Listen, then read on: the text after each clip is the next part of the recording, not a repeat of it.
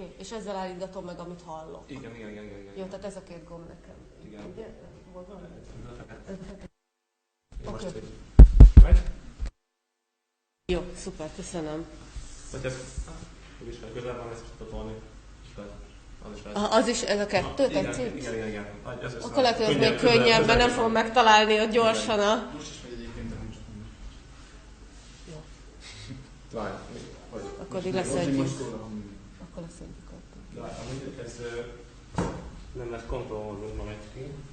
Azt meg más. De ennyi. Akkor legyen az hogyha inkább. világít, akkor szól. Mert amiút világít, de... Jó. De amikor világít, akkor megy. Oké, azért legyen ez is.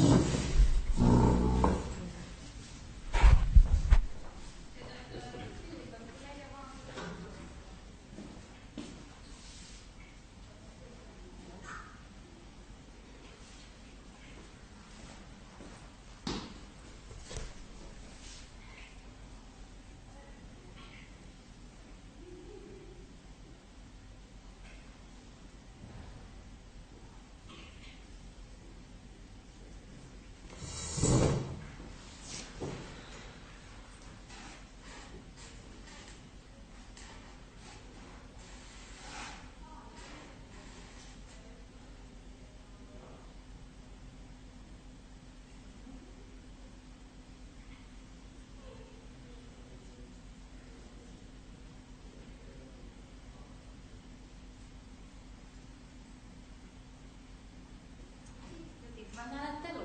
Igen. Nem tudunk ide bejönni ugye hozzád, úgyhogy ha bármi kérdés van, ész, hogy Messengeren nyom már egy üzenetet, jó? Jó, hát de gondolom, amikor vége egy ízének, akkor ki tudok menni. Hogy? Ha vége egy etapnak, akkor ki tudok menni. Jó, mondom, hogy hány perc lesz a kettő között, mert és hogy végeznek, és mondom, hogy 2, 3, 5 fel, ahogy... Jó, mert ez egy mosdó, meg ilyesmi azért. Oké.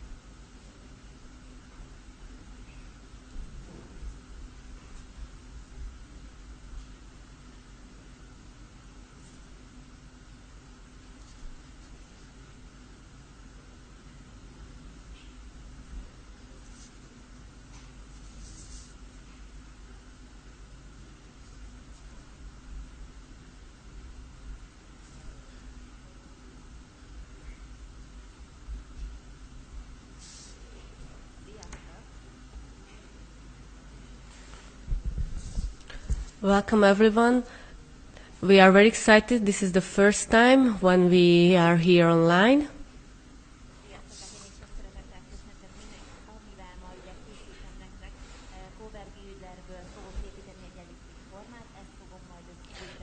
Today we will see an elliptic style with new brush and go colors.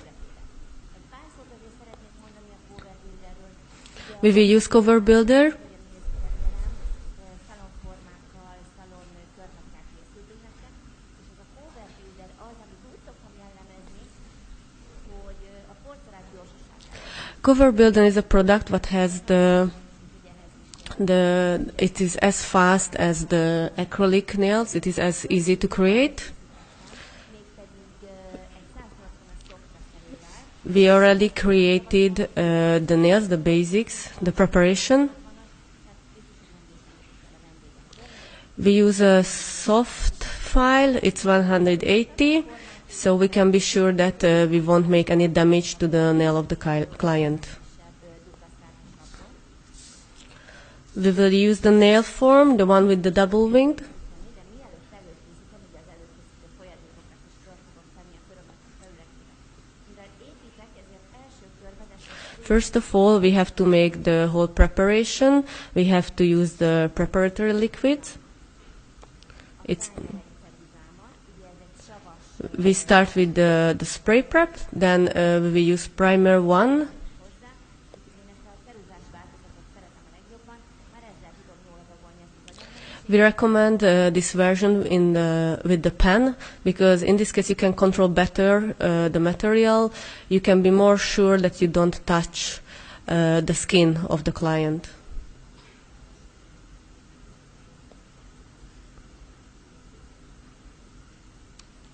Igen, és azt gondolom, hogy ez a nagy adás abban egy picit más, mint ugye a részkörnél, bár ugye az előadások között ugyanúgy megvesznek, ugyanúgy mutatnak nektek különböző. If you have any question in our chat room, you can ask and we will answer all of them.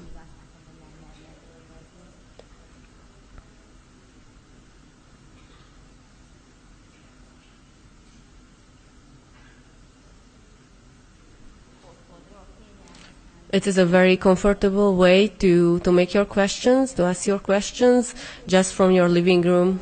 Szeretnénk egy kicsit interaktívá tenni ezt a mai napot, úgyhogy kérlek benneteket, hogy bátran tegyétek fel a kérdéseket. Na, én közben fölvittem már a primer kettőt, egy kicsit megvárom, So we apply the primer too. In this case, we have to wait a little bit minden esetben használjuk a bondot. before we apply the bond gel. Mesélni, mert addig, amíg nem volt bondunk és nem használtunk, bizony előfordult a belevetősödés, bármennyire is.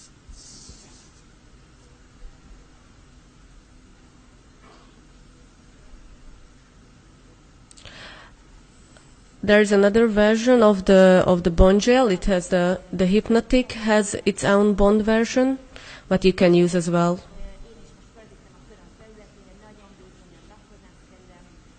Ugye a bond, mivel az már egy zselé, azt már láthatom. So we apply the bond gel very, very thinly. As it is already a gel, we have to cure it. Körül vannak a lepcsevek, és oldalán két vékony, ezt nagyon szeretem, nagyon meggyorsítja a munkámat, és ez minden anyag megtök a lámpában.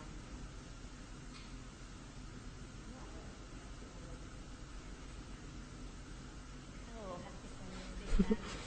We received our first comment that it's a very good idea to make an online masterclass. So let's hope everyone will enjoy it.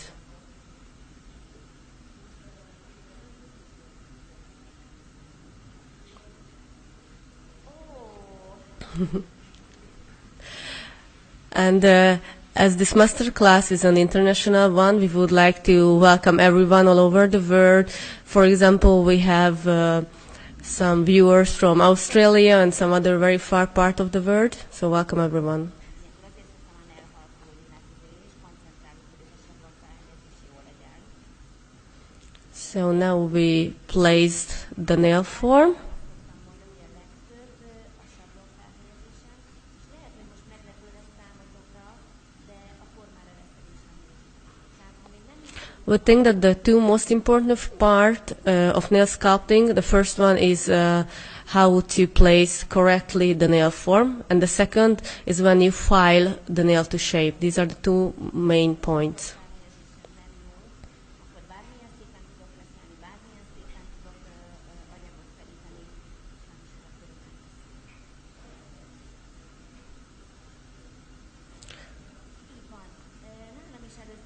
If you are not 100% sure that you managed to place the nail form correctly, it's better to remove it totally and put another one.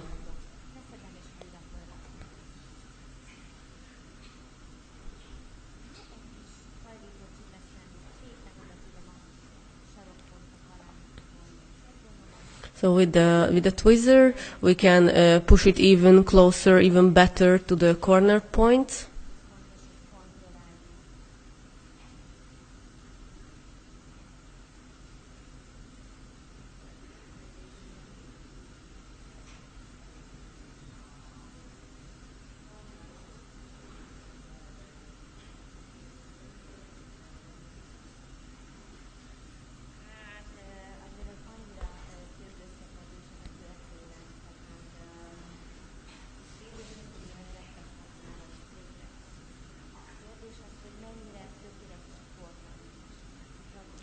There was a question that one of the commenters asked that if they use everything, spray prep primer, etc., but they still have some air, some bubbles under the nail, it comes off after a time, what can be the solution? There can be a lot of problems what causes it. For example, when you fight the nail, the natural nail, and you don't remove thoroughly every little piece of the nail dust, and you just continue the preparation, it can be a problem, for example.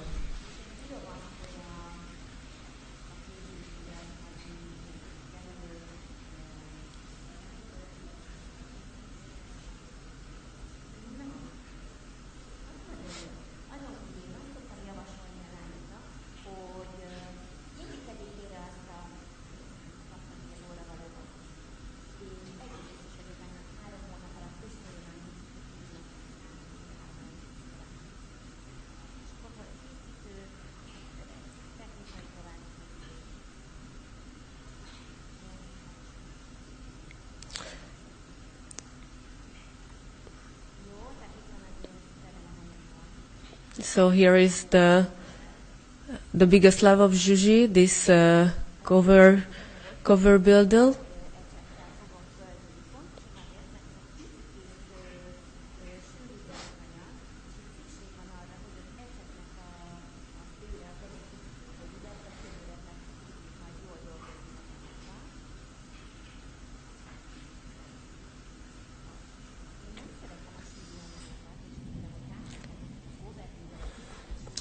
So as you can see, the Cover Builder Pink is a bit more dense product. We use the hard brush. Láthatjátok azt, hogy itt nincs szükség arra, hogy bármilyen clear építő zseléből alapot építsek. As you can see here, you don't need any other clear gel to create the base. Nem kell félni attól, hogyha belenéztek ebbe a tégelybe, hogy olyan nagyon sűrű az anyag. Ahogy belenyúlunk az ecsettel és elkezdünk dolgozni, icipicit meglágyul, de pontosan csak annyira lágyul meg, hogy nagyon könnyű teríteni. In the jar, the gel looks more dense, more hard, but as soon as you start to work with it, it's a tiny bit less dense, so it's just optimal to work with. Ez az az anyag szerintem, amit tehetetlenség úgy fölvinni, hogy elfolyjon. Fél pillanatra én most itt megnézem, kontrollálom, hogy mekkorára építsem a...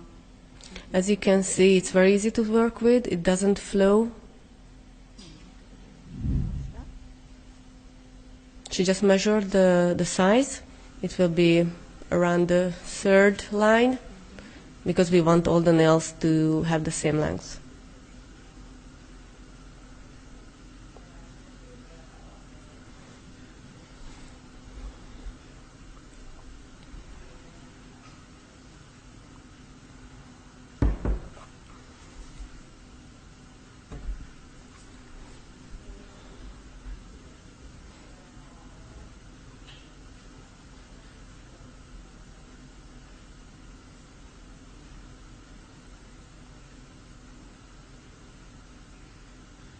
Igen, én azt gondolom, hogy egy teljes tanfolyamot arra beáldozni, hogy csak kizárólag sablont fölhelyezzünk, azért az típus, viszont porcelánból és zseléből is vannak olyan tanfolyamaink nekem is, Nikinek is, ahol igenis teljesen visszamegyünk az alapokra, tehát a sablon felhelyezésre is.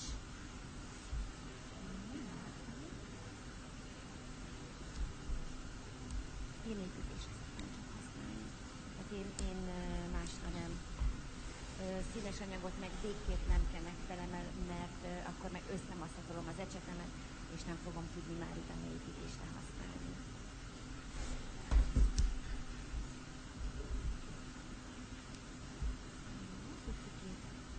Meghajlítom. Ugye a Brillbirderről annyit kell még tudni, hogy nagyon jól hajlítható, de szerintem ti most tökéletesen látható. As you can see, it's very easy to bend.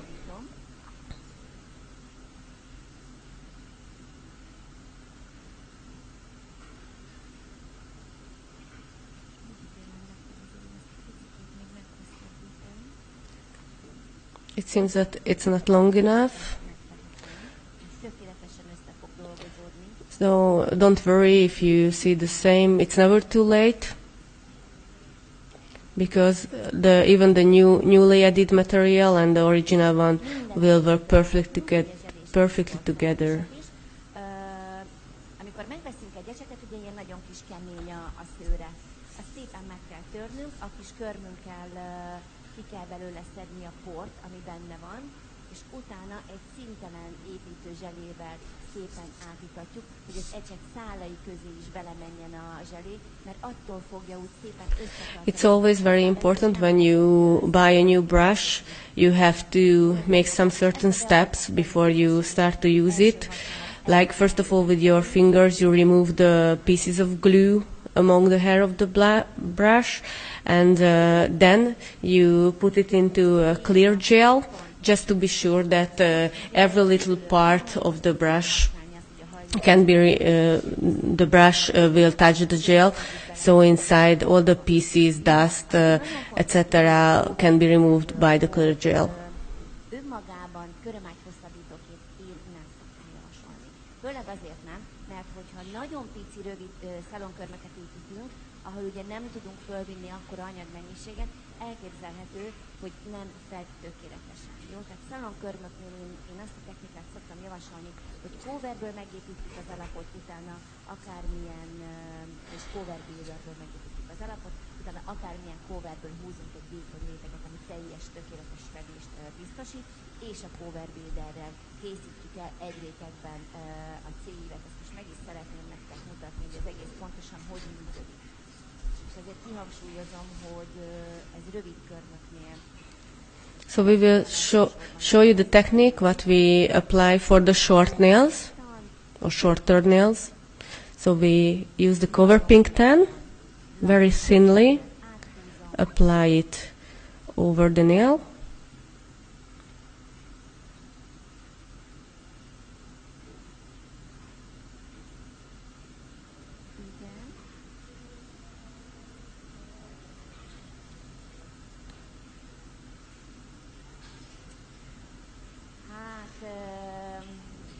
Meg tudja úgy csinálni, és úgy föl tudja helyezni a sablont, akkor nem szükséges felhítani. Azért a zseléről tudjuk azt, hogy nagyon-nagyon rugalmas anyag, tehát az hajlamos kirúgni magát. We received a question if it's always necessary to use a tweezer to bend the nail form just after you applied it. And the answer is that yeah, it is possible that you can bend the nail form as it is, but it's always a help to use a tweezer, especially with the gel. De a flash is gyönyörű. És érdemes legalább 2 félét használni a szalomban, mert azért tapasztalatból tudom, hogy nem mindenkinek a bőréhez jó a tan. Akkor viszont legyen lehetőségünk arra, hogy előveszünk egy másikat, és azzal készítjük el a vendégnek a körömágyhosszabbított higgyétek át, hogy nagyon fogja értékelni a vendég, és egész biztos, hogy ezzel meg tudjátok fogni, és hozzátok fog visszajönni. It's always good that if you have two different colors for the nail bed extension, because the tan is better for customers with a little bit darker skin tone. And for very white skinned, maybe it's not the best. So for sure the client will be very happy if she can receive something more suitable, something, a color that fits more to her skin tone. Minden színhez külön ecset. Én a következőképpen tisztítom az ecseteket. Régebben bőrfertőtlenítővel tisztítottam ki, tehát semmiféleképpen nem a cleanerrel, de azért ez most már változott, és egy nagyon-nagyon pici pénzselét szoktam kicsöppenteni egy sablonpapírra, és abba szoktam szépen így átitatni, és tökéletesen tisztítani a különböző színeket az ecsetből. When we want to clean our brush, it's a trick that you just put a drop of the shine gel, clear shine gel, on a nail form, for example, and it's very good if you put your any type of brush that has still some color from your previous work. So you put the brush to this clear top gel, and as you move it, it will remove all the color pieces or all the color gel pieces from your brush.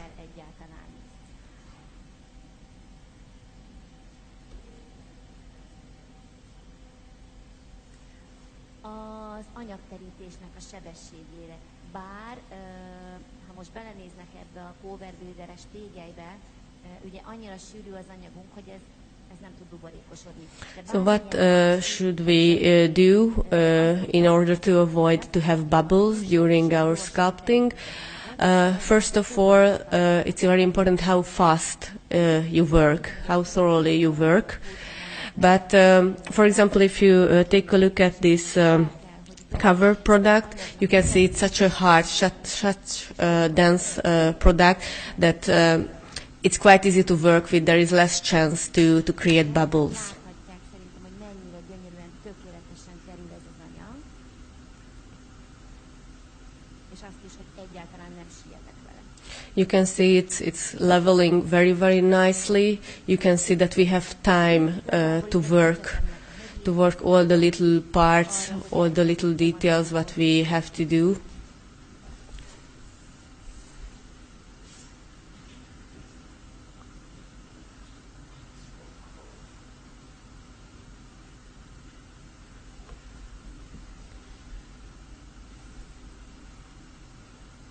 Szépen ki tudom alakítani a célívemet így egy lépésben. So with this one step, we managed to create our C curve.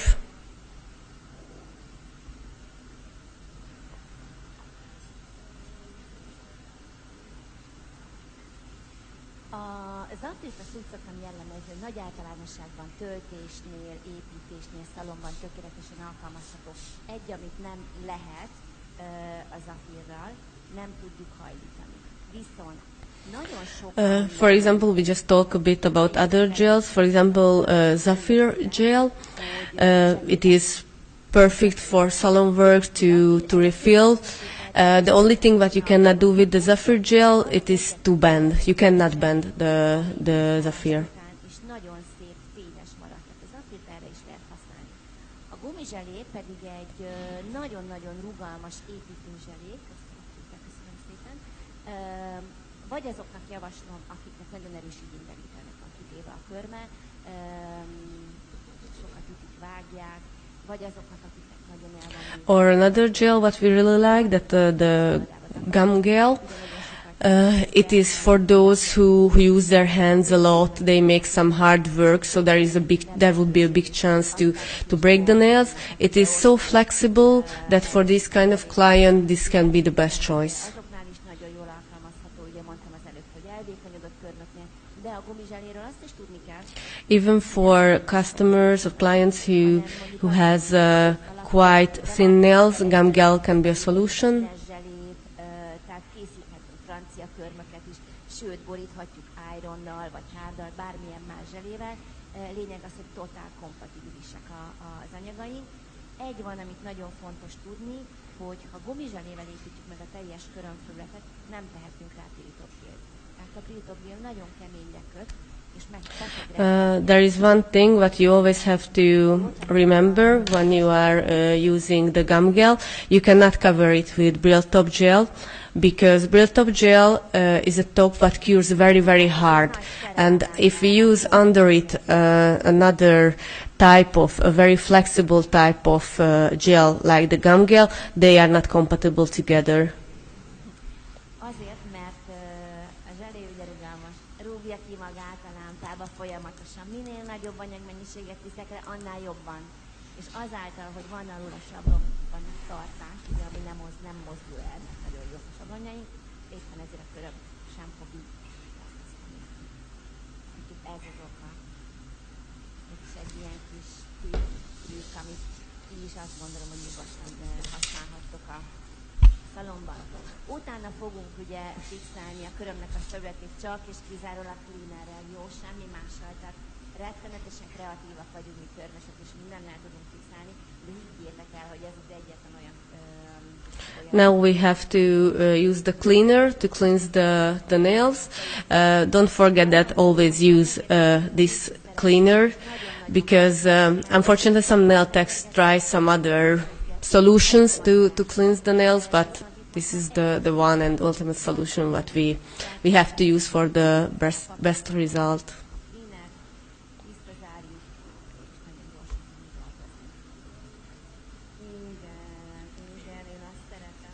And actually this cleaner has a very nice scent, so it is some extra for your work to enjoy. At this point we can remove the nail form.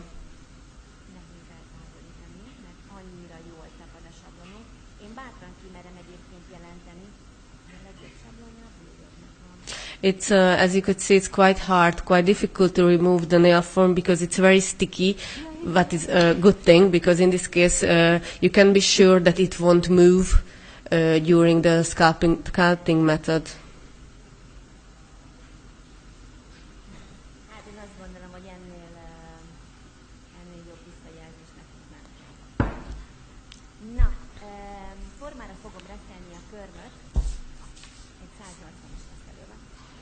Now we will file the nail to shape with the file 180.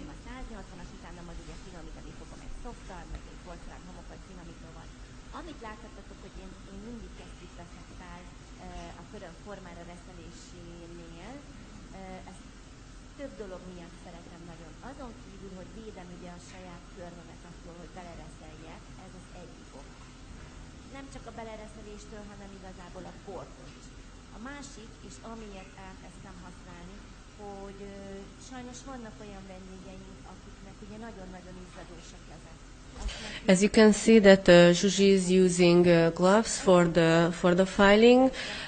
She has two reasons. First of all, with the gloves she can protect her own hand, her own nails. And secondly, there are clients who might have a very greasy skin. They are sweating, so with this glove it is much easier to hold the finger.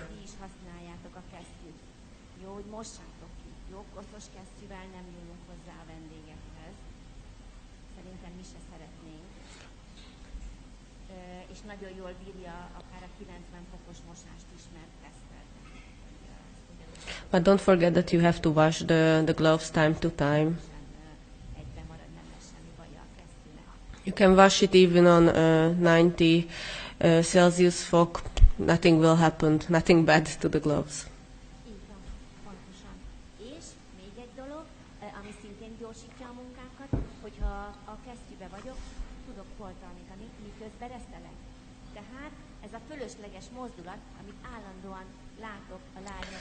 The gloves is also help to speed up the work.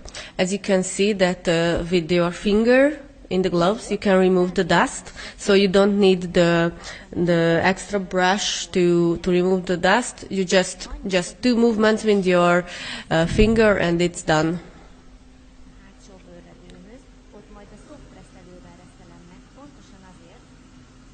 okozzak sérülést, mert sajnos ugye azért vannak olyan vendégeink, akiknek nagyon-nagyon tisztapadozós a bőrük, és elképzelhető, hogy még egy 180-as reszelővel is sérülést tudok okozni.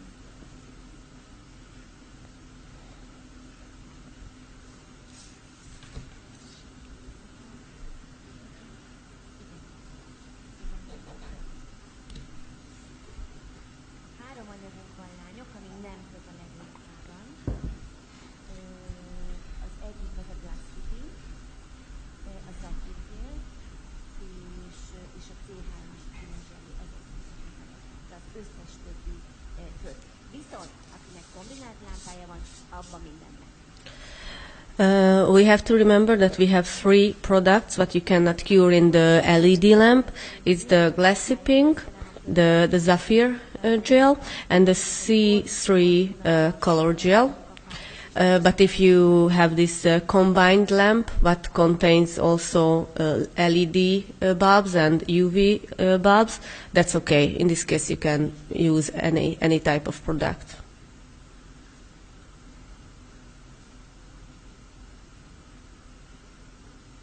Még mindig a 180-as reszelővel dolgozom.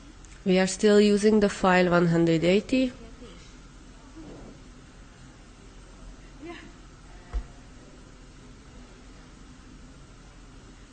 Hát, ez nagyon nehéz kérdés. Ami befolyásolja szerintem azt, hogy mi melyiket szoktuk vásárolni, az elsősorban az anyagoknak a sűrűsége. Én nem szeretem a sűrű anyagokat, de Niki imádja a sűrű anyagokat, tehát ez pusztán erről szól. We received a question that what do we think, which one is the best builder gel? Well, it's very hard to answer because some nail technicians prefer the very hard, the very dense builder gels. Some others prefer when it's not so hard, it's not too dense. So it is almost impossible to answer. It always depends on your taste. Tehát én ezt akartam mondani, hogy nekem építőzselében az iron, és az a sima iron, mert ugye az egy közepesen sűrű építőzselé, én azokkal szeretek dolgozni. For example, Juji's favorite is the iron gel because it's like a middle, it has a middle density. This is the product that she prefers the most. Igen, bőrfertőtlenítővel fertőtlenítjük rá. Hát, ha nagyon durván, akkor esetleg egy bőrcsillapítás is szóba jöhet, és ami nagyon fontos, azt a reszelőt, amivel megreszelte a vendégnek a bőrét, és nagy valószínűséggel kísértente vért, azt a reszelőt utána nem használjuk tovább másik vendégre. Nálam is előfordul.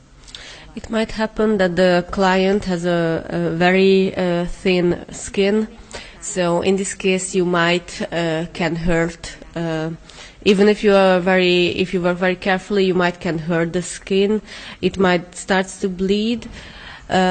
In this case, you always have to remember that the file what caused this bleeding, you have to drop it. So you cannot use it anymore, especially not on another client. Hát meg nem mondom, hogy hanyadik oldalán, talán a 70-valahányadikon van egy nagyon-nagyon jó kis táblázat, ahol tökéletesen le van írva, hogy melyik anyag hány perc alatt köt meg LED lámpába, és hány perc alatt köt meg UV lámpába. Úgyhogy azt érdemes nézegetni.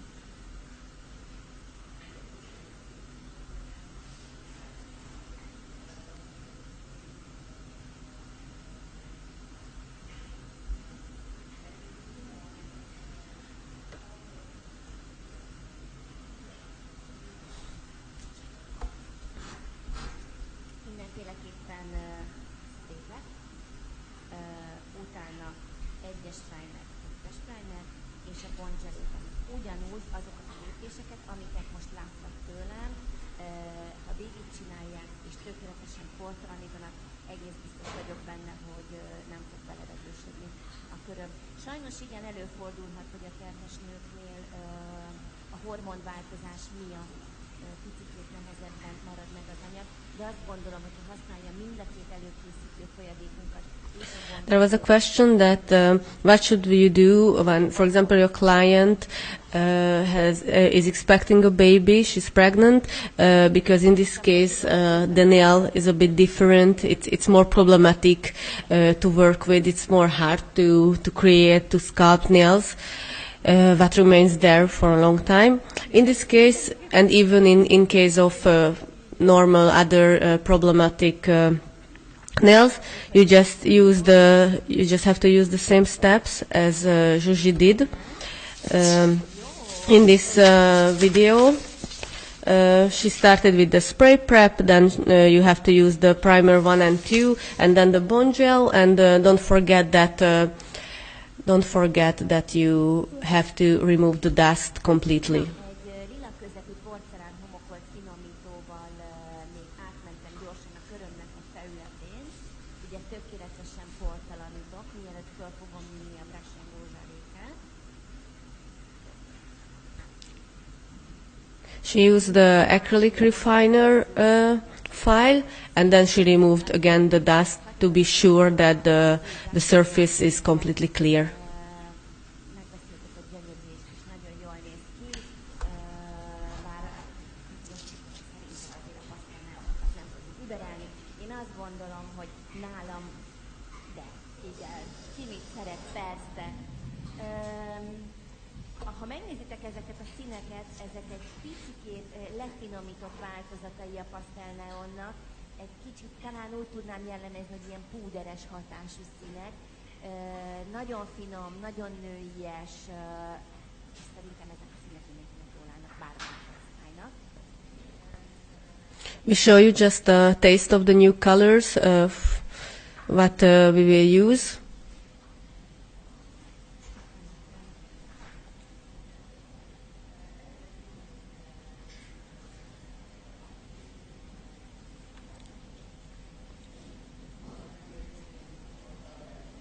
Mint én.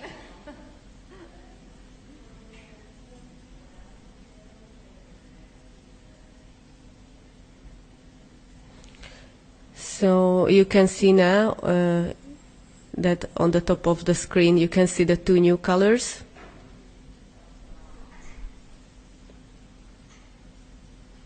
Igen, amit én most használni fogok, ez a 67-es és 68-as brushengo szín. Természetesen ugye mivel lágy zselék, ezért ezeket mindig minden esetben fel kell keverni. As they are soft gels, you always have to mix them before use.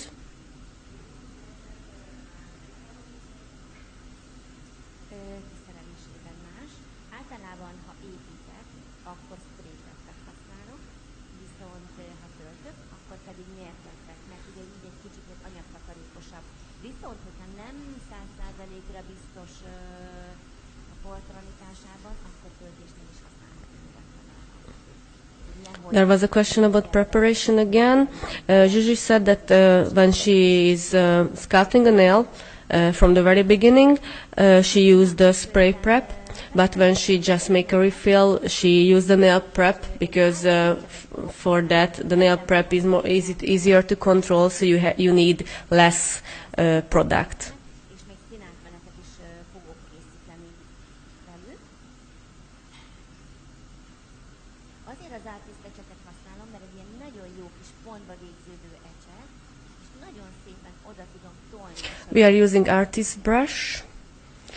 It has a very pointy head, so it's very easy to use. Na, lányok, itt a lehetőség.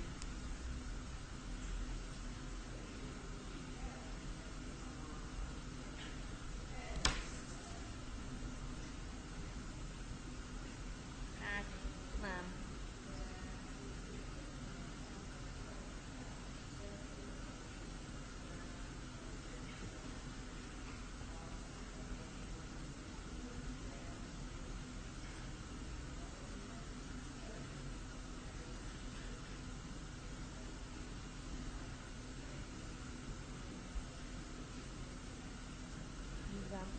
We received a question if is it necessary to make breaks, like you are wearing artificial nails for a year or two and then you have to live a few months without artificial nails. Well, we think that it's not necessary. If the nail technician who you regularly visit, she won't make any harm or any hurt for your nails. So it's not necessary. Like Kati was wearing nails for like 10 years without any break, and they just removed it for a certain occasion, and it was still okay. She still have her natural healthy nails.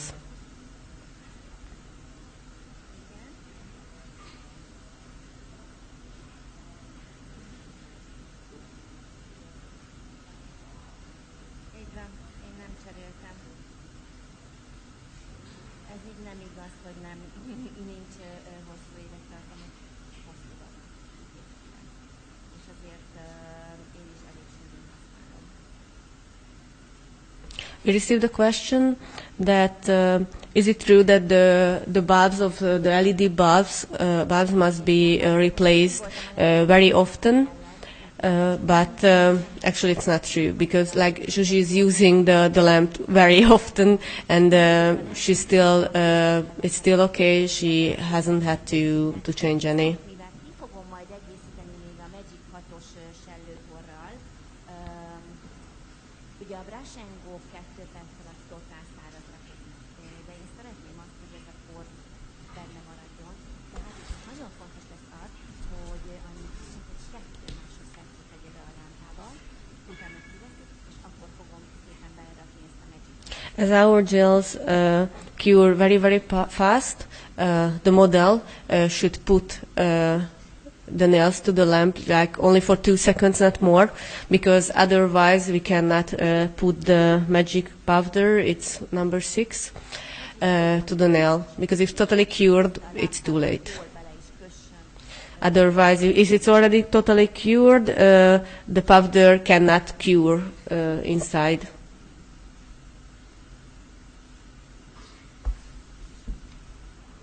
Ó, jó van, akkor nem készülne.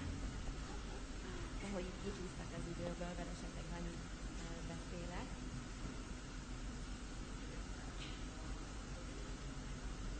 Ó, nagyon kedvesek, köszönjük szépen.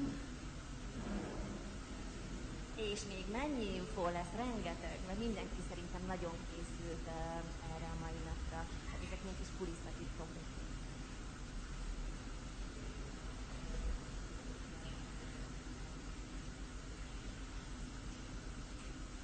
Remélem a lányok is jól érzik magukat ott a interjú előtt.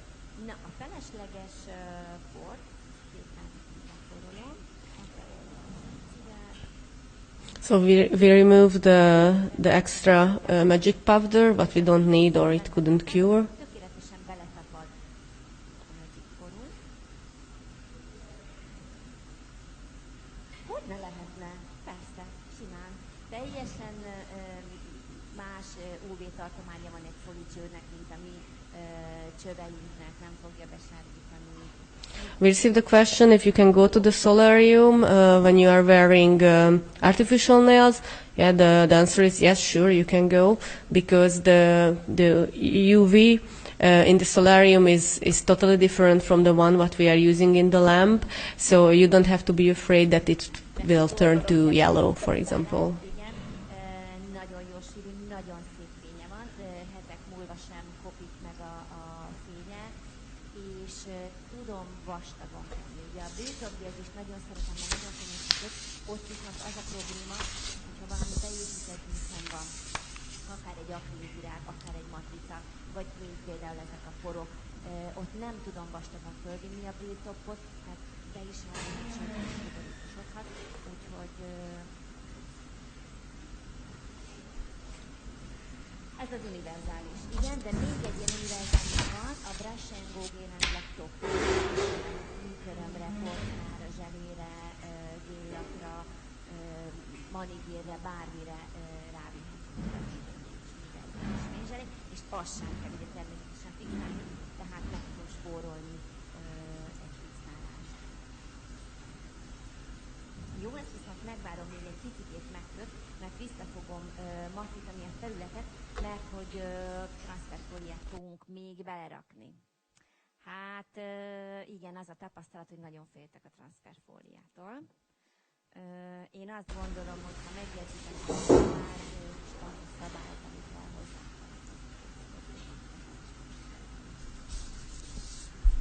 Jó, a Hardengónak a kötés ideje egyébként 2 perc. So we apply the hardened go as the top. It's like 2 minutes.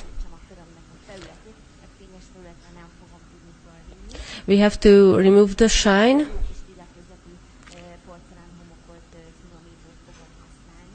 With the acrylic refiner.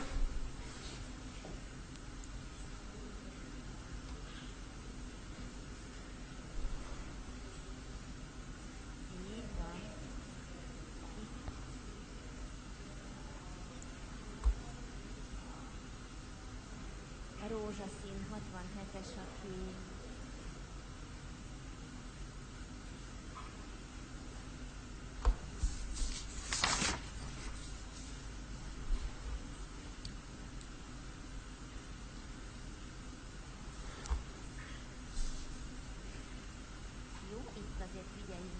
Teljesen mat legyen a felület, tehát ne legyen fényes felület, mert oda nem fog tapadni a transferfólia zselén.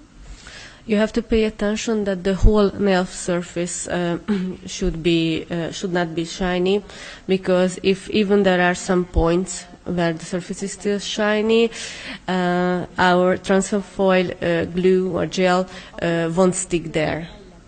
Akkor a ragasztót szoktam használni, mégpedig azért, mert a ragasztónk az úgy van összeállítva, hogy nem tudjuk túlszárítani, nem túlkötvetni, mert azt nem rakjuk lámpába, hanem nem lehet túlszárítani, mert 5 perc múlva is az még tökéletesen tapadni fog.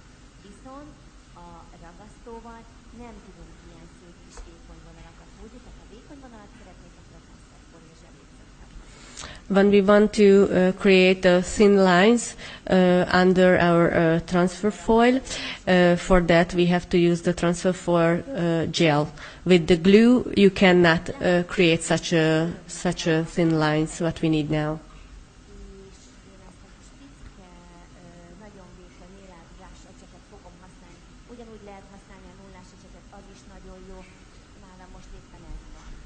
We will use the nail art brush. If you have the brush 0, that is okay as well. Mert ugye nekünk tubusos a kiszerelése, és én egy picit pazarlásnak érzem, hogy mindig kinyomogatok, csak a felét használom, és a többit. Jó? Na, tehát mik a szabályai a transferfóliázásnak? Ugye eleve az, hogy legyen mat az alap, azon már túl vagyok. Mielőtt fölvisszük a mintánkat, előtte készítsük ide ki magunknak magát a transferfóliát is. Mert hogy miután fölvisszük a mintát, elképzelt mintát, és berakjuk a gépbe, itt lesz nagyon fontos, itt kezdődik el az, hogy oda kell figyelni. 20 másodperc után ki kell, hogy ha kivettük, nem kezdjük el nézni, hogy úristen, de szép mintát hoztam, jó? Mert csak addig ragad bele a transferfólia, amíg mehet. Tehát ha kinyílt, akkor So it is very important that first of all you have to place your transfer foil on the table, because when you start to work, then you won't have more time. You put the transfer foil gel on the nail, then you put like 20 seconds to the lamp, and then you don't have time to wait. You have to put the transfer foil immediately to the gel, because it remains sticky and the transfer foil can remain there as long as the gel is still hot or warm, let's say warm, due to the 20 seconds curing. használja, úgyhogy azért gondoltuk, hogy akkor mi most egy picit rendhagyó módon nem dolgozni.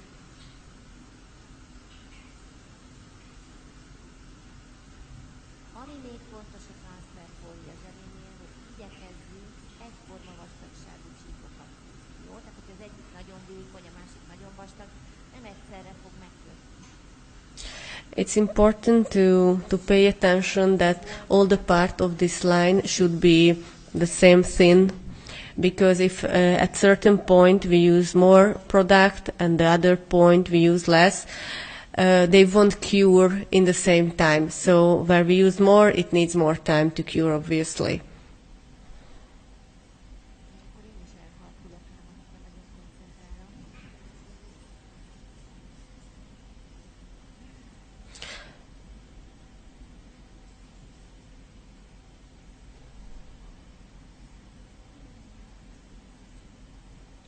When we manage to apply it evenly, that's the best, because in this case it will remain at every point as sticky as we need, the same stickiness what we need for the transfer foil.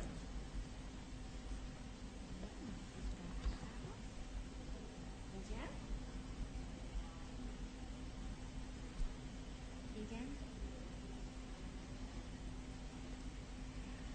Most volt tanítok, plusz van egy külön fézsel ezekre a csinált dolgokra, igen.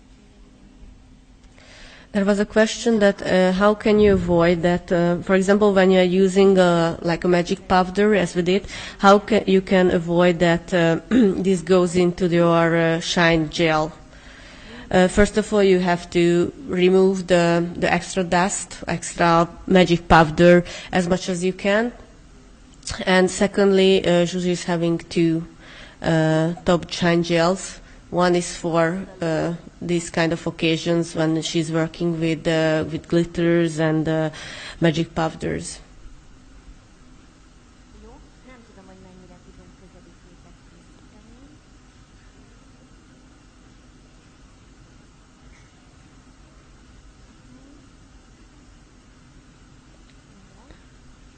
És ezt most be fogom venni szintén, hát ezzel a jó hárnyangóval.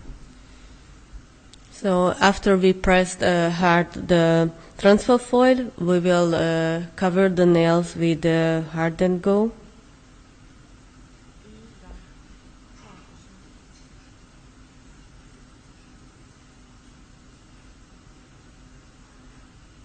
Jó, itt is ugye azért használom ezt a hárnyangót, mert itt szükség van arra, hogy picit vastagabban fedjem le a köröm felületét, hogy még véletlenül se kopjon ki a transferfólia. We use the hard and go because it's a little bit more dense compared to the others, so it makes more secured that the transfer foil or any other part of the nail cannot be hurt. Ha ott pereme lesz, ugye magának a fémzselének, az megvastagítja a körmöt. Tehát ha úgy érzitek, hogy picikét vastagabban sikerült fölvinnetek, mint ahogy szeretnétek volna, akkor előtte, mielőtt berakjátok a lámpába, így húzzátok végig alul az ujjatokat, és látjátok azt, hogy az én kezemben is van egy kis fémzselé. Jó, tehát nekem is itt van, hogy sokat beszéltem. So as you can see, it's a trick, just to remove some extra product from the hard go shine. It's with your finger. You just simply clean the downer part of the nail, just to be sure that you don't cure it. Kis vanílias almás van, de nekem a cukorkásom a kedvencem, tudom, hogy a Pati nem szereti.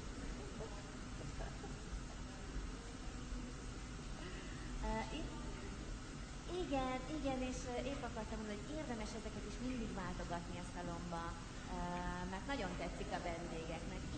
Igen, nálam télen szokott lenni a cukorkás, nyáron az epres, tehát így össze-vissza és mindig nézegetik a vendégek. Aztán ugye van nekünk még az, amiben így benne vannak azok a csillámok?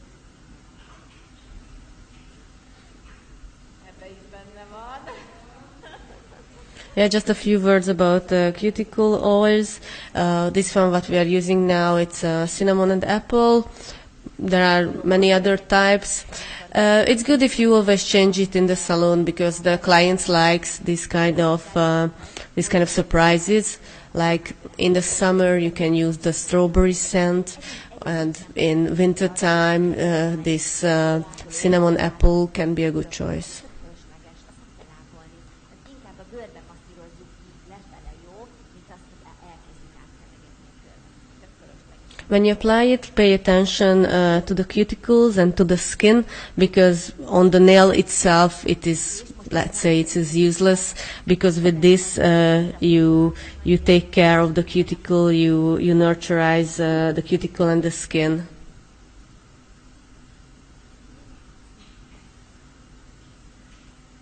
So you don't have to rub into the nail.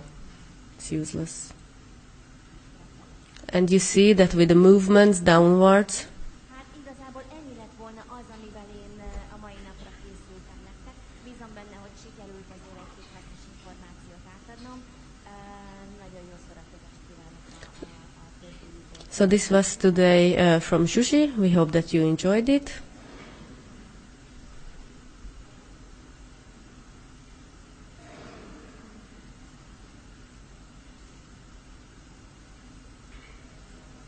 So we continue in 5 minutes.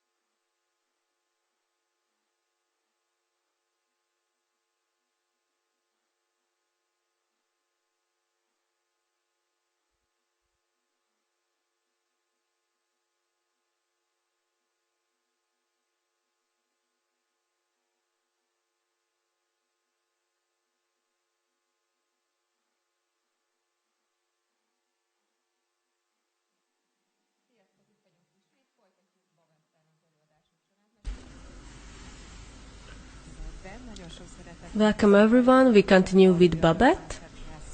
adásában.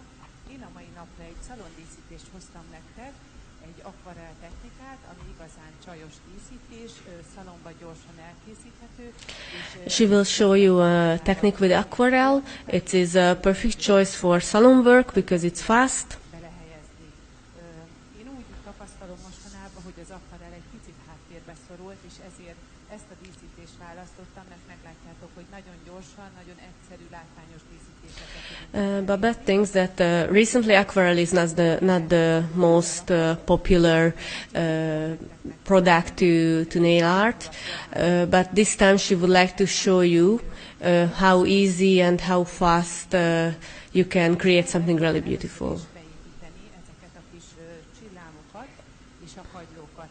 Szerintem mindannyiótoknak otthon a fiókba, kis kosárkába vannak ilyen nagyon-nagyon szép csillámporok, és különösen hoztam is párat nektek, megmutatnám, hogy ezek a duálholó csillámok mennyire gyönyörűen csillognak. We are sure that most of you have in the drawer quite many of this kind of hollow glitters and other type of shiny things. A köröm területét, ezek még jobban felnagyítják, és sokkal-sokkal szebben csillognak, és ugye mindannyiunknak van otthon a kis fiókjában ezek a kis tört kagylók, de nagyon-nagyon szépek egyébként a vivid jégfóliák is. Like vivid ice foils is also very beautiful, and shells. Érdemes alá beépíteni ezeket a kis beépíthető díszeket. Hoztam egy gyönyörű szép ilyen pinkes tudás díszítést is, és ha megnézitek, ahogy rásik a fény, mindig más-más színben csillog, és ezt szeretném nektek megmutatni. Úgyhogy először is egy alapot fogok készíteni, ugye felmatítottam a felületet, portalanítom, és én az aférzselét hoztam el. Zsuzsi is ugyan elmondta, hogy ő is mennyire szereti. Én igazság szerint az üzletemben leginkább a vendégeimnek töltött körmöket készítek, mármint töltésre szoktak hozzám jönni, és ez egy középsűrű anyag, én igazából ebben tudok a legjobban dolgozni. So we will start with the base layer. We will create the base layer in a thin layer. We will use the Zephyr gel with the smile line brush. Arra részre fogom tenni, ebben az esetben most a körömányi részt fogom ezzel a kis csillámmal megbolondítani. Smile line ecsetet használom, egy vékony rétegbe felviszem a zselét, és ennek a felületébe köttetés előtt fogom beletenni ezeket a kis csillámokat. And before we cure the gel, we will add the glitters.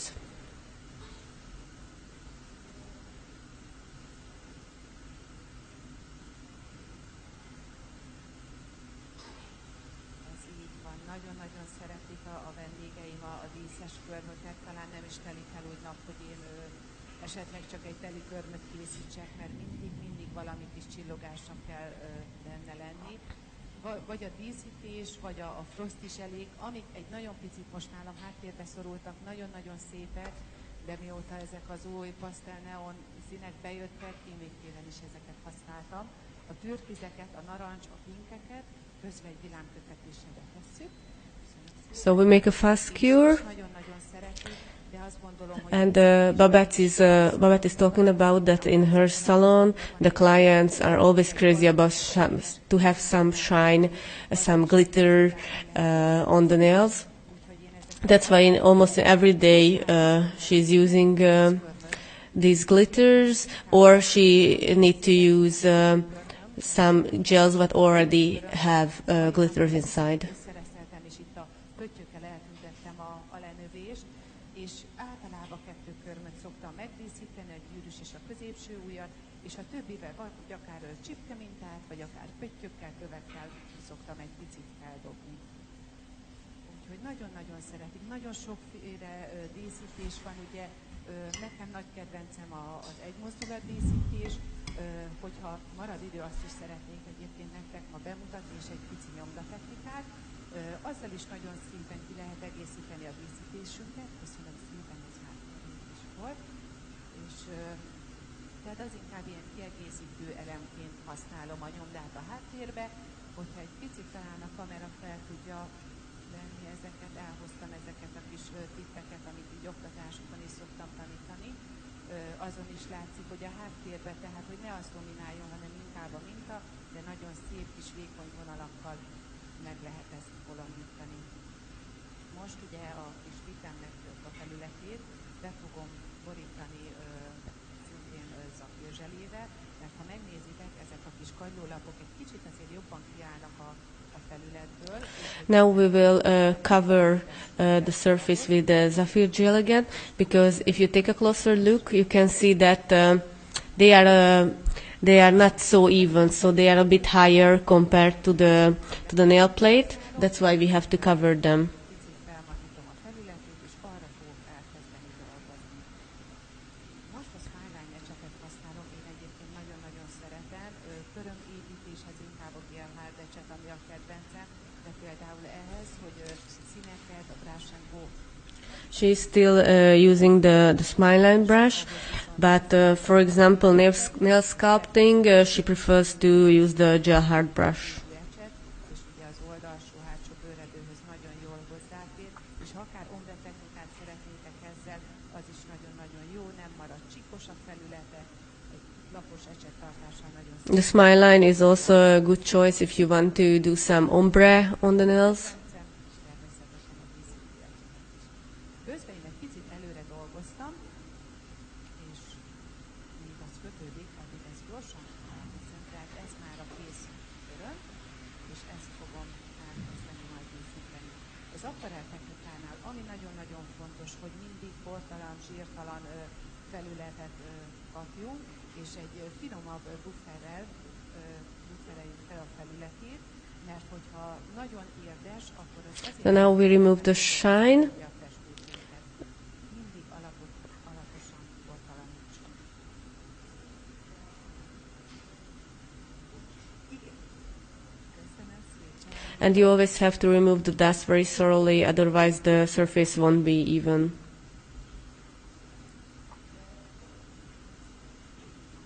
Így van, így van. Nagyon szívesen válaszolok. És amit még egyébként a körmömre visszatérve, egy picikét elfeledtük a brillantszíneket is, pedig nagyon gyönyörű, szép, csillámos zselék vannak, és én most azt használtam ugye a körmömbe, és nem maradhatott ki ez a chrome flakes, mert nagyon szép színekbe kapható, és az is egy különleges csillogást, ahogy ugye She's showing her round nails, like she still loves the brilliant colors and the chrome flakes she used for her nails. Amit még szoktam, egy rózsamotívumot hoztam nektek, hogyha mielőtt elkezdenénk festeni, hogy megtervezzük, hogy mi is az, amit szeretnénk. Tehát mindig kell, hogy legyen egy ilyen főelem, tehát az elrendezés miatt, ez pedig ugye egy nagyobb rózsa lesz a köröm felületén, amire talán már mindannyian ismeritek ezeket a kis rózsákat, ami ilyen kis kripti formákból tevődik össze, ugye ahol a kettő bezárul, oda jön a következő kis sziromnak a vastagabb, szélesebb része, és nagyon fontos, hogy szépen így egymás füleit körbe ezek a kis szirmok, akkor lesz nagyon szép. Sokszor szokott az a probléma lenni, hogy ezeket a kis rózsákat nagyon-nagyon egyenletesre, ilyen igazi kis kiflitre találni. So she's showing now a rose pattern. It is very important that as a normal rose, the petals should be irregular. Like the one she crossed, that is a bad example. And this is the good one. Like you can see that the petals are not exactly the similar. They are not exactly the same. And when the two petals meet, at that point, it should be, let's say, covered with the next petal. Azok az aqua art és az akvarell festékek. Sokszor kérdezitek, hogy mi a különbség.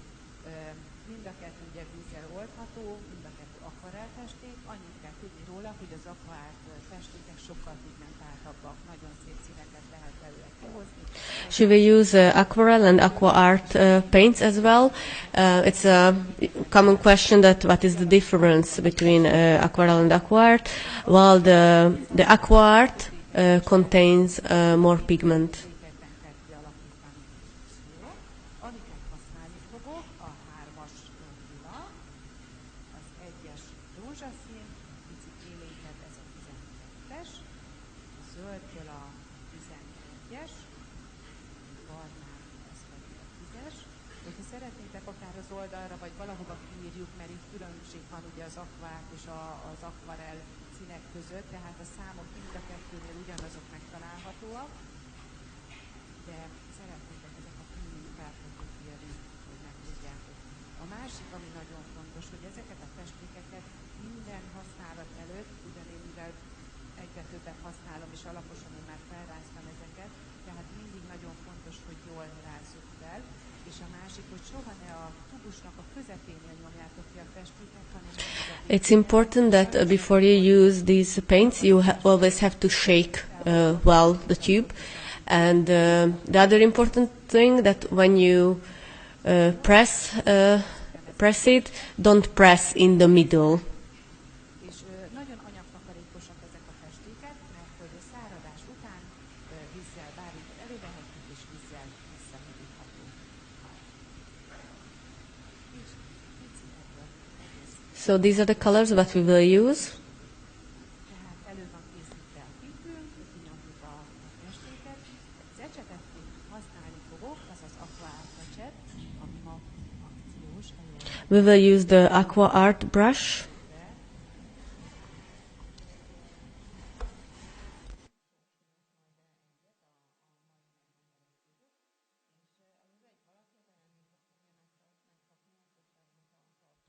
Hűha, akkor ez még nekem is meglepetés volt. Szuper! Jól van. Amit az ecsetekről tudni kell, hogy ez az Aqua Art ecset, amit fogok használni, ez egy természetes szörből készülő ecset, ugye hegyben végződik, ehhez akár egész vékony vonalakat, de nagyobb szirmokat is tudunk vele készíteni. Nagyon-nagyon fontos, hogy ennél a technikánál, hogy nem műszőrecsetet használjatok, hanem természetes szőrűt, mert ezek tudják magukba tartani hosszú ideig a nedvességet és magát a festéket is.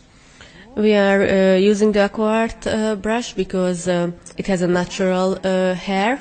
It's very important that for this kind of products like aquarelle and aqua art, you have to use a brush with a natural hair, because only the natural hair can contains for enough time the products well in the best condition. Synthetic brush is not good for this. Bejáratott ecset, tehát ebben nincs, de mindenképpen ki kell szedni, és óvatosan a körmünkkel, ujjunkkal ki kell belőle szedni. Akkor jó, hogyha már ilyen kis fehér porszerű anyag nem jön ki belőle, utána alaposan kimossuk, és mindig arra nagyon figyeljetek, hogy nagyon óvatosan bánjatok forgatva, az ecsetnek a hegyét szépen állítsátok össze, és a kis védőkupakkal tegyétek el, úgy tároljátok, mert akkor nagyon sokáig örömötök lesz ezekbe az ecsetekbe. As you know, in case of new brush, you have to remove the glue parts, the glue dust inside, and then later on, as long as you are using the brush, you always have to pay attention to use it carefully in order to keep it for a long time. Mert hogyha beleszárad, egy idő után szétnyomja, főleg itt a foglalatnál magát az ecset szőreit, és utána szanaszétnál is sajnos meg fognak tudni vele dolgozni. You always have to clean well the brush, because if, like for example, some gel or any other product pieces remain inside among the hair, then after a time the brush will totally lose its normal shape and you cannot use it anymore.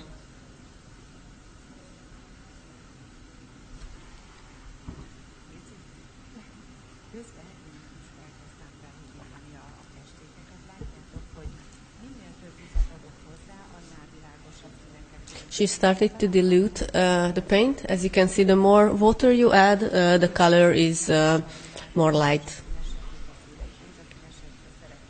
Akkor nagyon gyönyörű színeket lehet elérni. Jó, kezdeni is. Ugye ezt a felső részt szeretném megkészíteni, és akkor az ecsetemre felveszek egy kis anyagmennyiséget, és kezdeném ezzel az első picike kis kifli formával, és ezzel alakítom ki a rózsának a közepét. Majd, So we start to create the center part of the rose. ugye ez nem egy ilyen nagyon intenzív készítés, tehát fontos, hogy áttetszem alatta a kis csillám, amit beépítettünk, és hogy ne takarjuk el. As you will see, it's a kind of a decent decoration, decent nail art. It's almost transparent because only in this way you can see the glitters under. Picit ebből a rózsaszínesből képtelen sok, és ezzel még meg tudom növelni, hogy picit szélesebb legyen. Yeah, now we added some pink, some very light pink to the rose to wash it together. Színeket tudunk elérni. És így, én ugye most a közepére helyeztem el ezt a kis szírmot, és ez mellé fogok majd tenni két kisebb szírmot.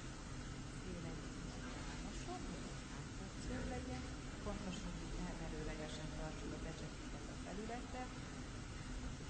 We wash even more the color because we want to have it transparent. As you could see, she's holding the brush. When she was washing the petals, she was holding the brush not in a 90 degrees, it was a bit tilt.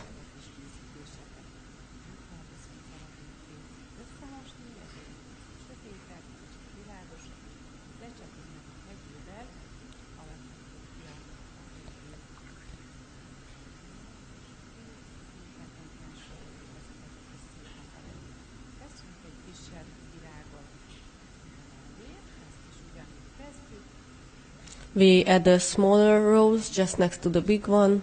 We use the same technique.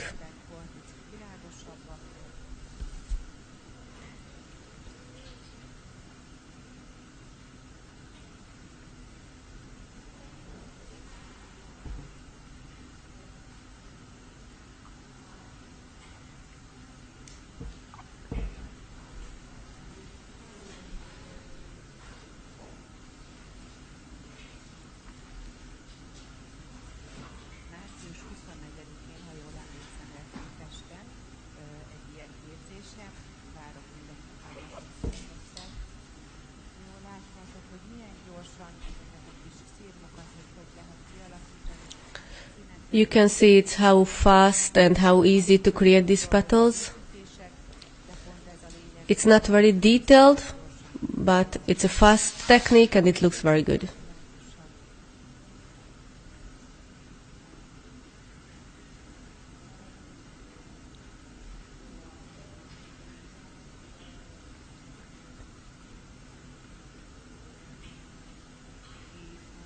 Please don't forget that when you do the same in the salon, it's always much faster because you don't stop to explain to your client what you are doing. De hogy nagyon fontos, mert ugye sajnos arra, vagy hogyha van is időnk, természetesen azt a vendéggel meg kell beszélni, hogyha egy olyan díszítést szeretne, ami bonyolultabb, akkor az ugye több időbe telik. És ezek viszont ezek az akvarell díszítések nagyon-nagyon gyorsan kivitelezhetőek, úgyhogy érdemes kipróbálni. Egy picit meg szeretnék felfedezni ezt a technikát is. Mert azt tapasztalom most egyre jobban a zselés díszítések, az egy mozdulat az még mindig nagyon-nagyon kelendő, de szerintem érdemes ezt is. Yeah, recently gel nail art and one move nail art still very, very popular, but it's a good to discover some other options. It's good to show to your clients that okay, you can do this one as well. You can never know. They will surely like that you can offer different techniques for her, different type of nail art.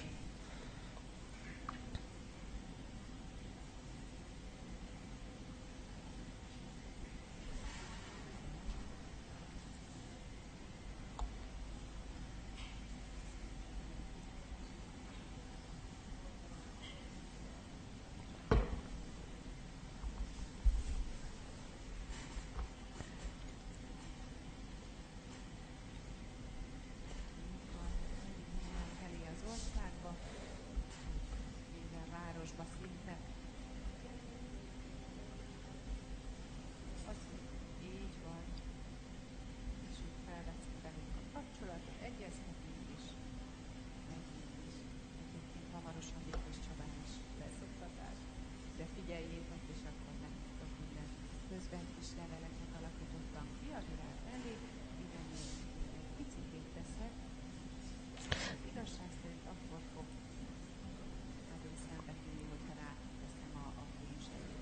So now we added some small leaves around the roses, but it will look much better when we will add the top shine. Szeretnénk így rajzolgatni, remélem ezt nem bánjátok, hogy amikor virág mellé teszünk egy levelet, legyen egy kisebb, és legyen egy nagyobb levél, és az egyik irányba, a másik irányba nézzen. Soha ne készítsetek két ilyen párhuzamos is készítileg, ez nem is lett olyan párhuzamos jó, tehát mindig legyen ez egy levelet. When you add the leaves around the flower or rose, it's good if one of the leaf is bigger compared to the other one, and they are pointed to different directions. A belső részét, és ehhez a lány ecsetet fogom használni. We will use the line brush now. Ecset, hegyben végződik, nagyon-nagyon szeretem, és ezeknél a hegyben végződő ecseteknél azt még elfelejtettem mondani, hogy első használat előtt, ugye mielőtt miután készítettétek belőle a ragasztóanyagot, hogy ezeket egy picit meg kell várni, ami azt jelenti, hogy vannak benne olyan szálak, amik kiállnak belőle. Ahogy úgy tudjátok ezt megnézni, hogyha merőlegesen rátesztek a kézfejetekre, ilyen kis köröket, meg pedig 8-asokat kezdődik rajzolni bele, csak éppen a hegye hozzáérjen, és ha oldalra ki fognak jönni ilyen kis szálacskák, az soha nem a hegyénél, hanem mindig a tövénél. So when you buy a new brush, like a new line brush, as you already talked about it, you have to remove the glue dust, and then you have to press it just tiny little bit on your hand and drawing 8, like in an 8 direction, like you were writing 8. And then most probably you will see a few pieces of hair what are not in the good direction, so you have to cut them before the first real use. De nagyon-nagyon szép vékony vonalakat tudunk vele húzni. Jó? És akkor én most egy picit mint a rózsámnak a belső szírmait, mivel a sötétebb irányba Now we will highlight the inner part of the rose with this darker shade of lilac. és még majd a leveleknek a kis elezetét fogom.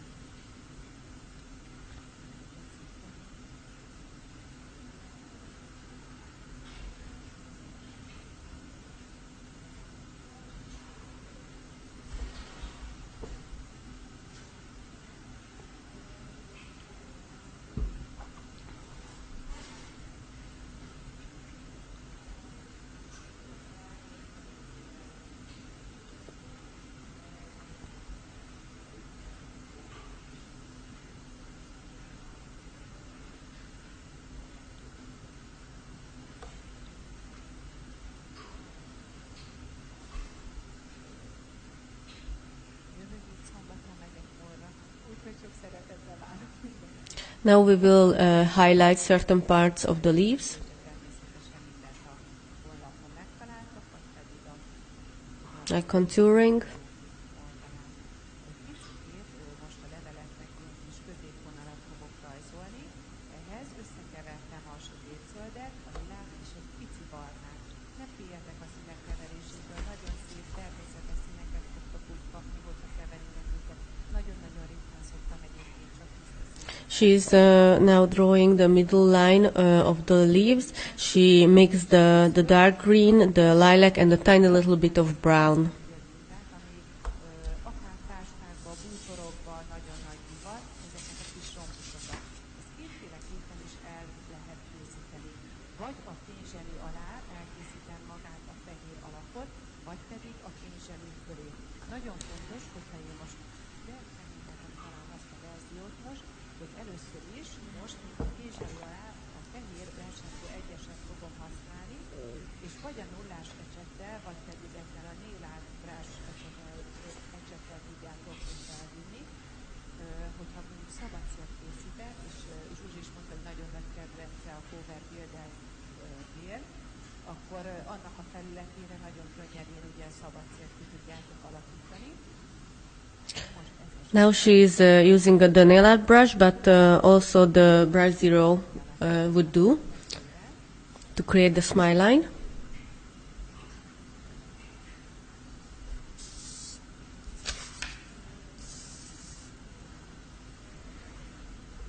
It's a brush and go gel number 1, the white one.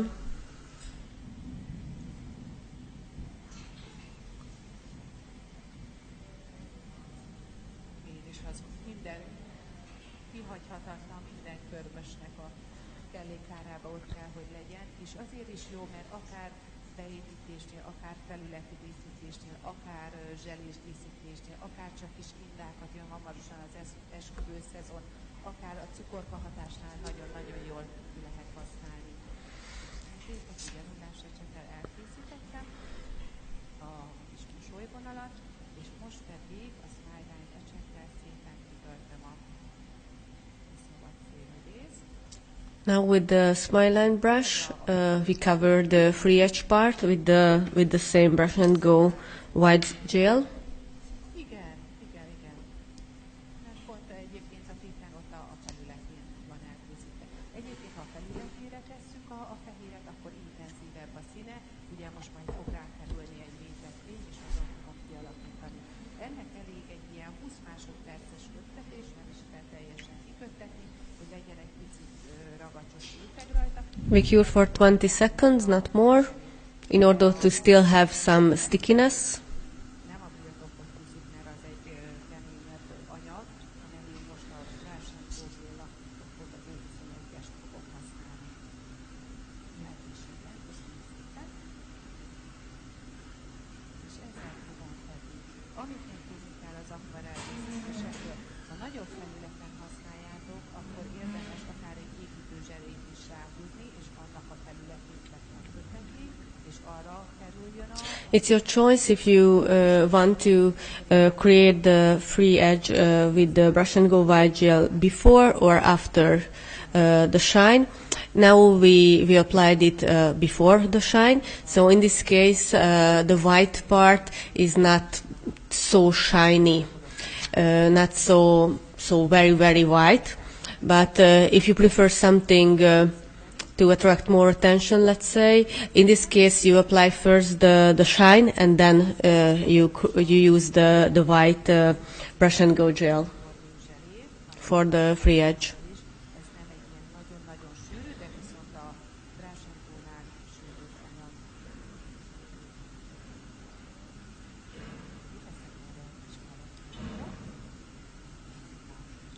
This is the 3D gel, number 1, the white one. Tölteni, és ugyanúgy ebből a 3D zseléből is It's more dense compared to the brush and go gels. egy ilyen édesebb, típusabb kis mintát tudnánk készíteni, de én szeretem összekeverni, mert akkor egy picit lágyabb lesz az anyag, így is természetesen nagyon szép kidomborodó mintát kapunk, könnyen vele dolgozni. If you mix it a little bit on a palette, it's easier to work with. It still has its 3D characteristic, but it's softer a little bit. Viszont nem, tehát a zseléssel már nem tudunk, mert ugye a zselé beragad a szőrszálak közé, nagyon összetartja az ecsetet, és nagyon fontos, ugye főleg az akrilnál, hogy fel tudja szívni az anyagot és a nedvességet, úgyhogy jelöljétek meg, érdemes akár egy kis pontot, akár valami kis matricát, vagy valami követ, azzal megjelöl így, meg így van. Jó? Tehát most a nullás vagy a néládás ecsetre. Nekem nagy kedvencem ez az ecset. Ha megnézitek, So we still use the nail art brush, but brush 0 is still okay. ecsetet, és van. Igazság szerint egy picivel talán hosszabb, ennyi a különbség, és hát mondjuk nem olyan szép, mert ugye ez egy igazi szép kis ékszerecset, de teljesen jó erre a technikára. Amikor bejött, megvásároltam, kipróbáltam, azóta nekem valahogy ez jött van a kezembe, nagyon-nagyon szeretem. Amit most el fogok készíteni, a Brásentó 1-essel fogok készíteni egy kis sojvonalat, ilyen kis kereket, hogy ezt kiemeljen. We create a so-called frame with the brush and go one for the smile line. Hozzátok az ecsetbe az anyagot, a hegyéről lehúzzátok, tehát és a palettán erőlegesen, és így egész végig majd vonaltak, nem kell nagyon-nagyon rányomni, jó? Tehát erre figyeljetek, így a mosolyvonal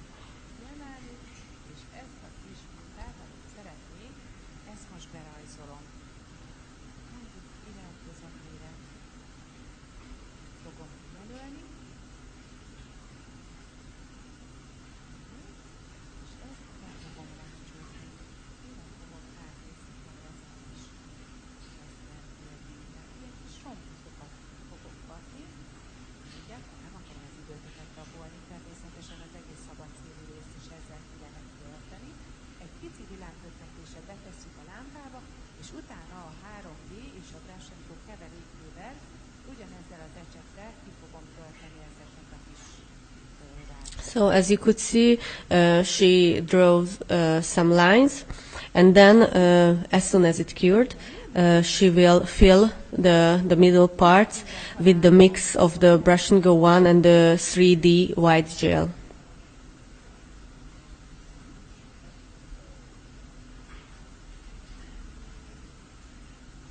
Mostanában azokat használom leginkább. Egy időben nagyon nagy kedvenc volt, és vissza is szeretnék térni rá a frosty színekre. Most, ahogy igen, és még a hideg is kirázott, de komolyan, nagyon-nagyon, és visszanéztem a régi munkáimat, és nagyon-nagyon sok frosty zselét használtam ezekkel a kis beépített díszítésekkel. Azt tapasztalom, hogy ezzel azért gyorsabban tudok haladni, mert a felületére tudom felkenni ugye a színt. És tehát a vendégek mindig nagyon-nagyon sietnek, és akkor ezelőtt pár éve jóval türelmesebbek voltak, tehát ezeket nagyon-nagyon szeretem, a dual holó csillámokat, amit használok, mert ezt egyébként a brush and go felületére is. Recently she is using the brush and go colors the most in her salon, but not long ago she used a lot of frosty gels, what is another big favorite. So she recommended to everyone to give it a try. Az is így van, azt is nagyon-nagyon szeretem. Igen, közben leteszek a közepére egy nagyobb anyagmennyiséget, és a sarokpontok felé szépen el fogom oszlatni. So we put a bigger bead to the middle, and with slow movements we move the product in order to fill. Szomszédos kockákat nem fogok itt kitölteni, mert hogy összefolyjon annak ellenére, hogy nagyon-nagyon sűrű az anyag. Itt, ha szeretnétek, hogy jobban... It's a very dense material, but it's better not to put next to each other. As you can see, she has chosen two opposite parts.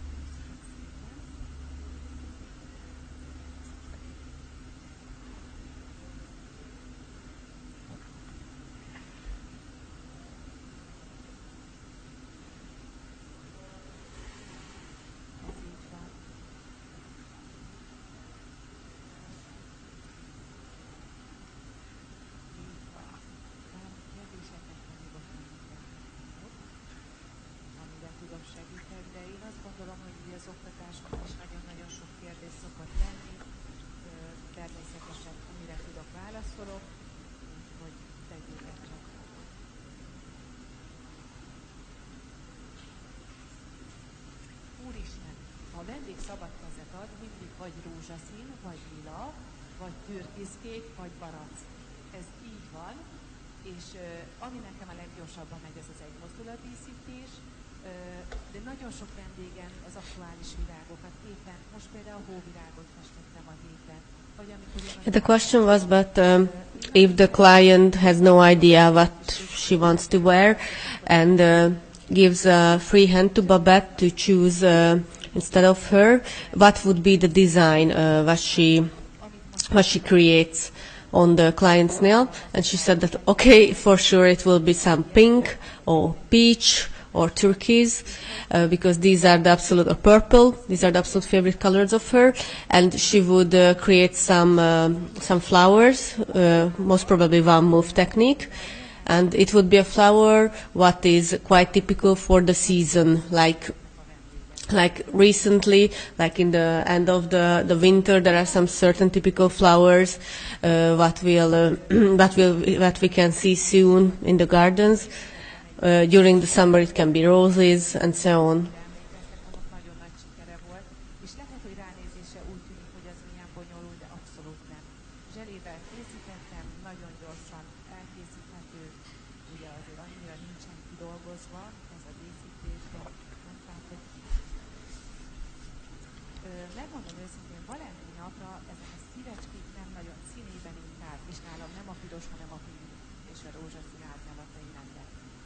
Úgyhogy virág, de egész télen is, tehát nem csak a Mikulás virág, mindenféle. In every season, she prefers to draw flowers, even for Valentine's Days. She prefers to avoid the hearts, but some nice flowers can be better.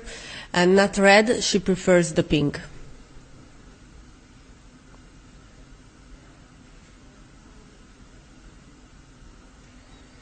Kacérkodom a gondolattal, megmondom őszintén.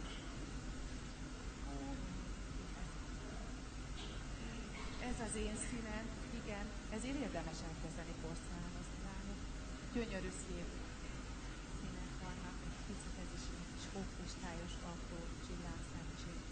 Szerintem ennek nagy sikere lesz. We can see now two new acrylic colors. Szebb, hogyha valami szép rózsaszínával segítesz.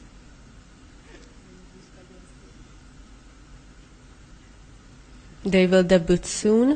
És akkor most egy kis mastit fogok kialakítani. Ezt is ugye ezzel a bársányból és a Now we create a ribbon, feledékével. still using the mixture of the 3D white and the brush and go white.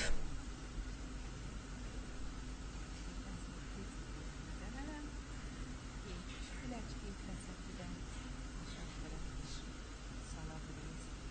You see it's still in 3 dimensions. Az alapot ezzel megrajzolom, de a felületén már a 3D zselét fogom használni, mert azzal nagyon szépen meg lehet emelni, és akkor igazán neki ez a kis plastik kiemelkedne a felületből.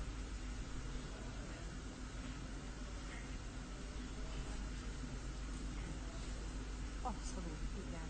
Ami fontos, hogy világos alap legyen, akkor érvényesülnek igazán jól ezek az akvarell díszítések, mert ugye fontos, hogy alatta vissza kell mattani. When you are creating an aquarelle nail art, it's important to do it on a white or a light colored base, because only in this case you can see well the design. Majd még kiemelni. Sokan kérdezik, hogy a szórógyöngyök ugye úgy kiesnek a felületből, megkopnak. Azoknak a vendégeimnek, akiknek nagyon igénybe van véve a kezük, szoktam javasolni, hogy inkább a brásendó, akár az arany, akár az ezüstből tegyünk kis pöttyöket, az biztos, hogy nem fog. Szórógyöngy. Köveket azokat nagyon jól. Én általában építőzselébe szoktam beletenni, abba a köveket, és körülötte, főleg, hogyha Swarovski köveket használunk, akkor célszerű csak körülötte körbekenni, és akkor a nullás ecsettel vagy a nélátrással. Úgyhogy a szórógyöngyöknél azt is majd meglátjátok, építőzselébe fogom tenni, és a felületére ezt teljesen be fogom. Later you can see that we use these tiny pearls. Actually, if your client uses her hand very much, like doing gardening and things like that, it's better to avoid these tiny pearls. It's better to, for example, make some tiny drops or dots with the gold or silver colors, because in this case it surely remains there for weeks. Úgyhogy azzal is célszerű. Ugye most szeretném ezt a kis mastit még egy picit, hogy magasabb legyen. Kiveszem az anyagot, és talán láttátok, ahogy belemártom az anyagba, kiveszem, egy ilyen kis parkincaszerűség van rajta, és azt szépen a felületén nem rányomva végigvezetem, és így végig a 3D hatást.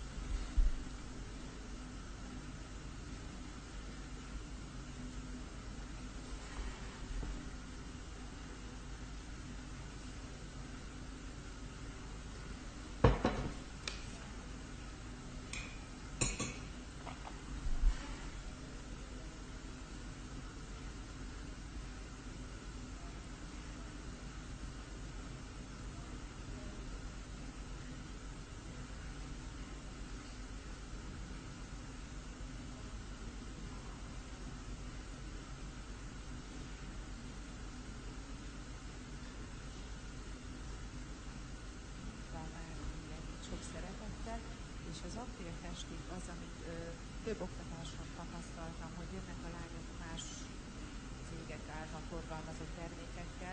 és nagyon sokszor van az, meg ugye régi ecsettel, hogy BABETT jó, ez még nyilván megnézem, kipróbálják, de amikor már nagyon szétáll a szőre, nem tudnak vele precíz pontos munkát végezni, és mindig szoktam adni nekik egy picit, hogy próbálják ki a mi akvarell és akríl festékeinket, és sokkal-sokkal fémesebbek, pigmentáltabbak, és rögtön az első motívum felfestése után tapasztalják, hogy valóban egész más. Így van, abszolút.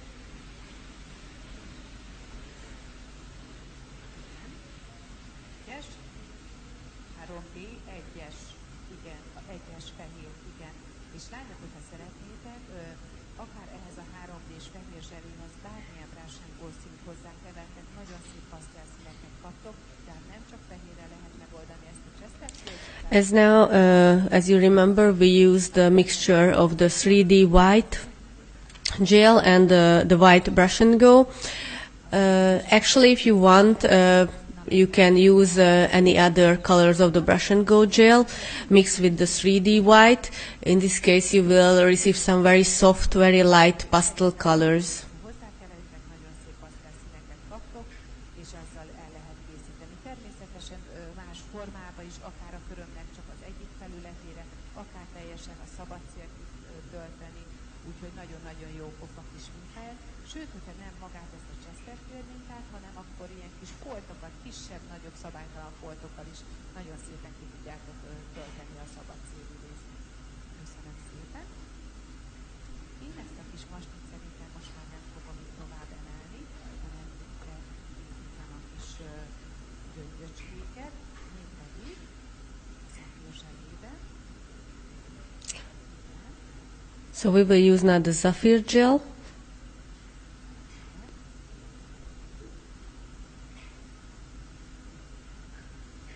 Én azt gondolom, hogy igen, hogy bátran, tehát hogy ugye ez csak egy-egy pötty kerül rá, mert ugye ez nem egy olyan rugalmas anyag, de én szeretem itt is mondjuk a sűrűbb anyagokba beletenni a szórógyöngyöket, úgyhogy bátran, igen. When you want to build in some tiny pearls, like we are doing now, it's always good to use a sculpting gel, something what is quite dense.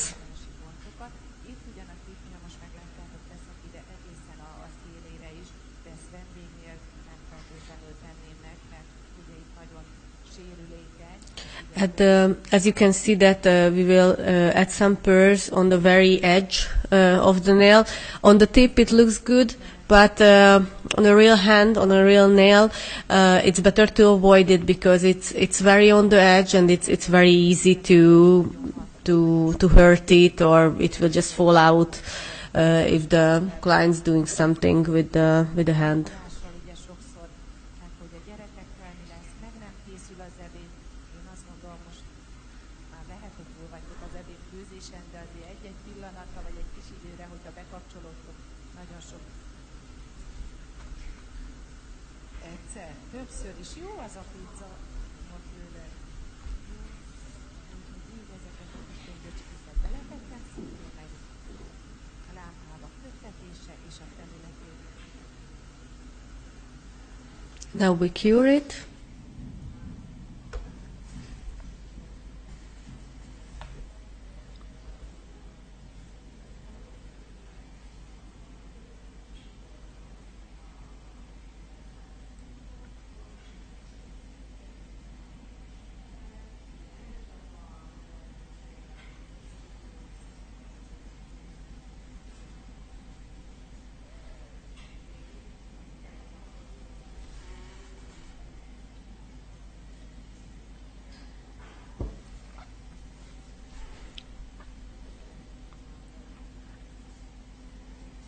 Már nagyon sokféle tanfolyam van, én azt gondolom, mindenki megtalálja a kedvére valót. Az akril, akvarell, gélapdíszítésektől kezdve 3D-s díszítések, mindenféle tanfolyam. Így van, fel kell készülni időben. Bizony, akiknek ezúttal is gratulálunk, sok-sok boldogságot kívánunk nekik. Bizony. Szerintem nem. Igen. Én ha most mennék férhez, nem fogok még egyszer, én valami egyszerű. Én inkább a ruhára helyezném a hangsúlyt, hogy az legyen valami nagyon gyönyörű. A nagylányomnak tegnap készítettem körmöt, és 8-os kora óta, most egyébként 21 éves, mindig teli egy pici körme volt, és tegnap francia körmöt kért, gyűrűs a sima Brillbird-el építettem, köszönöm szépen, és arra ilyen non-figuratív kis minta készült, és nagyon-nagyon szép, és én is azt hittem, mert hogy egyébként nagyon csajos, hogy majd ha egyszer lesz az esküvője, az anya nagyon hosszú, nagyon díszes, azt mondta, hogy ilyet szeretnék. Nem tudom, de még megvan, még van egy kis idő. Jó, hát most a Brilltot fogom használni, picit ide kiteszem. So we will use the Brill top now. És ezekre a kis szóró gyöngyökre mindegyiknek a felületét így szépen bevonom. And we cover only the purse. You can do it like in 2 layers to be sure that it won't lose its color, the pearl.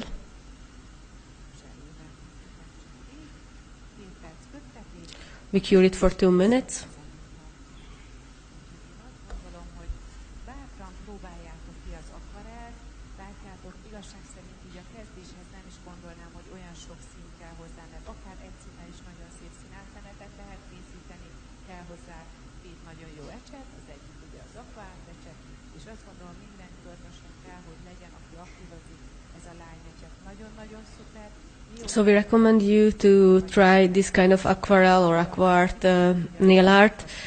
You don't need too much color to start, just a few, 2 or 3 is enough. You can mix some nice other things from this. You need 2 good brushes.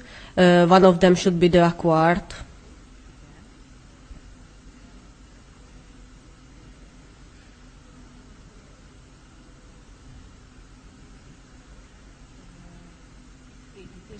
And the other, the smile line or the brush zero. It depends on your taste. Nekem nagyon nagy kedvencem a építése a KOVÁCS, imádom. Hallottam Zsuzsi előadását, és ugye ő is mondta, hogy megfelelő bőrtípushoz ilyen zseléket használjon. Nálam az üzletben mindenkihez illeszkedik a KOVÁCS. We are talking a bit about the sculpting. That, like, we received the question that what type of sculpting or what product she prefers. She thinks that the cover pink tan is an absolute favorite. És mivel a szívem csücske az egy mozdulat, ezért egy felbevédő egy mozdulatecsetet, amit látjátok itt van, mára hoztam, And her favorite in nail art is the one move. nem kér vele, úgyhogy el kell, hogy jöjjetek a tanfolyamomra, hogy meglássátok. For that you need this brush. Ezt a technikát.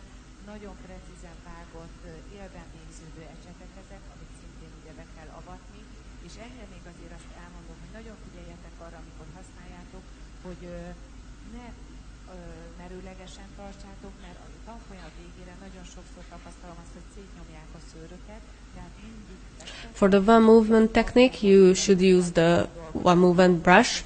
It's always important that don't hold the brush in 90 degrees. You should always tilt it a bit and don't press it too hard, otherwise you destroy the hair of the brush. Sásánból a pasztelneon, azt is ajánlom mindenkinek. Nyilván mindenkinek megvan a kedvence, a sötétebb árnyalatok. And the pastel neon colors of the Brush and Go family, they are another big favorite of BABETT. Portfólió dobozomban megmutatom nektek, hogy milyen sokféleképpen lehet felhasználni. Látjátok, itt ez a kis kagyló minta, ez is ugye a felületére készült. Ugye az tudni kell a Brush and Go zselékről, hogy kiszárásmentesek, de én azt gondolom, aki igénybe veszi a kezét, én azért leszoktam fedni egy réteg zselével, és annak a felületére a 3-4 zseléből alakítottam ki a nullásecset segítségével. Now you can see some other ideas from BABETT. Látjátok, úgy is el lehet készíteni, hogy a köröm közepe van megkészítve, a két oldala pedig It's also an option that you make the design in the middle of the nail, and on the 2 sides you just apply some very decent light white decoration. díszítéseket, ezeken is ezek az egyszerű rózsaminták vannak, itt viszont egy ilyen kis fehér alapra készítettem, amit arany és fehér Brush and Go zselével kontúroztam mind a mintákat, és amivel még nagyon szépen szerintem fel lehet dobni, és most készítettem olyat is, hogy a felületét zselével még csak ezt a középső ovális részt megemeltem, és akkor mintha egy ilyen kis ékszer. Like on this tip, you can see that she created a frame in the middle and she lifted it. She added some 3 dimension to the middle part, and she added the roses on that. Gyakoroljatok, remélem tetszett az előadása. We hope you enjoyed the presentation of Babett. A Brillbird utcai üzletébe és minden viszonteladónknál, mert érdemes, próbáljátok ki az anyagokat magukért beszélni. Köszönöm szépen.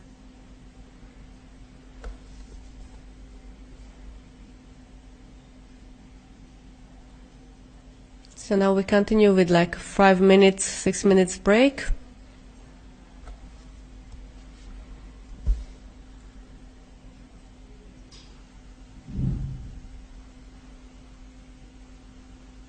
And then we return.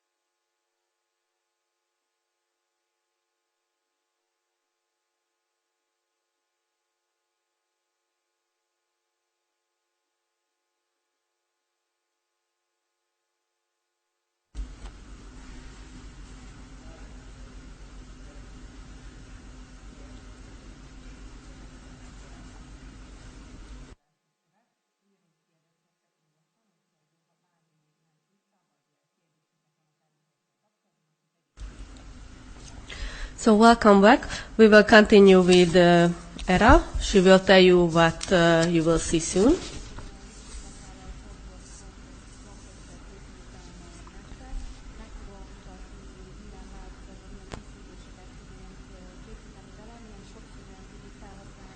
She will show you something really nice with liquid metal and chrome flakes, in how many ways you can use them. Useful things that you can create like in 10 minutes for your client in the salon.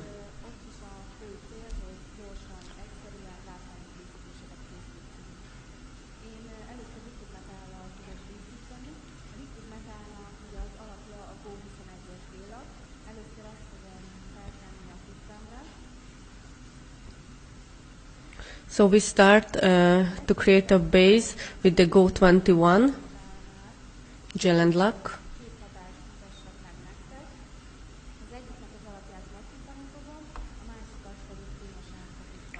We would like to show you two different effects. One will be created on a matte base, and the other on a shiny one. 30 seconds is enough to cure. We use the Go 1 gel and the brush 0.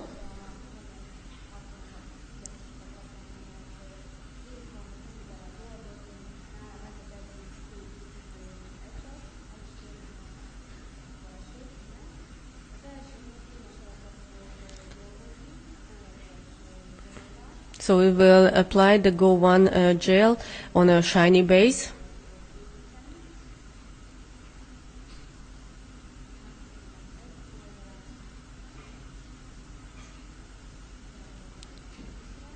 So we will create roses.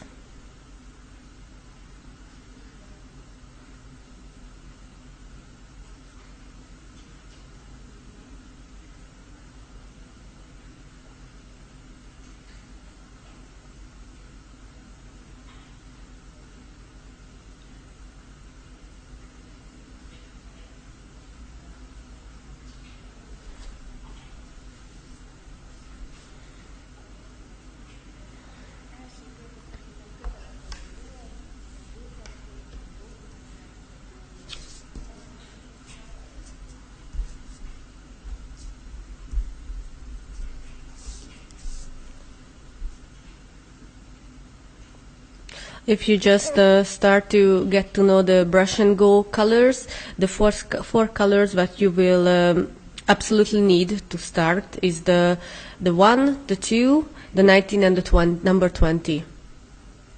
The most important or most basic colors.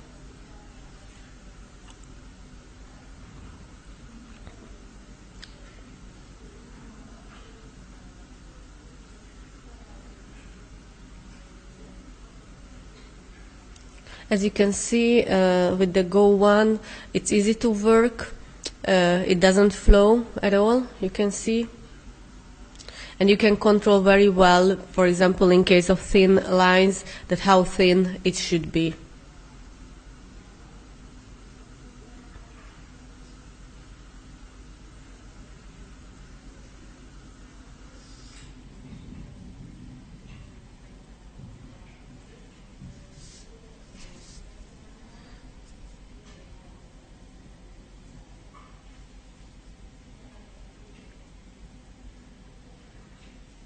She's adding another small heart.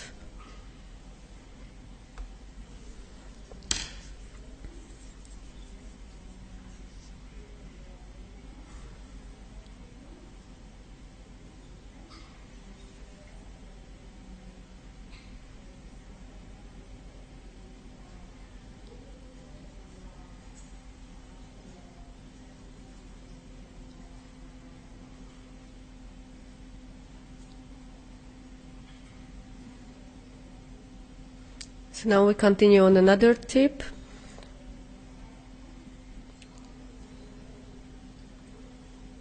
The base is still the Go 21, but the difference will be that now we remove the shine.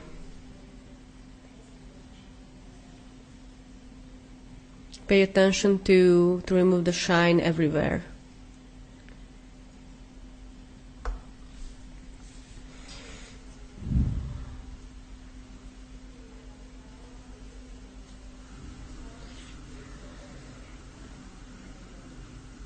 So we are doing this to show you that with the same products, how different effect we can create.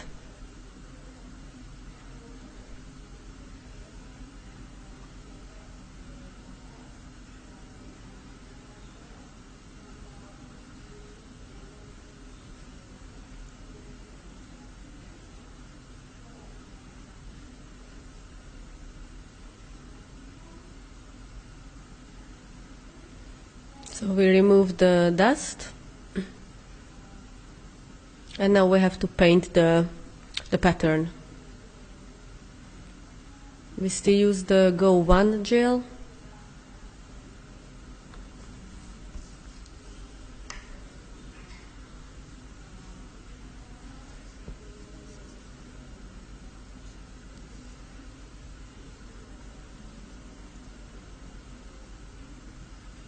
So we just create something very fast, some non-figurative patterns.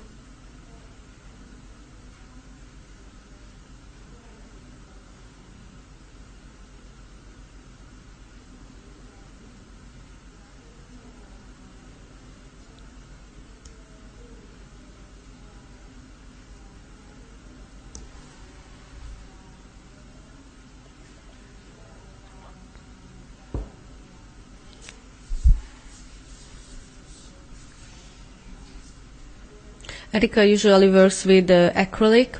She is sculpting with acrylic powder, and she said that it's quite useful to have a protection glass, because when she was removing the nail with the E-file, it's already happened that some tiny pieces from the acrylic jumped into her eyes, what wasn't a good thing, so she had to visit the doctor immediately. So protection glasses can be quite useful.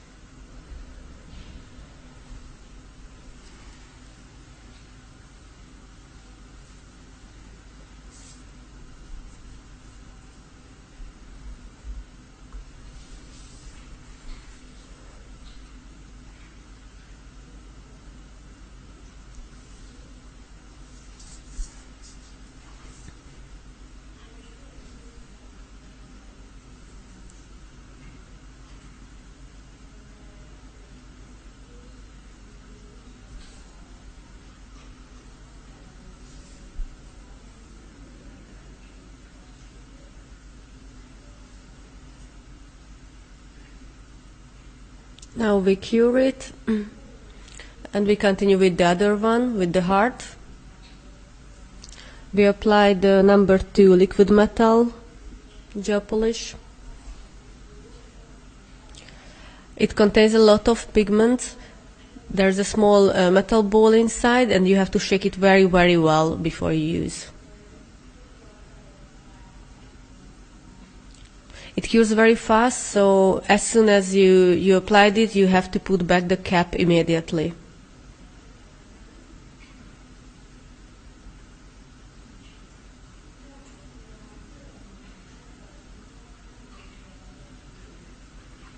Very important that never seal the edges with this product.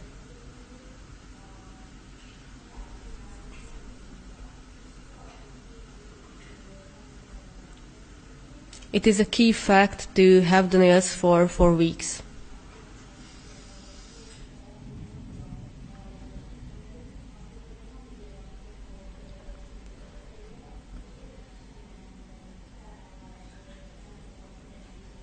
If you want to be sure, you can apply a money gel top at the end. In this case, you can be sure that the nails will be quite durable for a long time.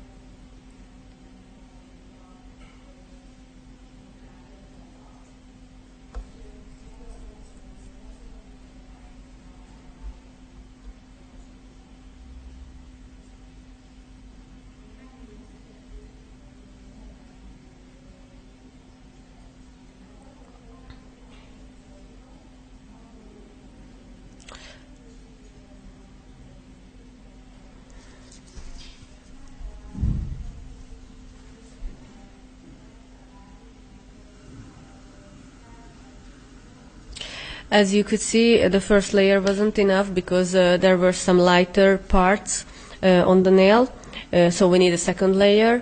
It's always important that its cure time is 4 minutes. So the first layer should be 4 minutes in the lamp, and only apply the second layer after that.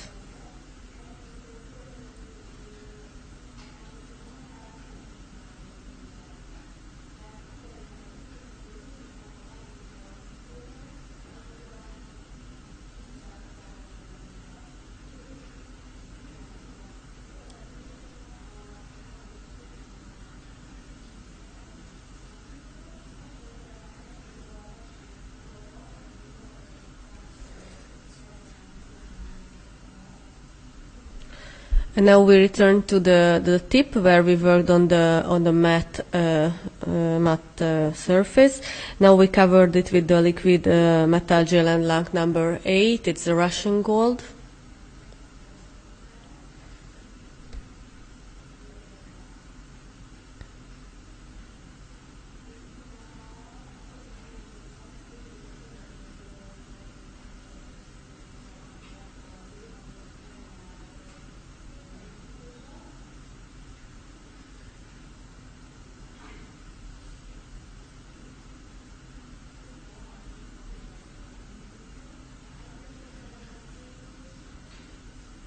While it's in the lamp, we remove the shine from the next step to prepare it for the next design.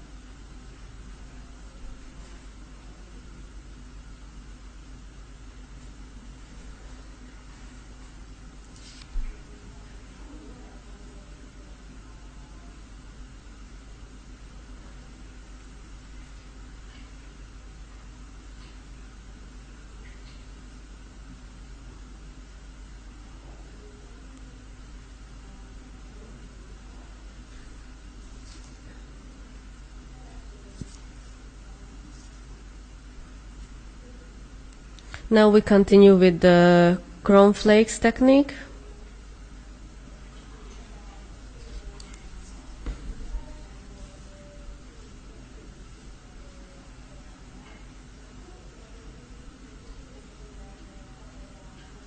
On her own nails, she applied the Russian gold chrome flakes. It has to be applied on a sticky layer.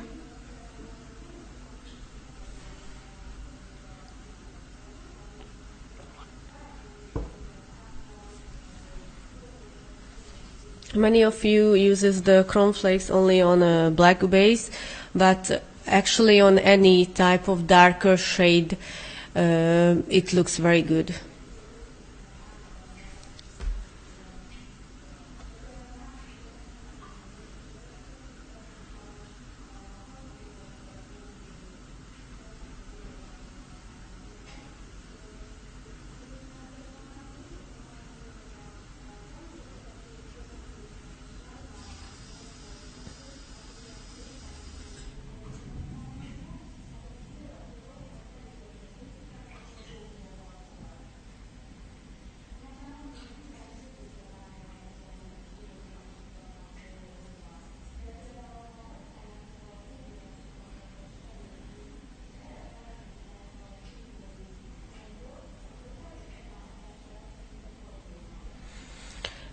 So mostly we applied the chrome powders over the chrome flakes over the dark bases, but for example you can use a white base, and if you apply the chrome flakes what has a kind of greenish shade, then the result will be a shell-like nail design.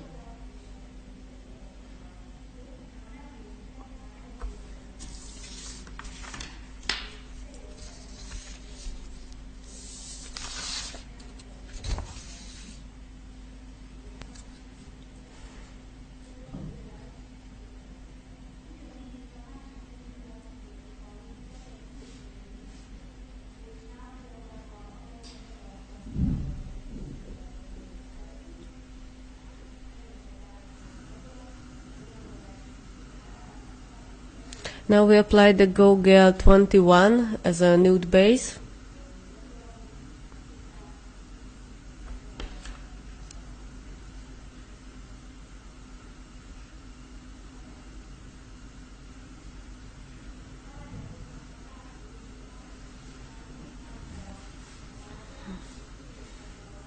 As we return to the tip, what we had a matte base, you can see that only the small lines, the non-figurative small lines, are the shiny on the tip.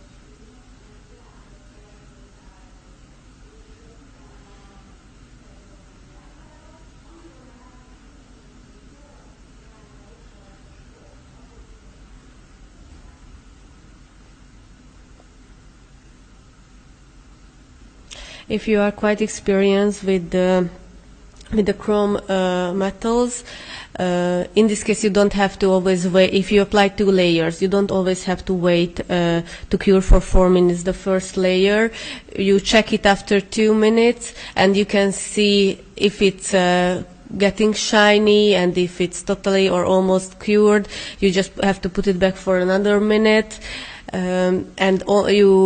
if you see that it's already totally cured, you don't have to wait for the 4 minutes. You can just take it out from the lamp and apply the second chrome layer.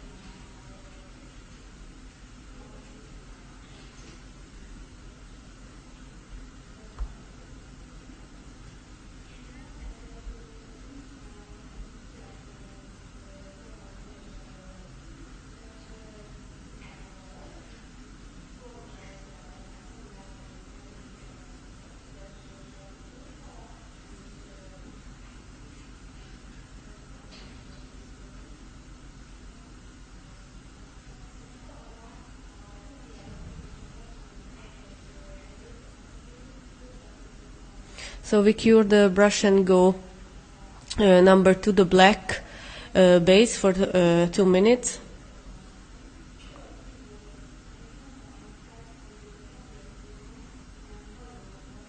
This chrome powder is the green volley. What we already mentioned, that it looks very, very nice on a white base. It will like a shell nail.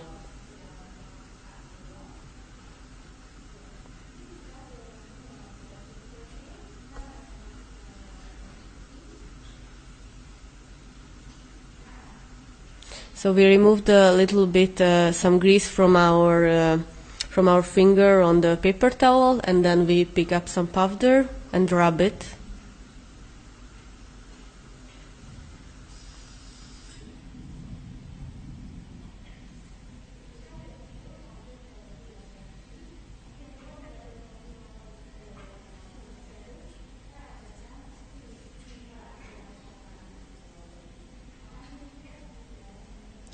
As you could see, there was in the middle a line, and now we use another finger, or you clean the one what you used, in order to remove the line and to work together the 2 colors.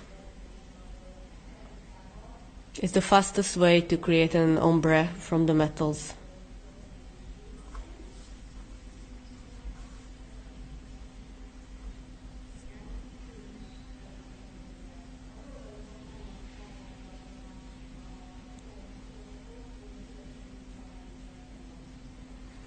For example, you can use the chrome powders on a shiny surface of tops.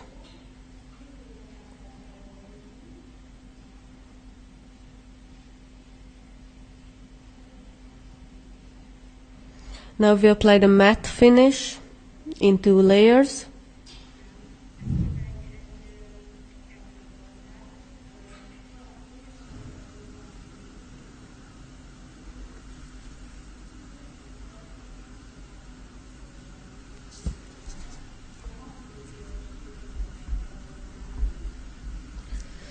If you don't want your nails to be matte, you can substitute the matte finish with a hard and go top. But in this case, you have to apply it in 2 layers as well.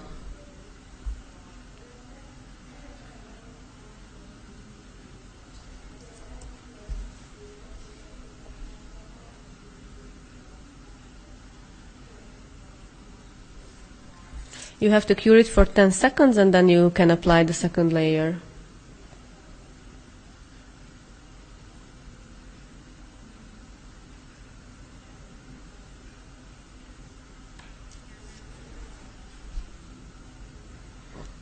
When you use the matte finish, you always have to cleanse it, and only after cleansing you will see the matte surface.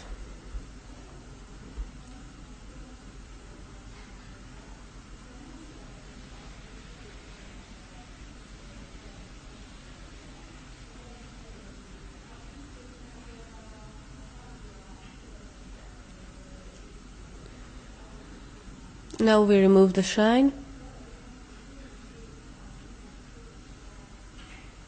So don't leave any shiny part, because the chrome flakes will stick on the shiny points, or shiny parts, and we don't want to have it anywhere else than we will draw.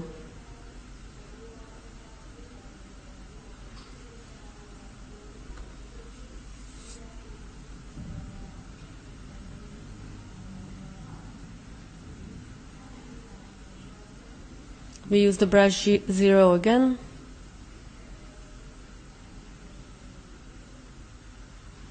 We create a kind of frame.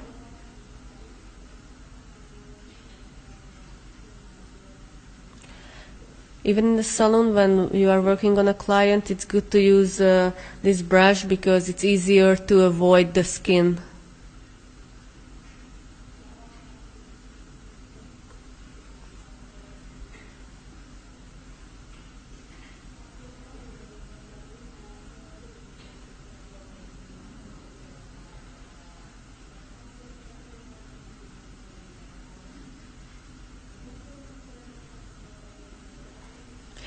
In case of French free edge, Erika thinks that it's better to use gels because you can work more thinly with the gel compared to the gel and lac.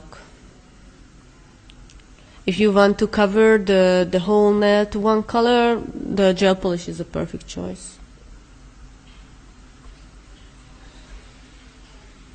We cure it for 30 seconds.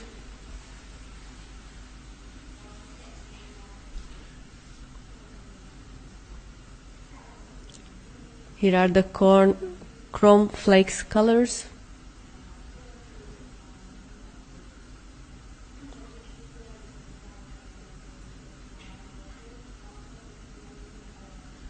We can create a lot of different effects. It depends only on the base color what we use.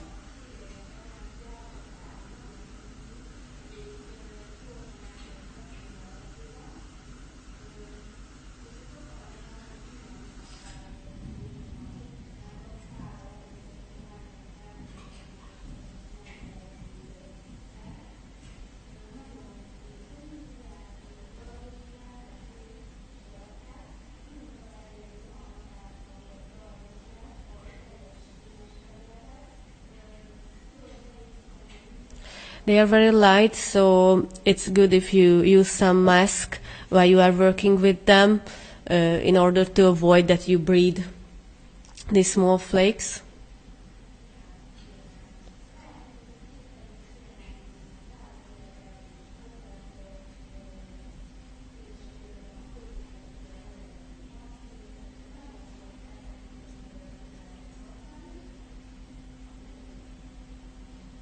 There are a lot of different ways to use the chrome powders.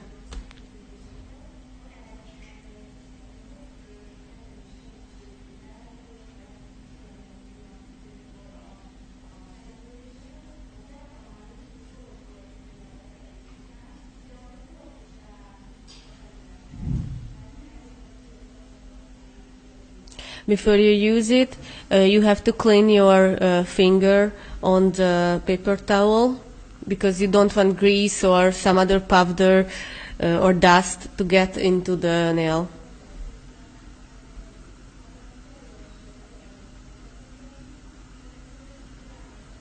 So there are two options. If you start to rub it, you can see that the surface will be very even. So you will have this metal color everywhere. Or there are another option if you want to have like small pieces on the nail. In this case, you just put it there and you don't rub it deeply together inside the gel.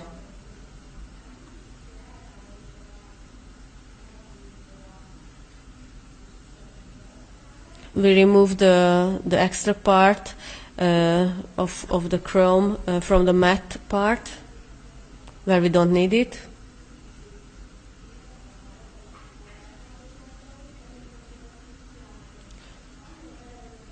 Actually, it's good to use two brushes to remove the different type of dust. One you can use for nail sculpting when you file the nail and you want to remove that kind of dust, and one other to use for this kind of glitters or flakes, because it's very, very hard to remove from the brush.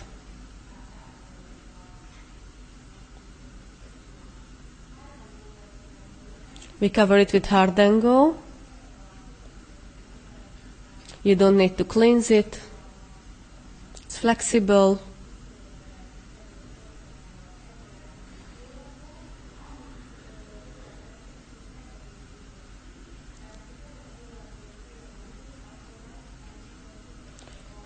It's important to remember that this top turns the black to bluish. So if the customer wants to have black nails, don't apply it, because it will not be black, it will be blackish, bluish something at the end.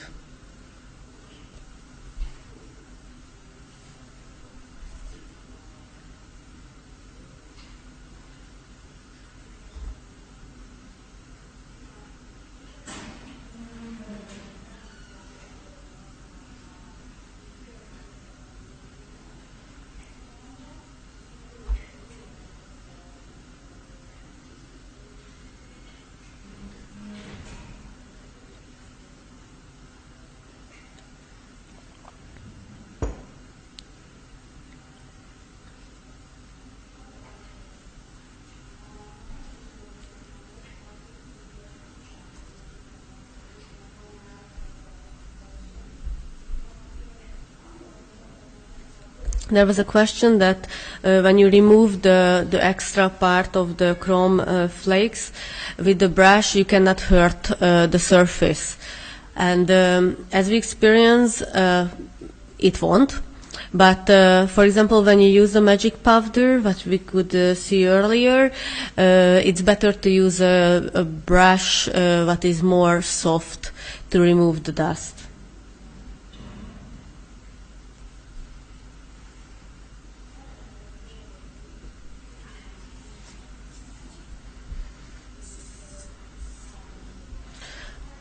So we will continue with the Harden Go and the Brush Zero.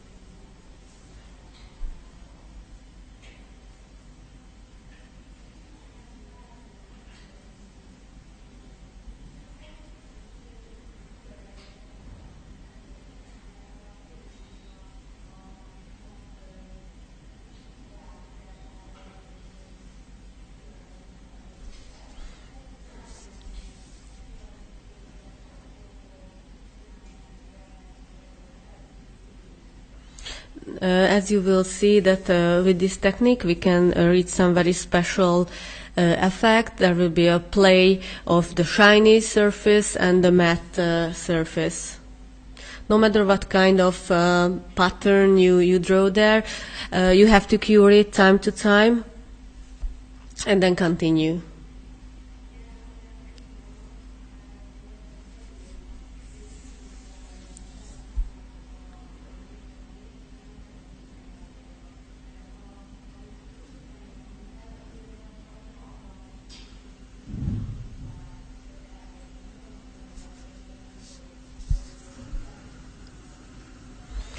Actually, this hard and go, what we are using now for the pattern, it would start to flow after a time, so that's why we have to stop and cure it just for a few seconds to be sure that our pattern stays where we want.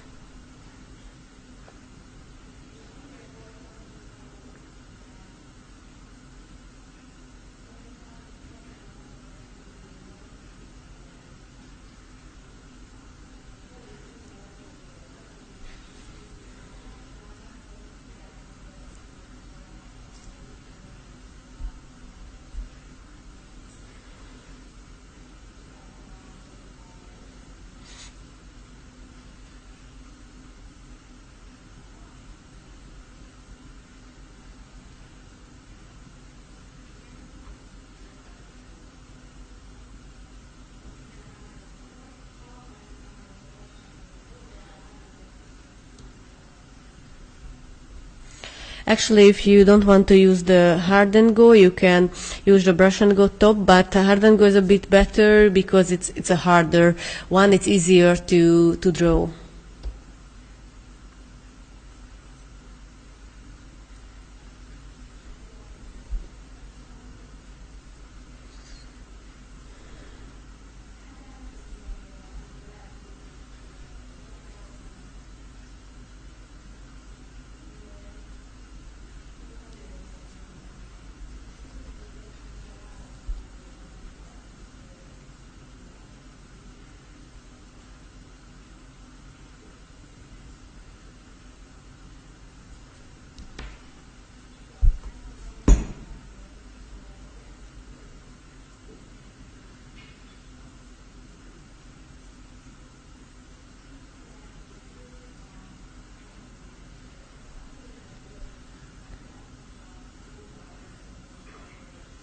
This is our tip with the chrome flakes. We will use again the white brush and go gel.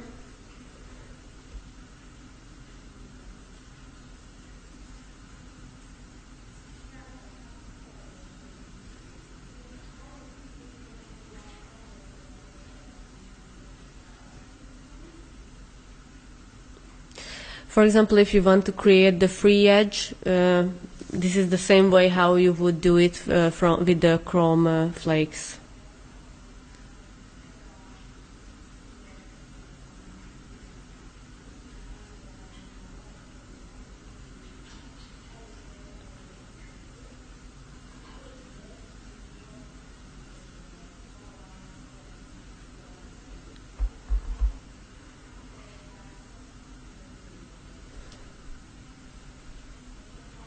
It's not difficult to draw this kind of pattern.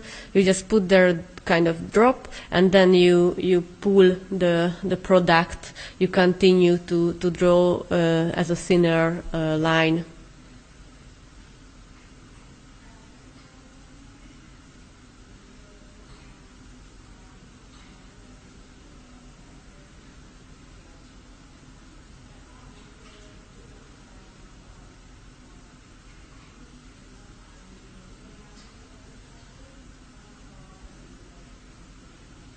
As we use the hypnotic nude color for the base, in this case it's recommended to use the top from the same product family, so in this case it should be a hypnotic top.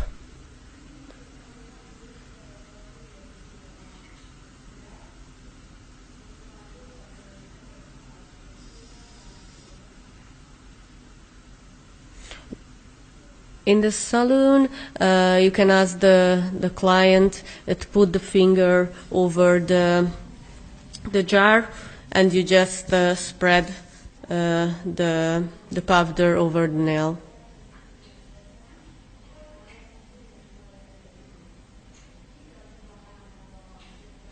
At this point, we put the lamp to cure.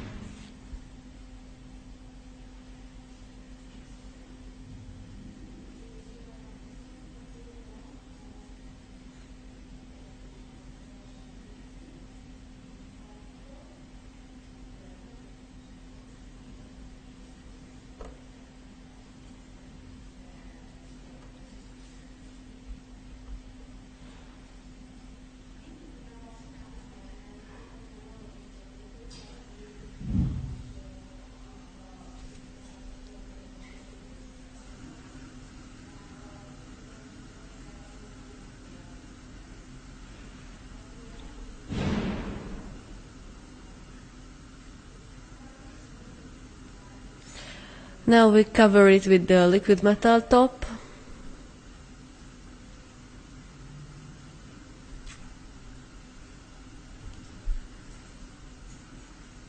So we have to cure it again.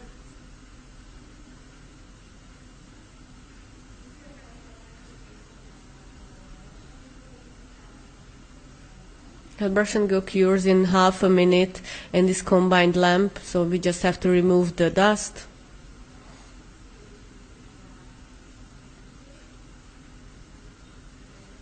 So it's done. It was a quick work.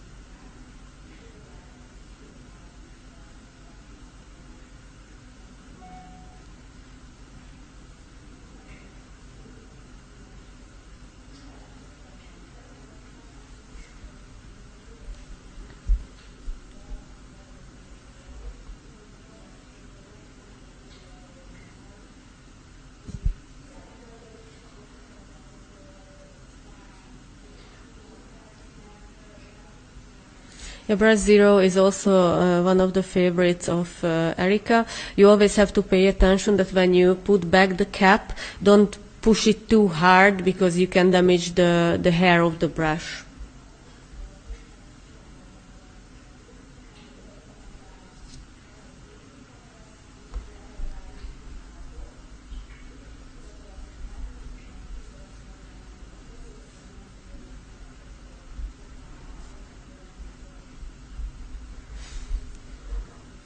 So in case of the liquid metal, you always have to pay attention to the order. You start with the, for example, Go 21, then you cover in 1 or 2 layers, depends, the liquid metal, then comes the liquid metal top. And if you want to be sure and want to make it more durable, then can come a money gel and lac top.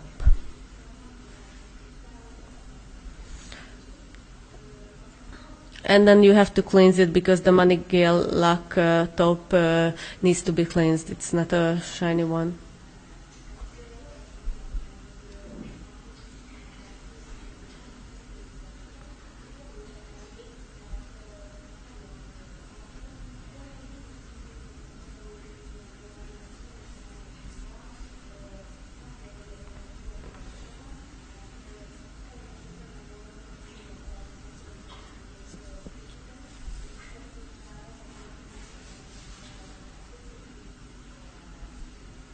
Yeah, liquid metal is a product that is very sensitive, so you have to keep the order and the curing time.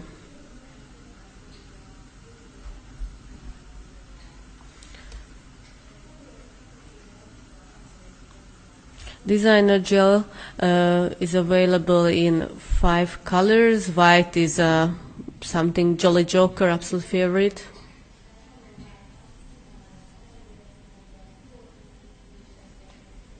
It's perfect for fast decoration. It's a bit less dense compared to the 3D gel, but as you can see, it's still very dense.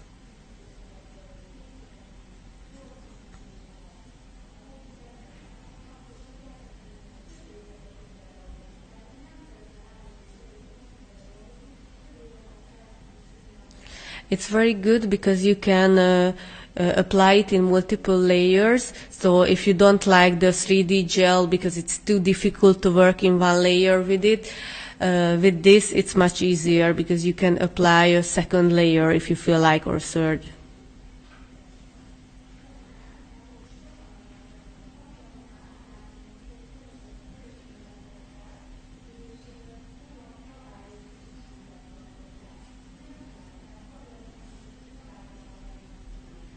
So you can pick up quite a much amount from the designer gel. And as you can see, it should be an irregular petals.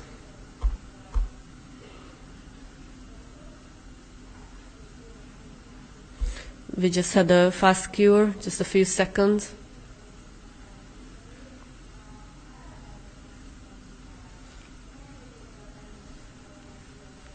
As you can see, it contains a lot of pigment, so you should cure it at the end like 3 minutes. So don't let the client go before it's totally cured.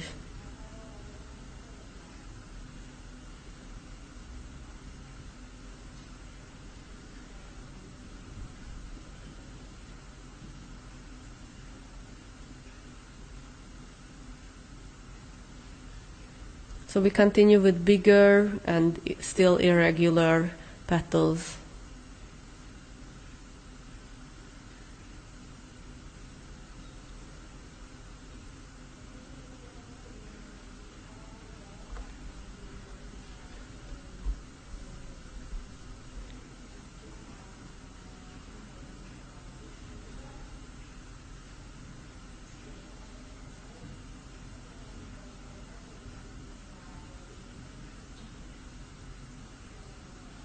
We didn't have time, but it would look very, very good if for the base you stamp some other rose patterns with the stamping plate, and then you draw this kind of roses over them.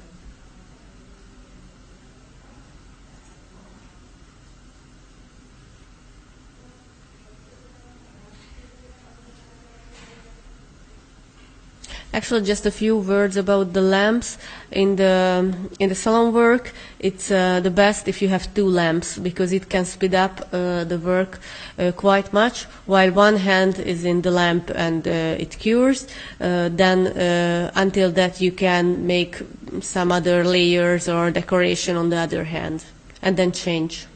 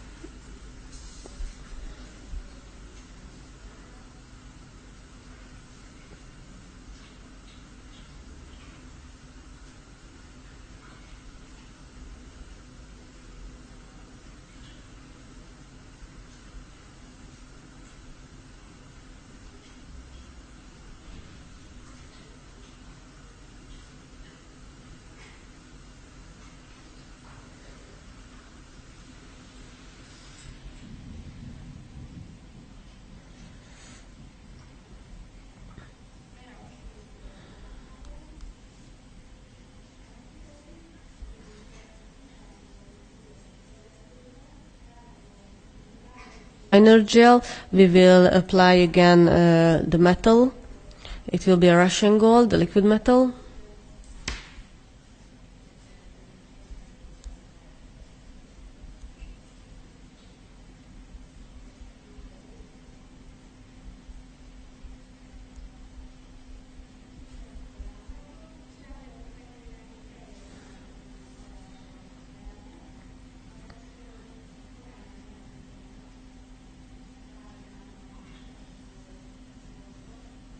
So now we apply the liquid metal Russian gold number 8.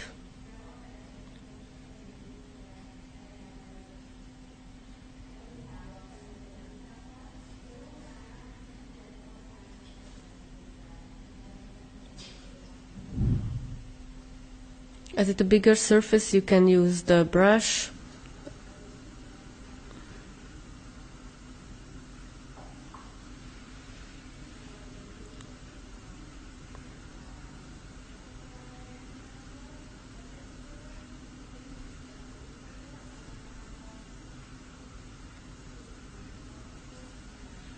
But for the smaller lines, you have to use the brush 0.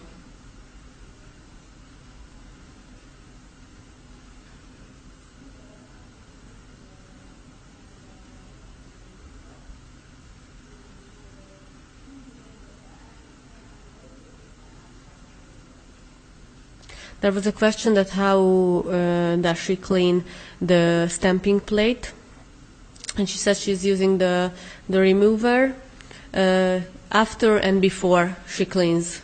After use and before use, she cleans the plate.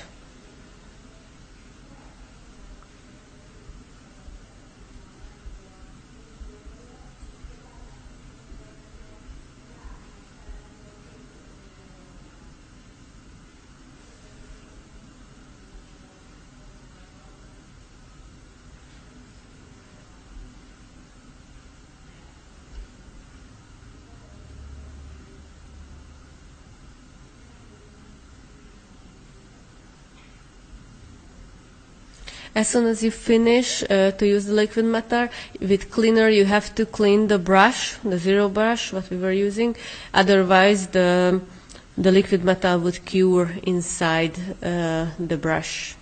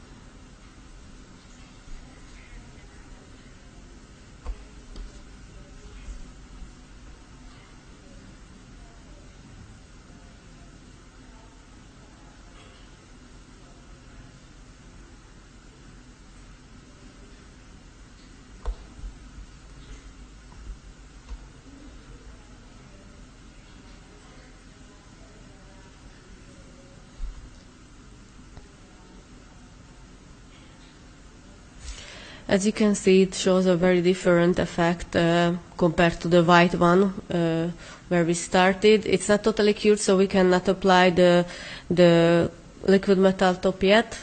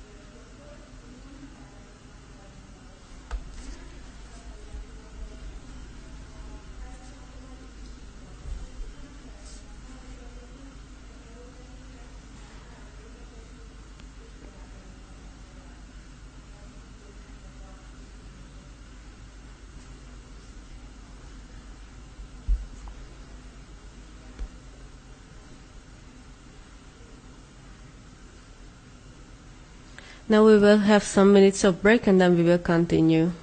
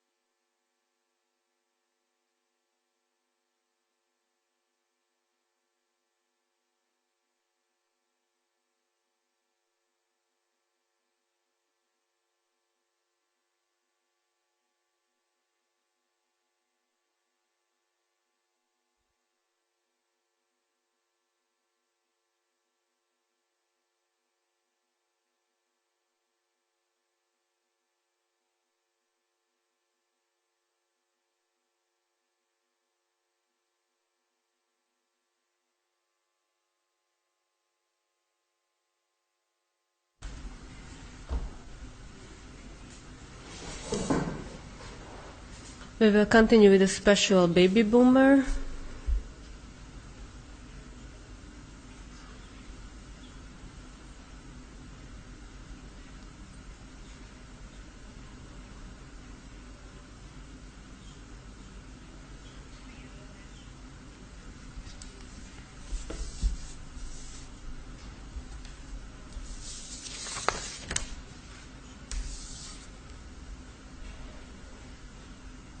Baby boomer is still a very, very popular technique, but she still receives questions about how to create a really nice one.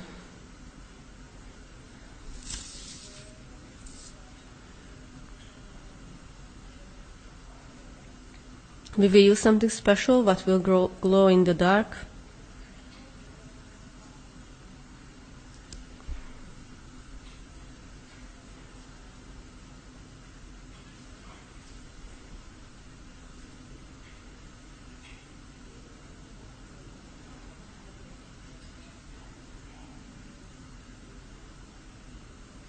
We already placed the nail form. It's a slightly narrowing.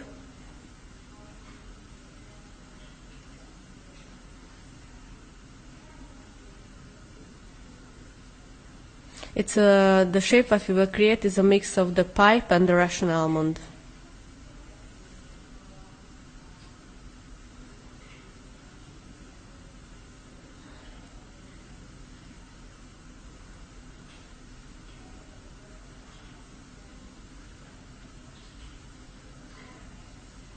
We already applied the nail prep, now comes the primer too.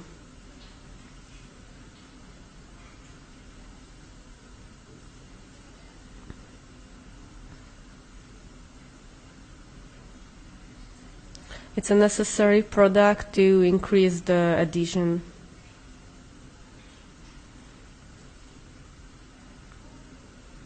Then comes the bond gel as a base for the sculpting.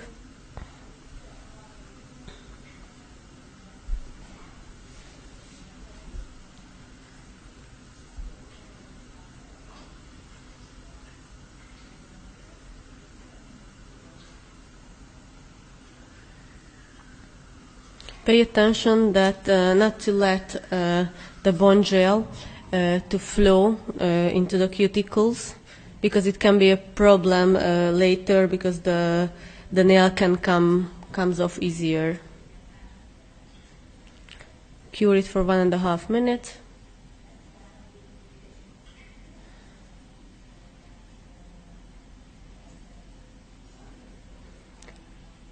We start the sculpting with the unique gel. It's very flexible. It's easy to pinch.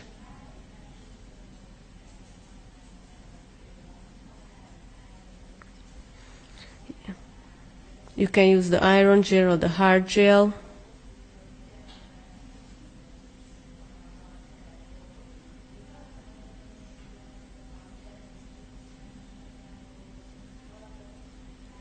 It depends on your taste, because some people prefer to have the very hard, the very dense gel. Some others prefer when it's a bit lighter.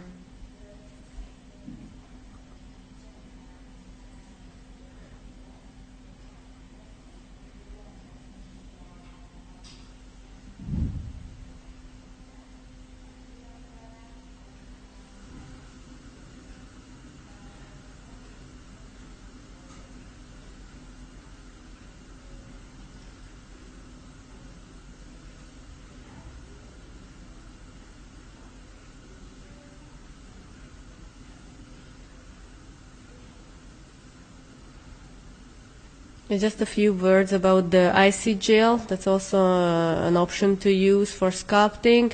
It's a very good one from the point of view because it doesn't cause any burning sensation for the client.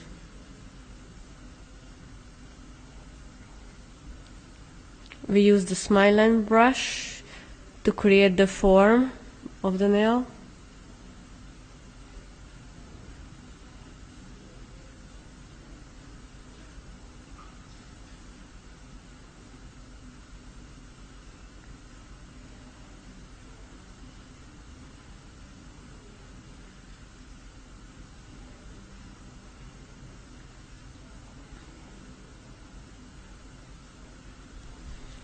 We have to pay attention that even the sides of the nail should be built well. It should be in parallel. It makes our work easier later. This base layer should be very even.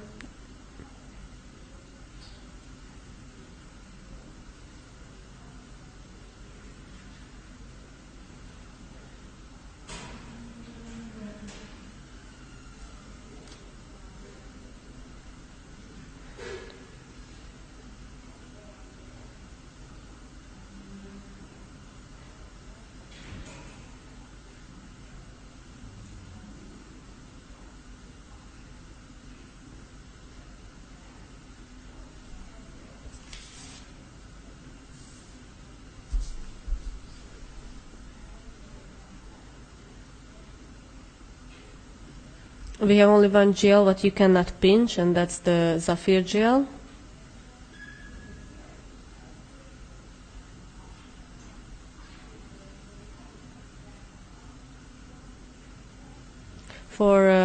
To refill the nail, Zafir is a perfect choice because it's very hard.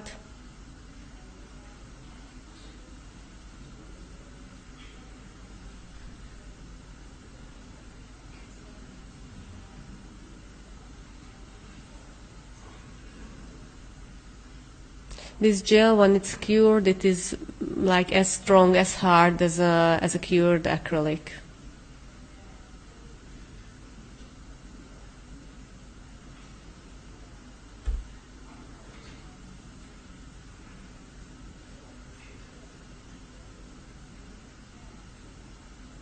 But don't forget, as we already said, that Zafir gel doesn't cure in LED. So you need a UV lamp or a combined lamp.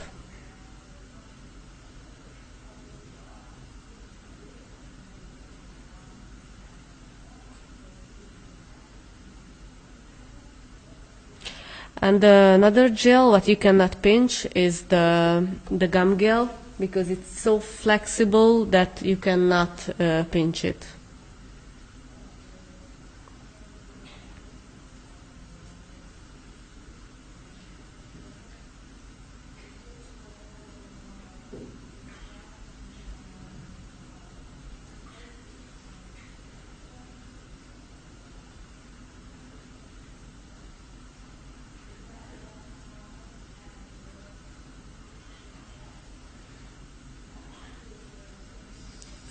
Here is the Magic Light 2 gel.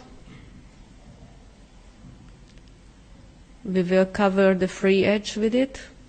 This is the one that glows in the dark.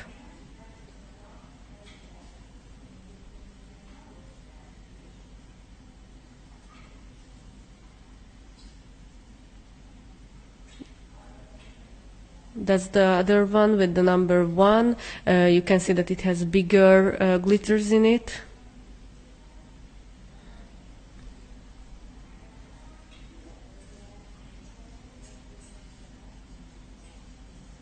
But now we will use the Magic Light 2, not the 1.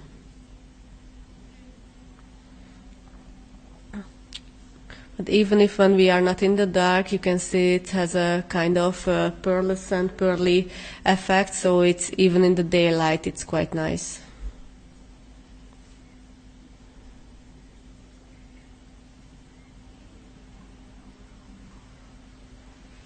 We are applying 2 layers on the free edge, in 2 thin layers.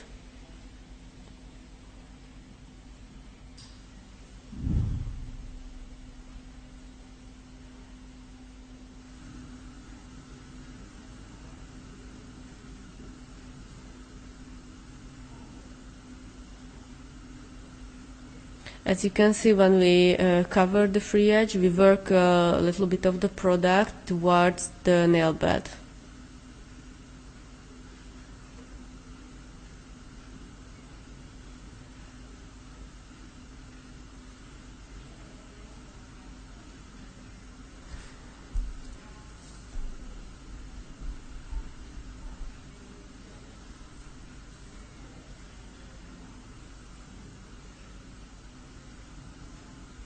If we don't want to sculpt a nail what glows in the dark, we can use for the baby boomer the latte gel. It has a kind of milky pinkish color. It's whitish.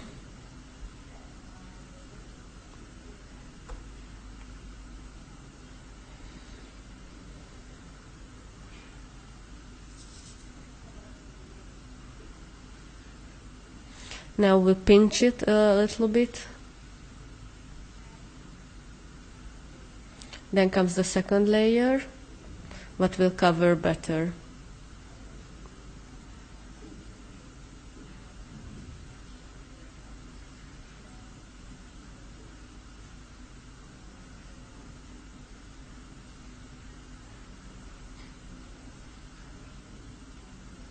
It depends on your taste. If you want to have a kind of transparent baby moomer, you just have to apply less gel from the Magic Light 2.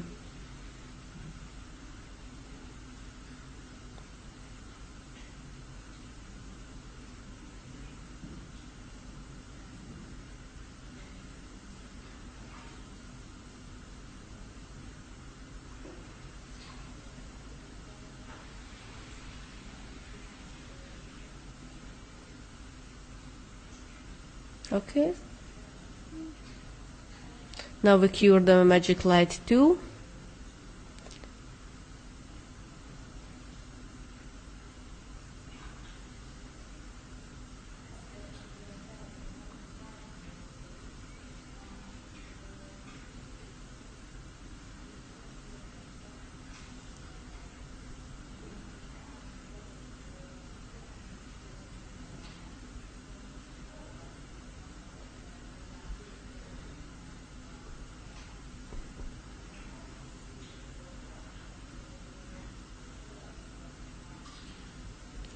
We have another type of special gel that's called the Magic Diamond gel. When you just see it in the jar, you cannot see anything special, but on the nails, or even when you move the jar in your hand, you can see that there is some play of light on the surface of the gel.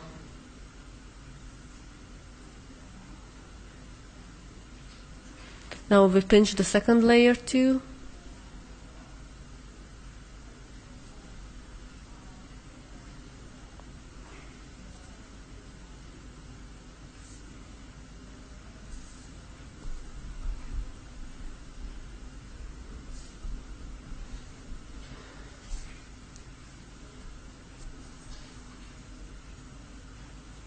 Now we cure it again.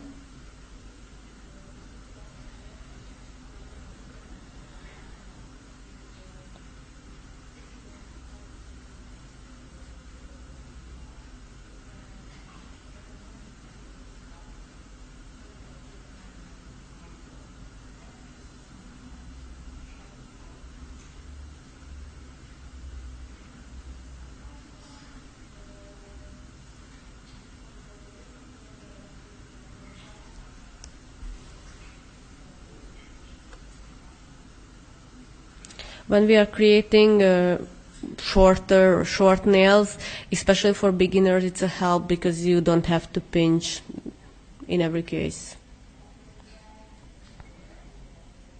Here comes the Cover Builder gel.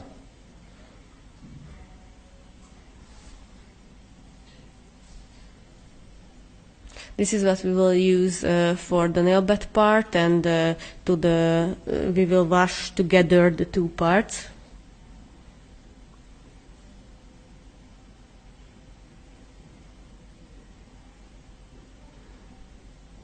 We put it on the nail bed.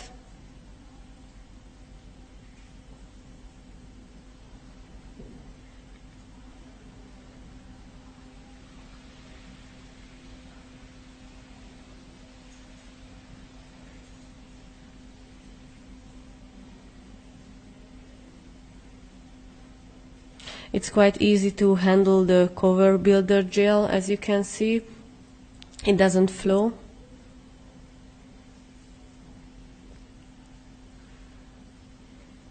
And now we work together the free edge and the nail bed part.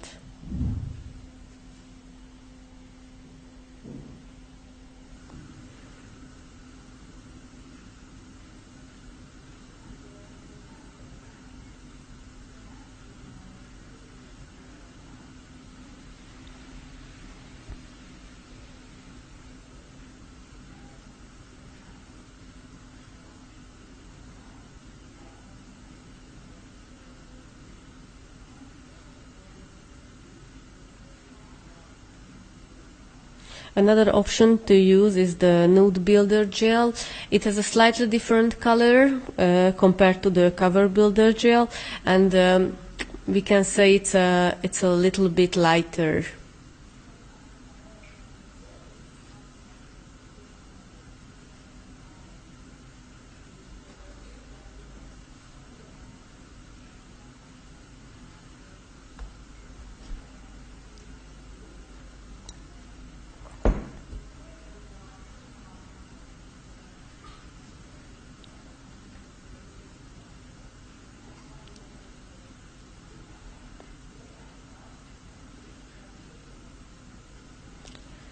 Like these two materials, these two products are like covers, so they are not so much pigmented. So if you want to have a nude color on the full nail bed, use something different, because they are created for sculpting and not to cover completely the whole nail bed.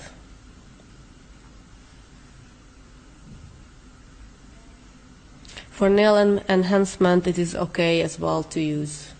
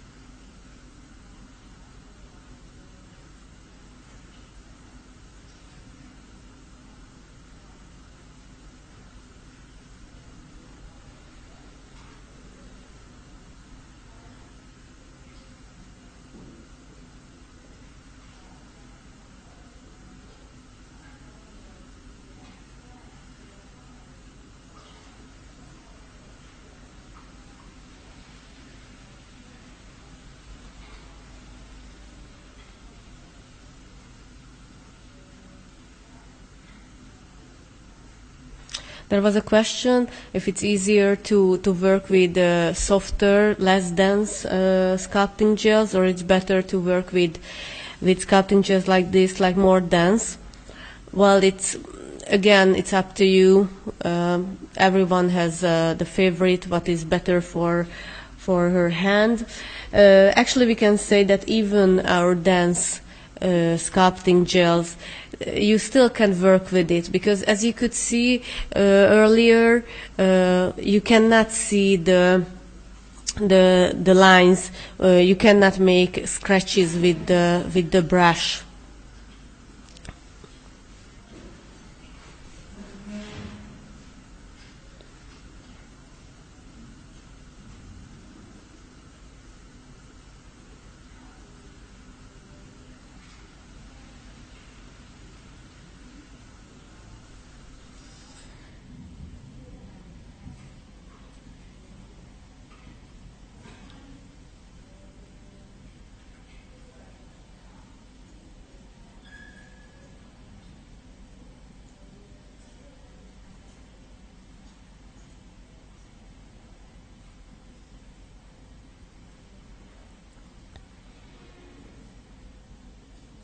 So we created the C curve of the nail. You can see that this icy gel, what we're using now, it doesn't flow neither.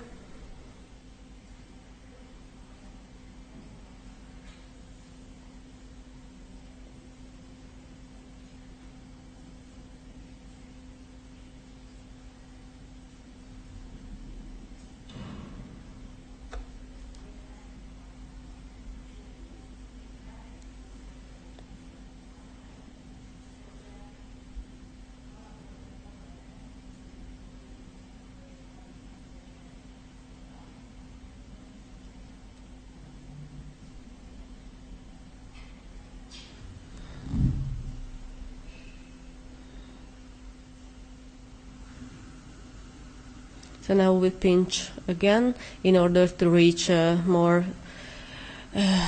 better shaped nail.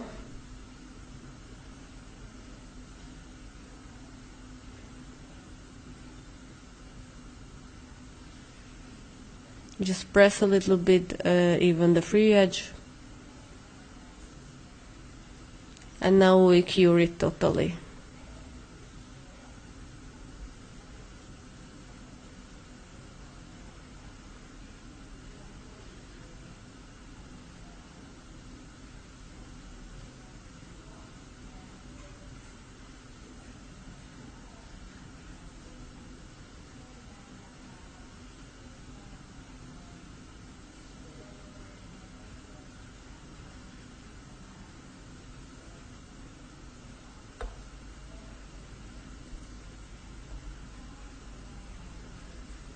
Well, about curing time, usually you can see it's we write that it's between, for example, like from 1 to 3 minutes. It always depends on the lamp, how powerful the lamp. The more powerful lamp will cure the products faster, of course.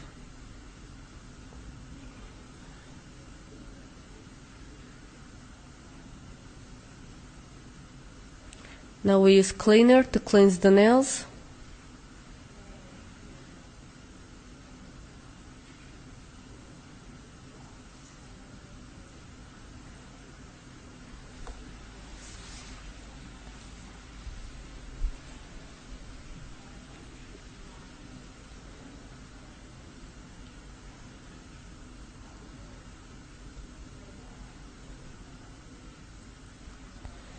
So always use the cleaner instead of, for example, nail polish remover, because unfortunately some people use that.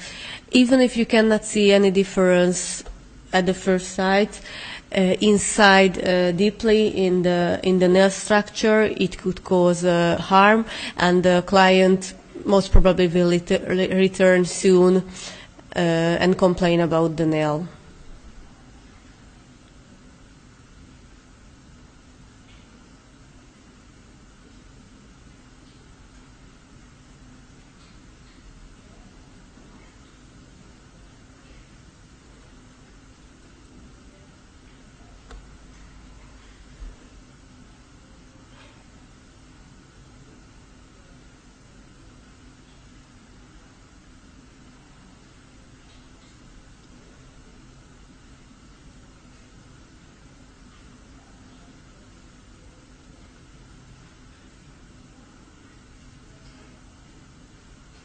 It's important that during the scalping, if by any chance some gel gets at the cuticles, you have to remove it immediately, because if you cure it there, the nail won't last as long as we want.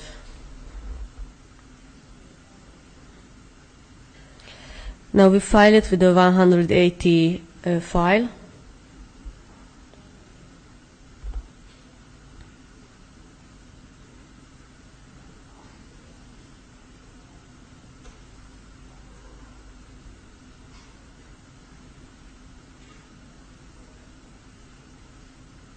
Now you file the parallels at the bottom part.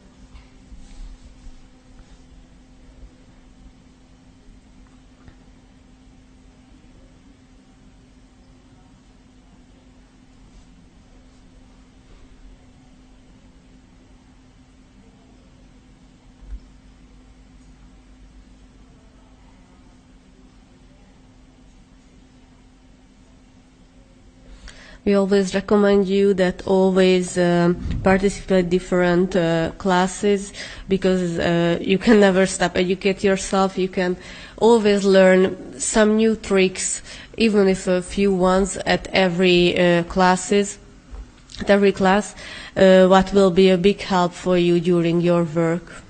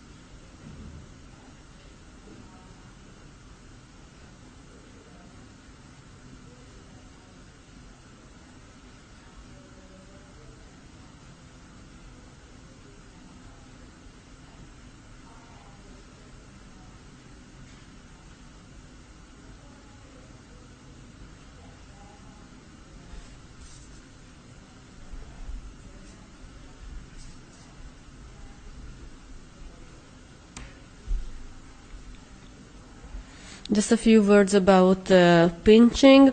When you manage to pinch the nail at the right time, in this case, it's good if you put the C-curve holder on the nail and you put it to the lamp with it.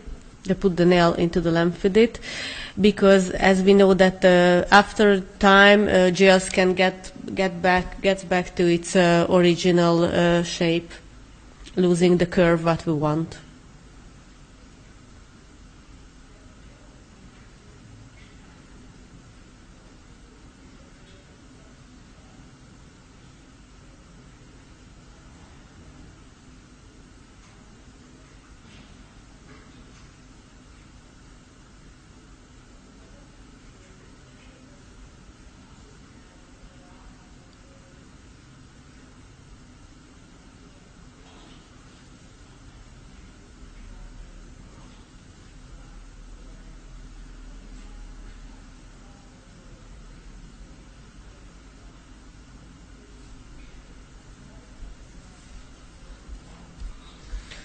Building a set of nails, like 10 nails, like this, would be like 2 or 3 hours.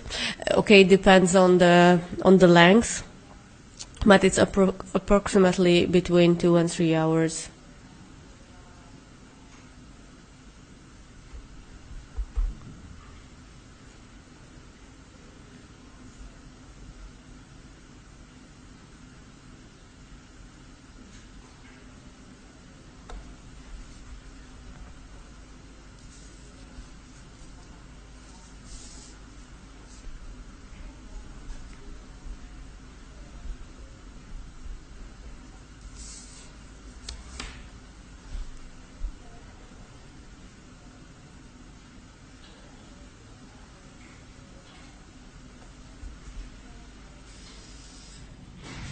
We received a question if we can use any normal white gel to create a baby boomer. You can, but it's much easier to use the latte gel, because it's a slightly transparent. It doesn't have such a high pigmentation, so it's much easier to work together with the nail bed's color and to create a nice color blur.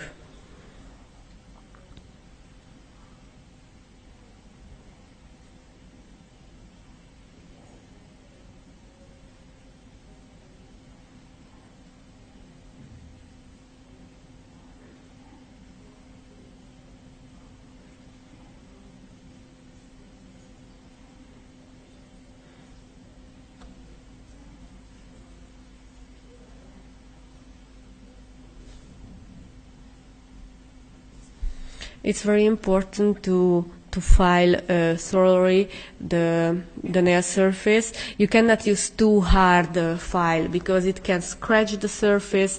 And even if you use a buffer to remove these scratches when you apply the top layer, it won't be as nice as we want.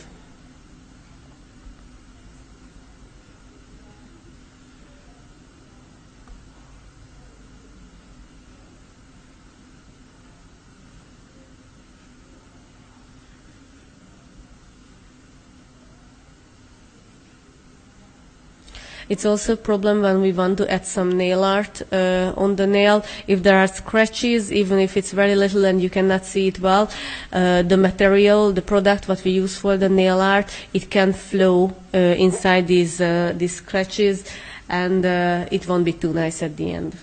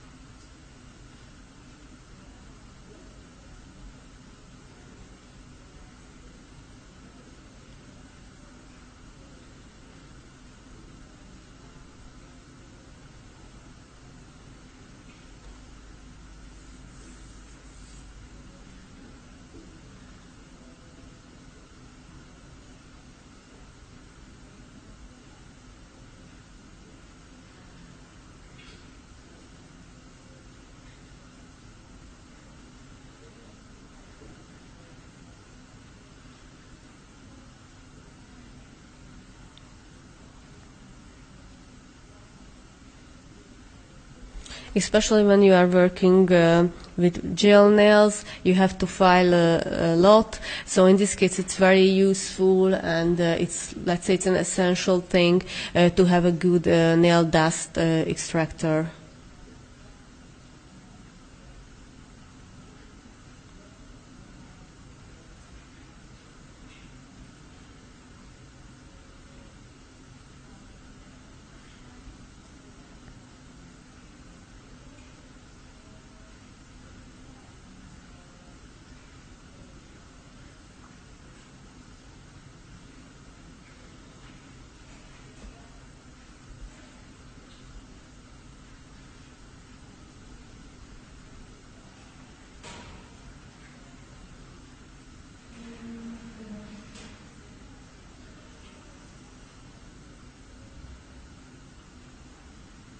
You can see how nicely it pinched.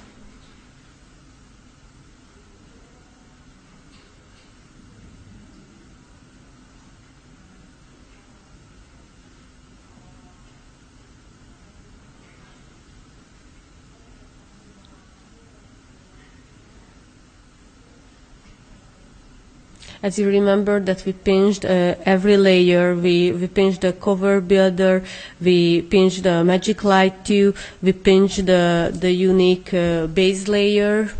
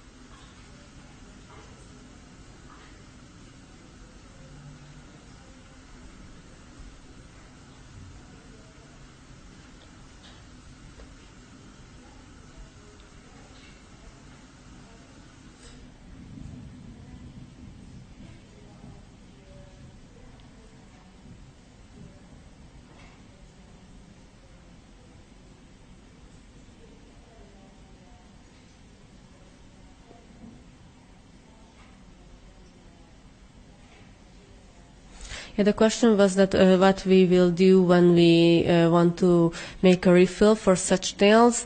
As it pinched, we cannot remove the lengths, because if we remove the lengths, we lose the pinched part.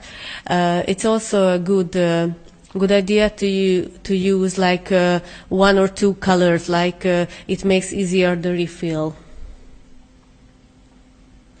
Because if you want to remove the whole nails and you want to scalp from the very beginning, that would be like 3, 4, 5 hours, and most of the clients don't have so much time.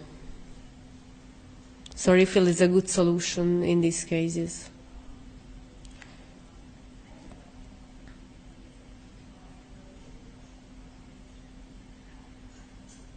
It's the acrylic refiner where you can see the Brillbird logo. That is the softer part, and the side without the logo, that is the harder. We start with the harder part.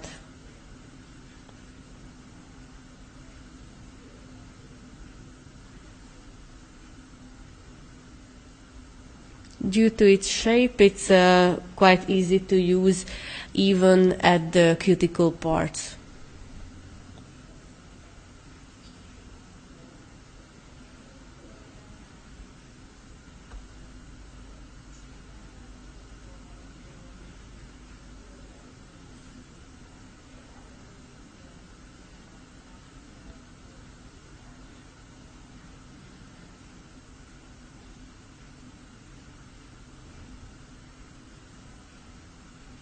Now comes the other part, the softer side of the acrylic refiner.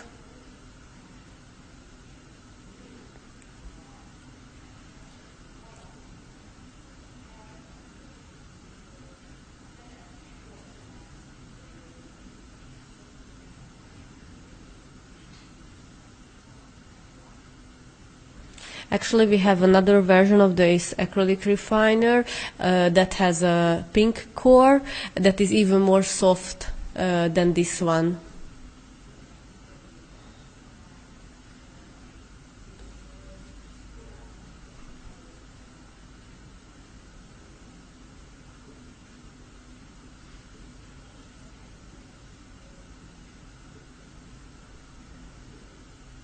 It's very, very important to remove the dust completely.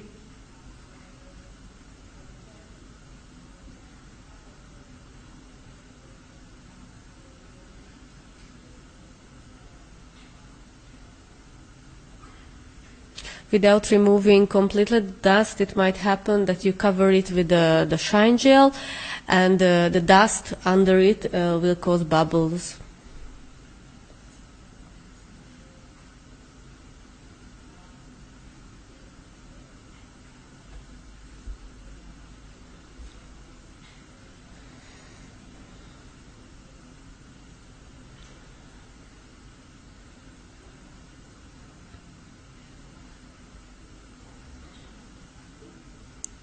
We apply now the Brill Top gel.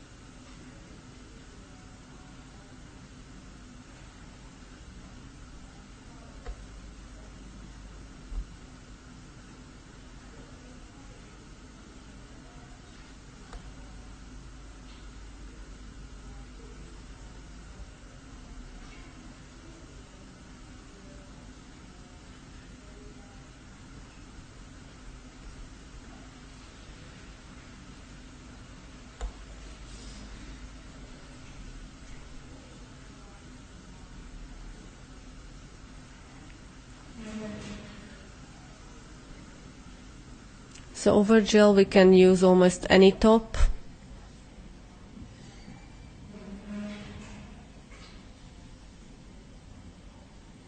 For example, the Harden Go. It's okay over gel polish, acrylic nails.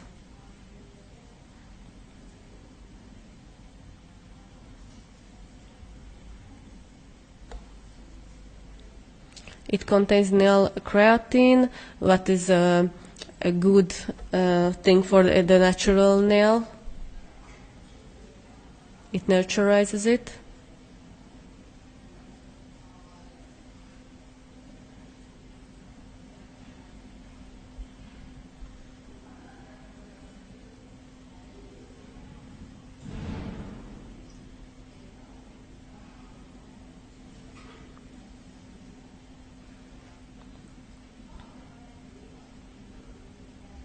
But this top has a kind of purple type of shine, so you can see it especially when you apply it on a darker base.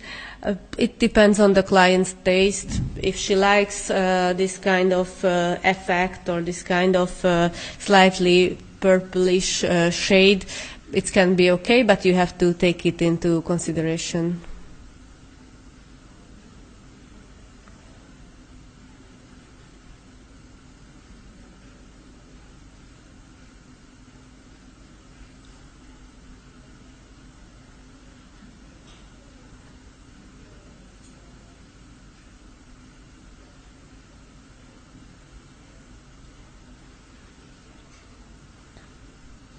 We will apply some nail perfume.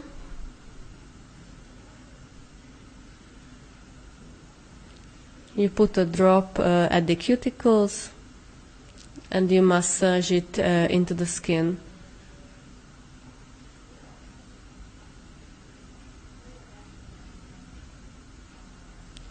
Pay attention not to apply this oil on the nail, especially until it's not totally calm. If it's still warm from the lamp, it's better to avoid.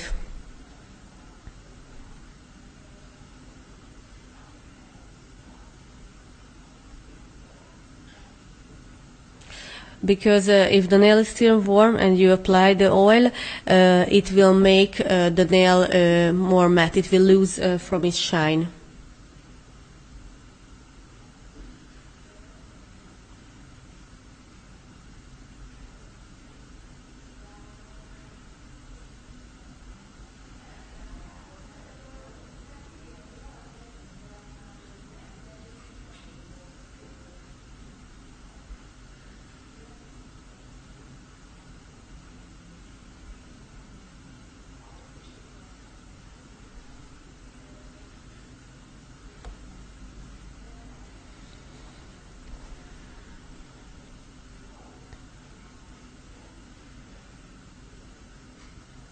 It's also an option that you don't use any top, but with the buffers you manage to reach a very shiny, polished surface. But it takes a lot of time and a lot of different files. It's much easier to use a shine gel.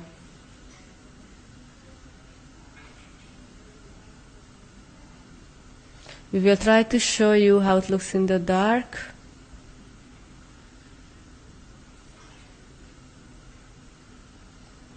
Okay, we will show you later on a photo because we don't want to switch off the light everywhere.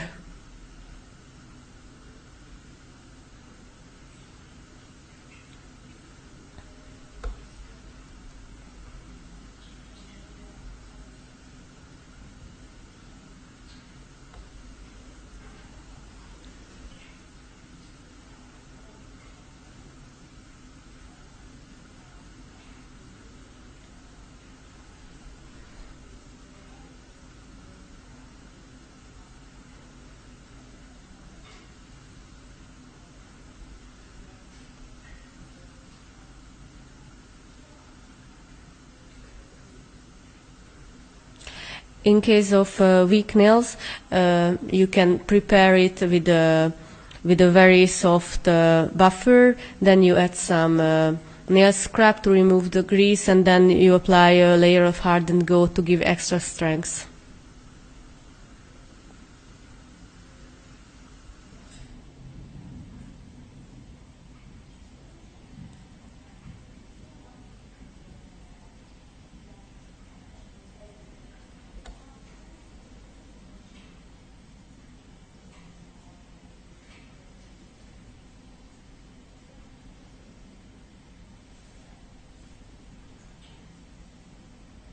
And then after 2 or 3 weeks, the client can return, and you make the same process.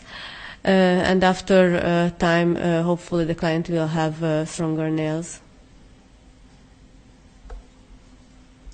So we have a few minutes of break, and then we will continue with Bettina.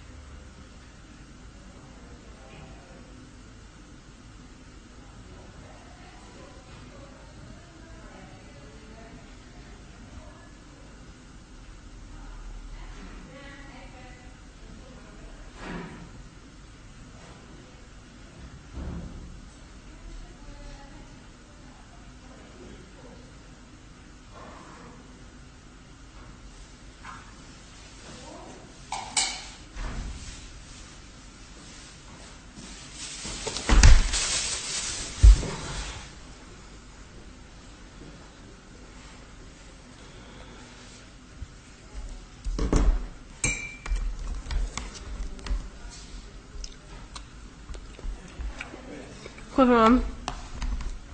Venném nyitottam ezt is, illetve ezt sem. Most szól. Most ez. Jó, akkor dilevesztem, hogy ne hallak.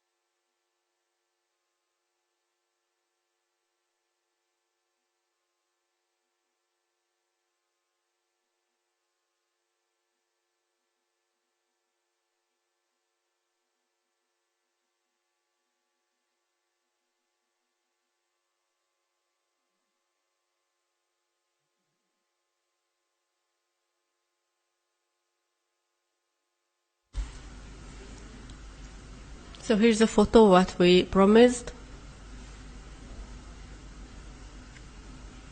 about the magic light gel in the dark.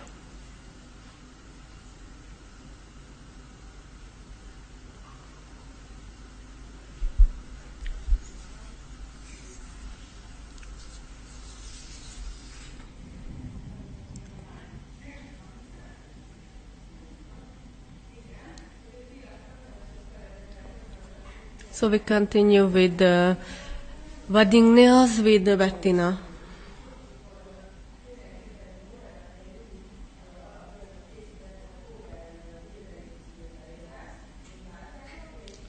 She created a base with a cover.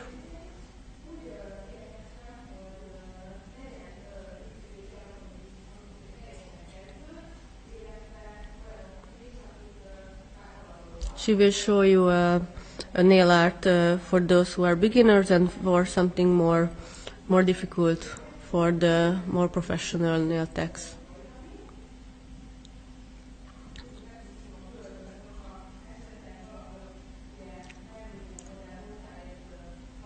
She removes the shine again with the buffer a bit, just to be sure that it's totally clean.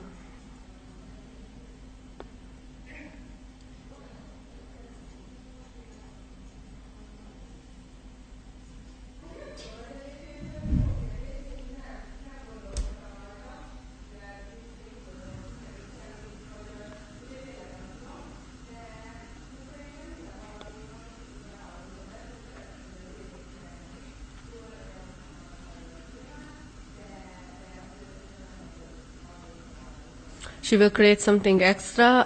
It won't be too extra, like you don't have to imagine a neon orange nail for a wedding, but you will see. You will need the brush zero and magic powder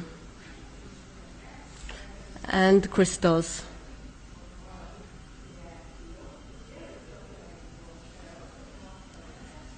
On the matte surface, we will add first the crystals with the tip glue.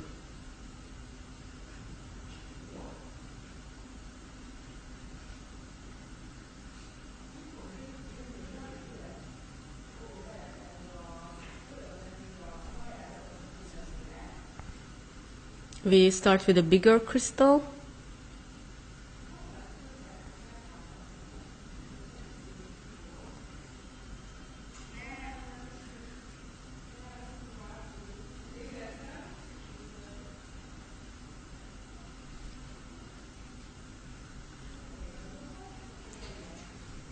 So we start with the big one and then we add smaller and smaller crystals. It's not a difficult thing. Ugye ezt azért nem kis újba készíteném el, tehát mondjuk egy mennyasszonynak, hanem nyilván mondjuk egy gyűrűs újba. És akkor én szoktam használni a Then we use the ventilation of our lamp.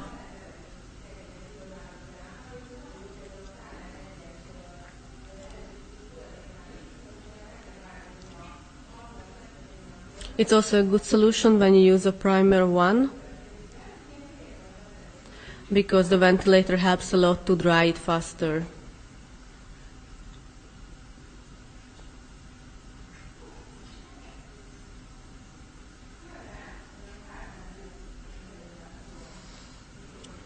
So around the crystals, we cover it with hardened gauze.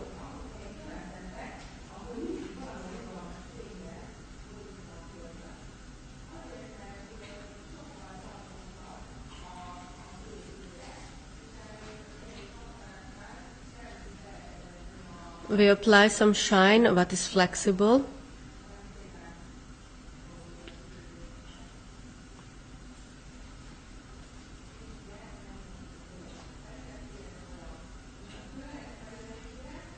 But pay attention never to apply the shine over the crystals, because in this case the crystal will lose its shine, only around.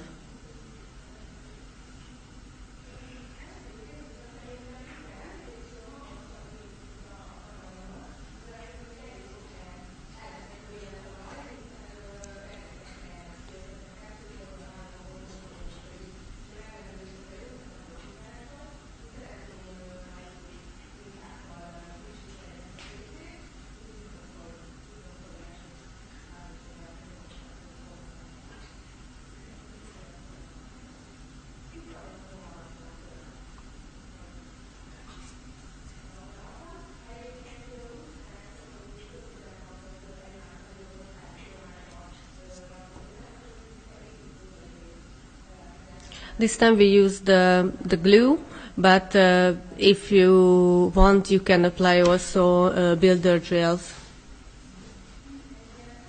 and put the crystals into that.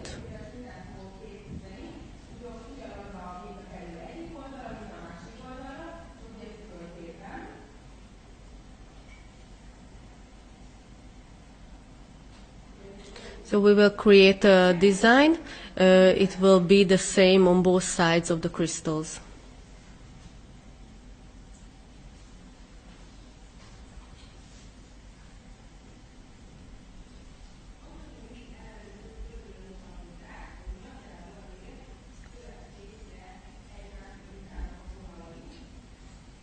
Always check from above the pattern if it's in parallel,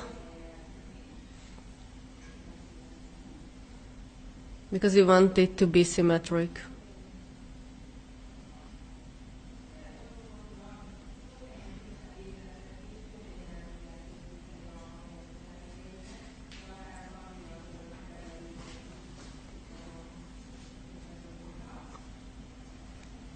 As you can see, it's a very easy design, so even very beginners can create it without problem. It looks good on French nails as well.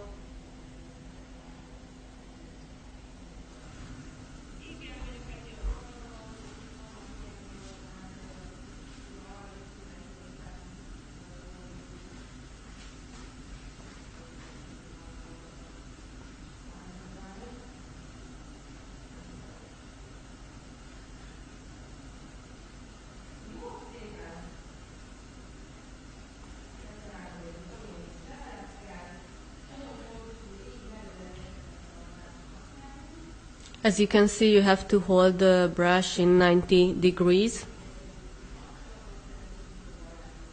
And when we want the line to be thicker or wider, you just have to press the brush more.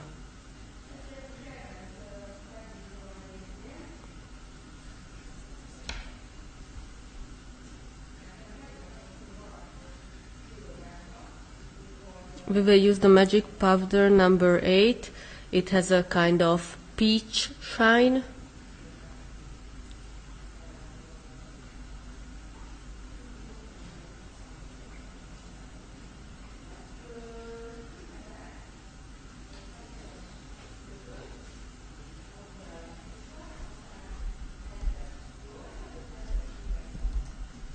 The sizes of the crystals that we use were SS5, that's the smallest, 8 and 12.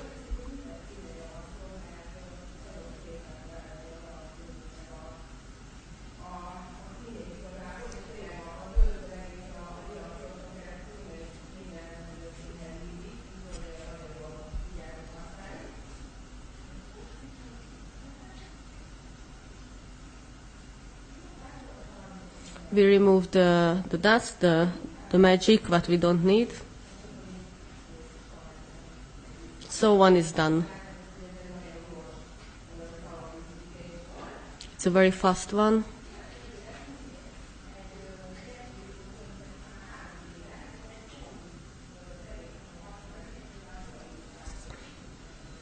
We will continue with the forming white gel, but still in wedding topic.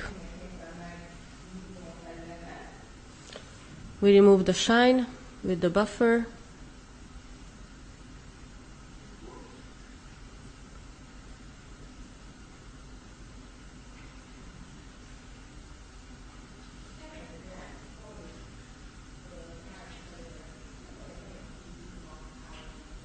We will use the forming white gel, what is a very, very dense.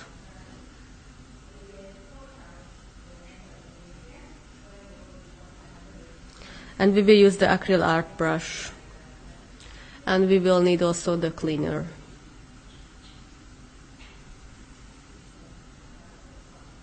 Just to put it in its own cap, so quick solution. We clean the brush.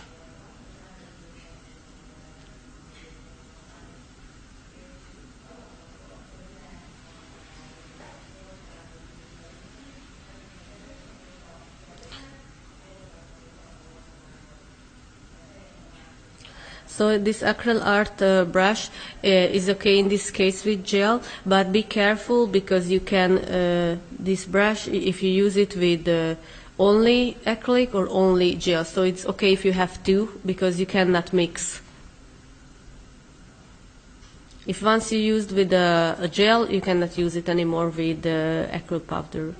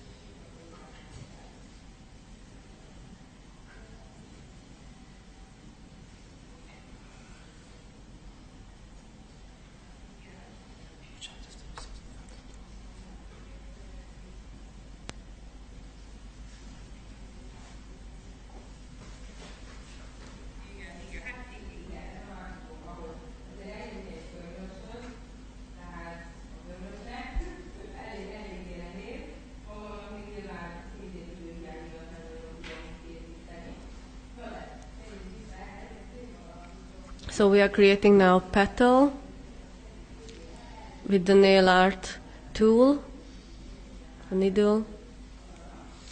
Like in the middle, it's almost transparent.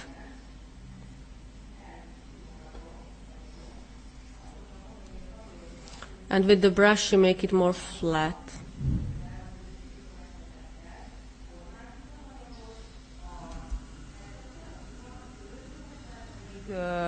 Pedig szépen elfinomítjuk. Tehát ezzel tesszük olyan szép simává a felületet, Igen. Tehát ugyanúgy, mint a porcelánnál a likvidbe, itt cleanerrel csinálom a... As you can see, she puts the brush to the cleaner. It is like the technique what you use with the acrylic powder and the liquid, but this time she used the cleaner. Még jobban. Megerősítem, és kész is vagyunk egy szirommal. So one petal is almost done. Megemelem.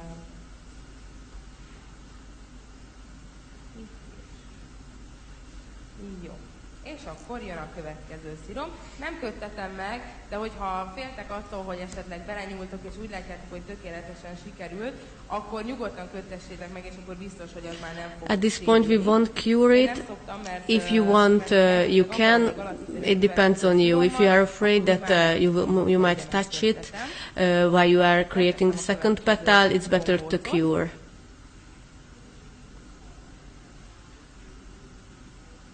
Persze, mindenképpen, igen, teljesen. Én ezt nagyon sokat készítem egyébként szalomban, sőt, amióta van ez az anyag az esküvői körmökhöz, nagyon sokan kérik, mert ugye látják így az általam készített mintákat az interneten, és sokan rá vannak kattanva, hogy akkor egy ilyen 3D-s, tehát azt gondolom, hogy kezd egy kicsit visszajönni a divatba. Egy időben így eltűnt ez a porcelánvirág, de most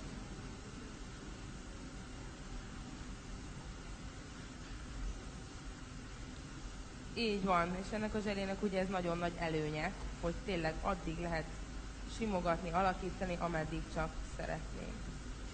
It's a big advantage of this gel that you can form it as long as you want. As long as you don't cure it, you can still make the form or make the form different or make it better. Tehát ugye, ha géllak tetejére tesszük, akkor mindenképpen, amikor jön vissza a vendég, és mondjuk oldjuk a géllakját, akkor előtte ezt el kell távolítani reszelővel a körömmel. As it is a gel and it doesn't soak off, if you put it over a gel polish, first you have to remove it with the file, and only then you can soak off the gel polish layer from the nail of the client. Now comes the third petal. És itt látszik meg, hogy mennyire gyorsan lehet vele haladni. De fontos, hogy az anyagot mindig fedjük le. Tehát ha kivettük belőle azt az anyagmennyiséget, amit szeretnénk, mindig fedjük le a tetővel, mert sajnos lámpafényre és levegőre is egy idő után köt. When you are working with this forming gel, don't forget to put back the cap on the jar always. Immediately after you picked up the amount what you need, because it cures very fast, even for the air or even to normal light. Meg is fogom itt mutatni. Azért előre nyilván nem tudjátok, és ugye a szirmok azért nagyjából legyenek egyméretűek. The petals cannot be exactly the same, but the size should be more or less the same for all the three petals. Igen, azt ecsetemtől, tehát hogy itt nagy izgalmamban nem mostam ki rendesen belőle ezt a pirosat, és tegnap Go 3-assal árnyékoltam, és az egy picikét megfogta a virágunkat. Where normally these petals shouldn't be so pinkish, it's just because Bettina was in a hurry and she didn't remove the Go 3 gel what she used earlier with this brush, so that's why we can see now this kind of pinkish shade on the petals. Az akrilt azt ledobja a felületéről, úgyhogy igen, mindenképpen.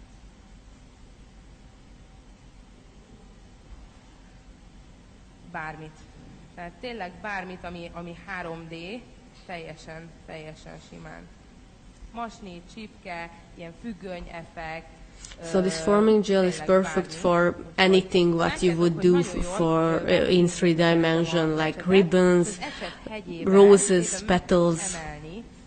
Ezeknek a virágnak például itt a széleit, és akkor olyan, mintha így fodrozódnak.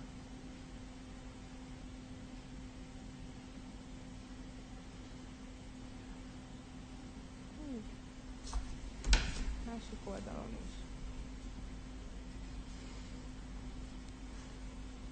És látjátok, hogy ez nem is volt azóta lámpában, és nagyon szépen megtartja a As formáját. you see, we haven't cured it yet, but the shape is still okay, it Arra kell doesn't figyelni, flow. hogy mindig hagyjunk hézagokat a szirmok között, mert így adja ki magát a virágforma. So always pay attention not to put too close, the petals too close to each other, because otherwise the flower shape won't be too nice. Követ fogok tenni.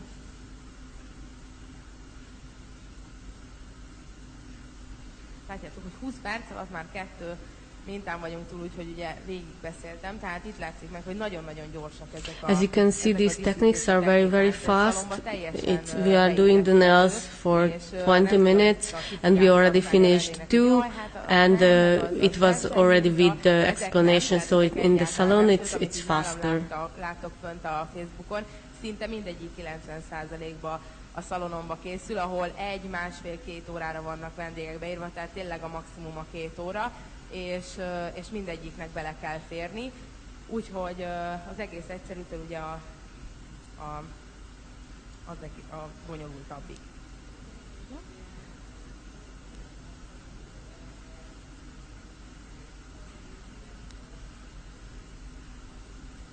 Igen, illetve, hogyha magában a tégelyben sárgul meg, akkor sajnos a lassú kötés sárgítja meg. Tehát ugye, ahogy szabadon van hagyva, és éri a levegő, akkor igen, köt és sárgul. Tehát fontos, hogy UV-fény kösse meg ezt az anyagot, mert akkor szép fehéren tud megkötni. It's very important to cure this product in the UV lamp, because if it's not cured by the UV light, it's cured by the normal light or by the air, it will get yellow. So we put a crystal into the middle. Gyorsabban kössön. Now we cure it. Igen, itt látszik meg, hogy ez a Go 3-as zselé annyira erősen pigmentált, hogy még mindig piros, de tényleg egyébként így meg látjátok, hogy mennyire jól lehet mondjuk egy ilyen technikával úgymond árnyékolni ezeket a virágokat, és tényleg nagyon szép tud lenni. Ezre most még teszek egy nagyon pici díszítést így a háttérbe, egy ilyen kis csipke effektet, illetve egy ilyen gyöngysor effektet kivesszük. Köszi. Fontos, hogy magára a virágra itt sem teszem rá a fényzselét, mert ugye akkor lesz egy ilyen akvárium hatása, mint hogyha bevontuk volna víz vagy egy búra alá, és az nem túl szép. És hogyha úgy látjátok, hogy ez ilyen kisebb It's important not to cover the petals with the shine gel, only around it. Otherwise the surface will be kind of blur, like in an aquarium. De semmiképp ne tegyétek rá a virágnak a felületére. So just avoid the petals and the crystal.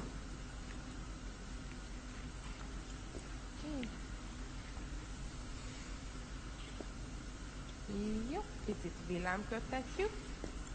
Azért villámködtetjük, mert még szeretnék dolgozni egy kicsit a virágon, a szép brush and go fehér zselével, kicsit ki szeretném emelni, és ilyenkor nem kell hosszú köttetés, úgyis köt majd együtt az egész. We cure it just for a few seconds because now we want to highlight the edges or the sides of the petal with brush and go white gel.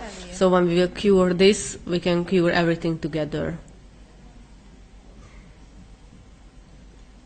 Igen, teljes mértékig, csak akkor kell a forming gelnek, hogy legyen egy bizonyos vastagsága, mert különben ki fog belőle potyogni, de hogyha egy jól körülöleli, akkor mindenképpen.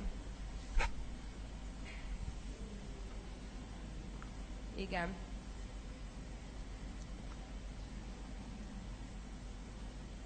Egyébként hallottam pont, amikor Niki mondta, hogy ugye a feketét és ezeket elszínezi, viszont erre nagyon-nagyon jó megoldás, hogy van a Brush and Go Gel Top, ami viszont nálam nagyon bevált, mert nem ez a Hard and Go, ez igen tényleg eléggé kékesíti a színeket, sőt még tényleg, tehát úgy mindent, még a nude színeknél is volt olyan, hogy mellé másikat tettem, és olyan szinten különböztek aztán.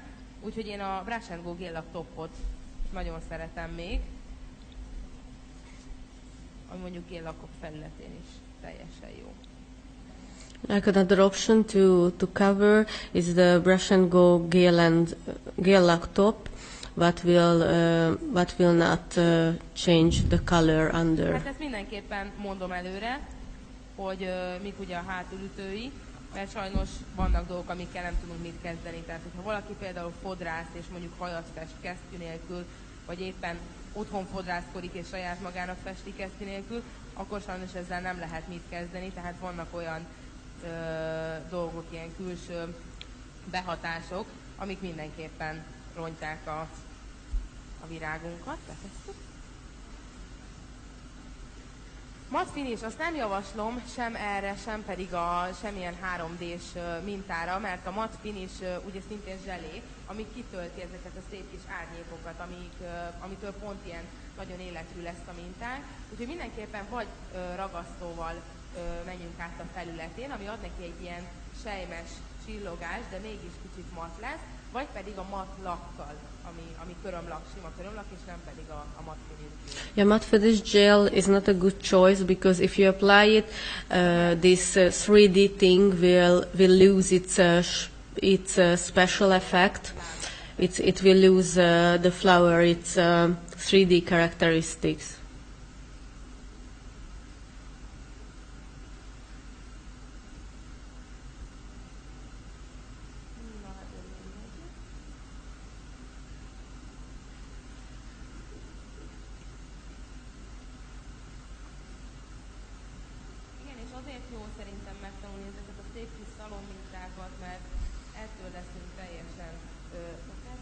Különbözőek a szalonban, tehát ugye nagyon sok technika van, amit sok mindenki használ, viszont ha egyediek szeretnénk lenni, akkor muszáj mindenféle termékkel legalább egy minimálisan tudni díszíteni, mert akkor lesz jó, hogyha nem kell a vendégnek nemet mondanunk. Tehát pont hallottam egy ilyet egyébként egy vendégtől, aki azt mondta, hogy ő sokkal többre becsüli azt, hogyha nem is lesz annyira gyönyörű az egy mozdulatvilág, hogy megszólal, de ha legalább azt mondja, a körmös megpróbálja, és tényleg törekszik arra, hogy ő tanulja.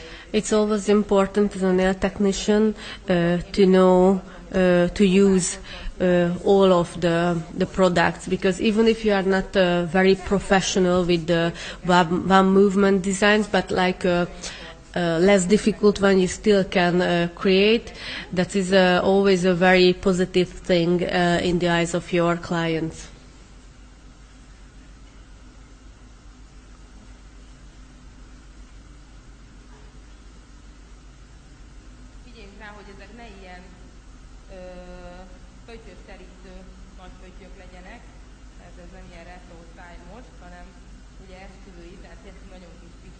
Pay attention to make the dots very small. Amíg ezt köt, addig előkészítem a következőt, ami pedig egy zselés festéssel fog készülni egy virág. We will continue with the flower with the gel painting. Szerintem nagyon jó dolog szalomban. Hogyha tudunk készíteni, veszek ki minden színből, amit használni fogok egy picit egy sablonra. Jó, ezt mondom a számát, ez a Go 66-os lila.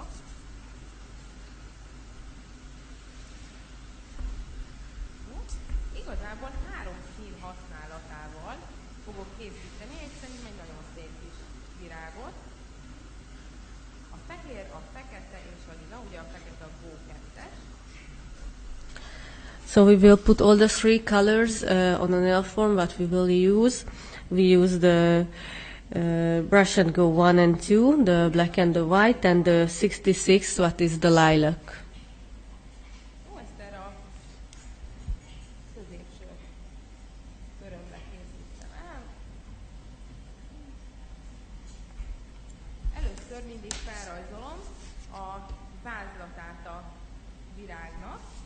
Ezt most fehérrel és a lila keverékével fogom elkészíteni. First we create a so-called scratch with the of the flower with the mix of the white and the lilac. Nagyobb szirommal fogom kezdeni. We start with the bigger petal. Hát én a bondgért azt úgy szoktam, hogy teljesen ugye az ecset vagy az üvegnek a szélén lehúzom, és akkor úgy kenem föl. És akkor szerintem az úgy egy jó réteg. Persze. Igen. Tehát ugye mondtam is, hogy fehér és lila keverékével készítem el így az alapot. Ezzel rajzolom fel az első szírmot. Vagy jön mellé a... Then we continue with the second petal, still with the mix of white and lilac. Tehát ugye így középen a virágnak ugye egy középpontja van, They start from the same center point. és pedig alul ugye halad az utolsó szírom. Ennek már nem húzom ki a szélét, hiszen ez így takarásban van. Én lekapcsolom ventilátor, hogy ez megint így marad. Jó, és akkor megint azzal az esettel, amit a forminghoz használtam, ugyanezzel az esettel fogom kitölteni ezt a virágot, tehát az akryl árttal. So we will fill the inside part of the flower with the acryl art brush, the same what we were using for the forming gel on the previous nail. A virágomat belül. So we fill with the same color inside the petal.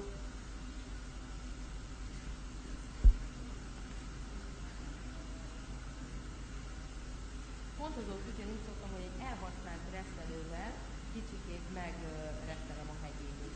Igazából akkor már pont elég is az, ahhoz, hogy jól tudjak vele pontozni. Jó, szépen simán kitöltöm.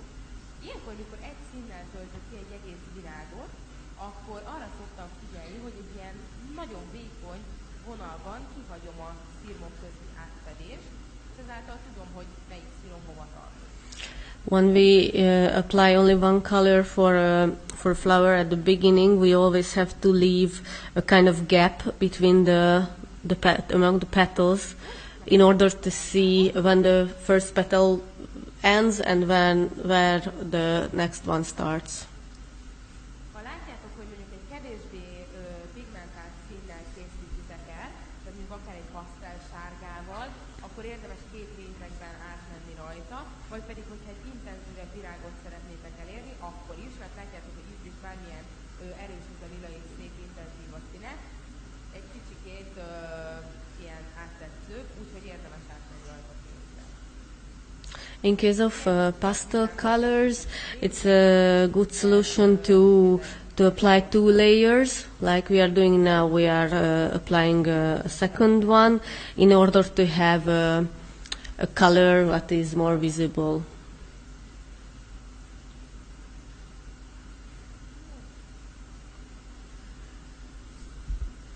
A vendég kezén, bár nem kérdés, de oktatásokon szokták kérdezni, hogy szalomban párhuzamosan dolgozok-e a két kézen, vagy pedig megtanulni, tehát az egyiken és utána a másikon, mindig párhuzamosan dolgozok. Tehát ugye most ezt kiszíneztem, hogyha ugye most két kézen csinálnám, akkor ez idő alatt megcsinálom a másik kézen is, és akkor nincsen egy időveszteség. Addig, amíg köt az a köröm, feketét és lilát keverek össze, amivel árnyékolni fogok. While the nail is in the lamp, we mix the black and lilac to create the shade what we need for shadowing. És ezzel fogom. De a sziroknak az aljához fogom tenni. Először így behúzkodom mindenhol, hogy hova fogom elkészíteni az árnyékolást, és akkor ti is látjátok, hogy hova kell tenni árnyékot. First we mark the places where we will put the shadow. Illetve egy nagyon kicsit teszek ide a első sziromnak a And we put a tiny little bit over the first petal. alakat, akkor kitörlöm az ecsetem szőrét, hogy viszonylag tiszta legyen, Now we clean the brush lapogatom to make it clear, eldolgozom. and now work through the paint, the lines what we just drawn there.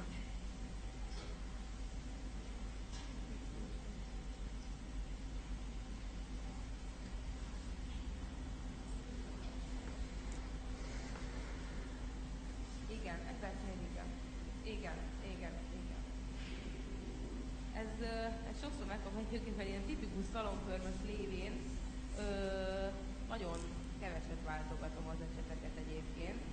Tehát tényleg akkor, amikor úgy érzem, hogy hatalmas.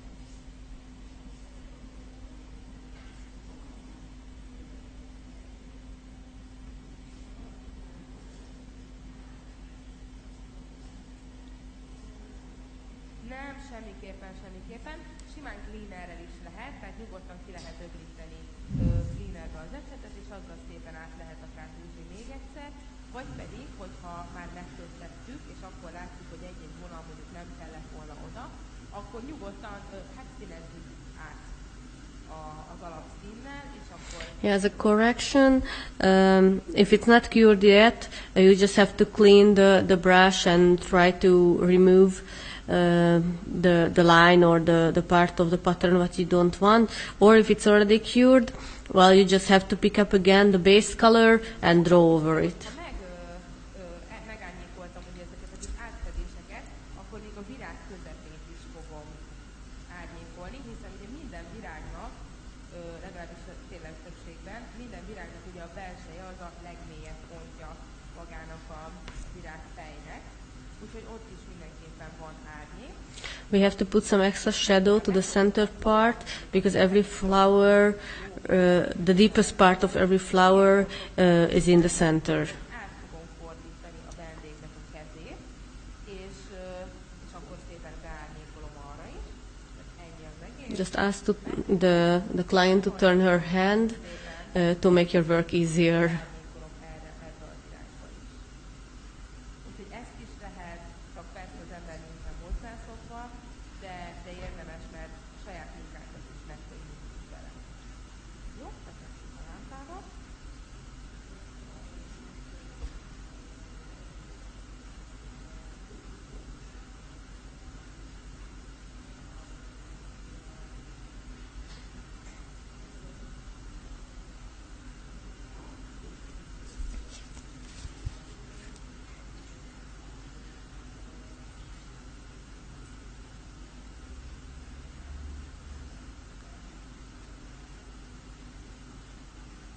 Igen.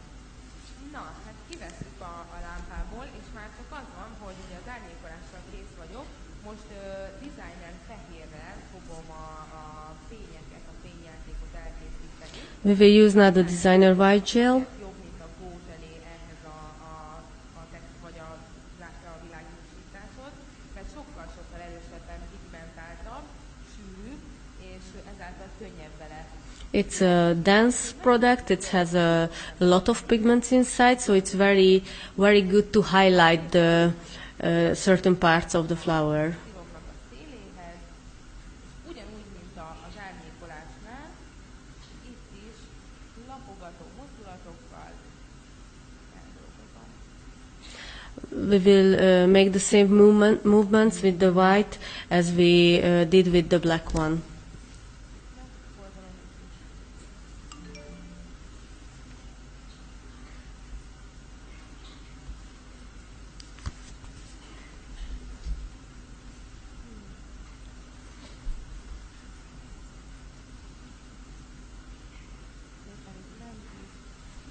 A széleket teszem, látjátok, hogy ahol árnyék van, az fölé a világos részhez.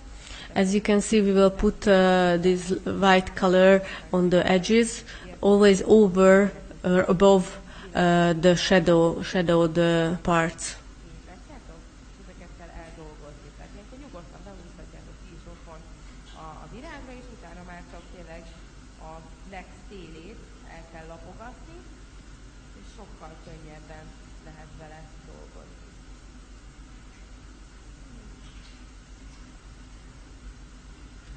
Tényleg nagyon kevés kell ebből a designerből, mert annyira erősen pigmentál.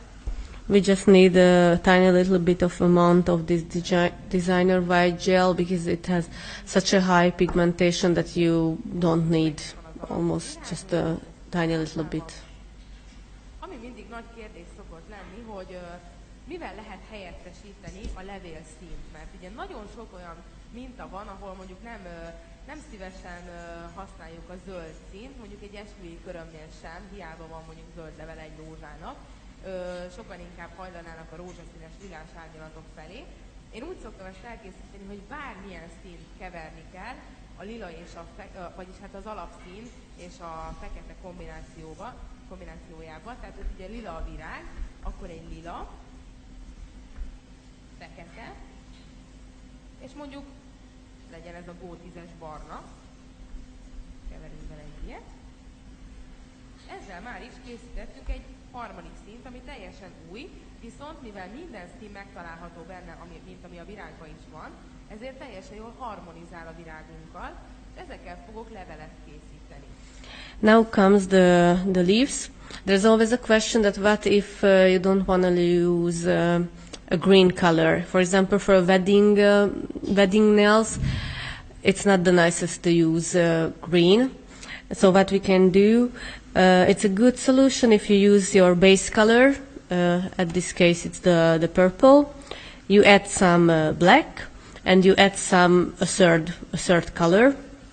In this case, we will use the Go 10, that is a brown color. We mix it, and this will be the color of our. It will be a new color, and this will be the color of our leaves.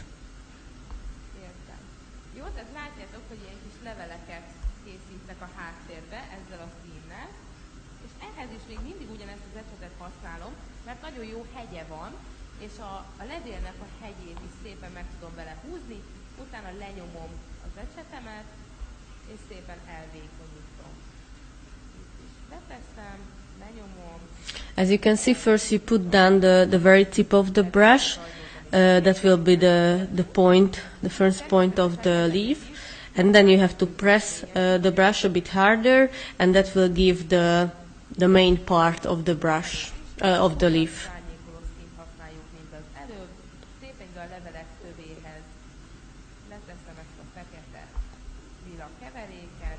So we will add some shadows to the leaves at the root of them.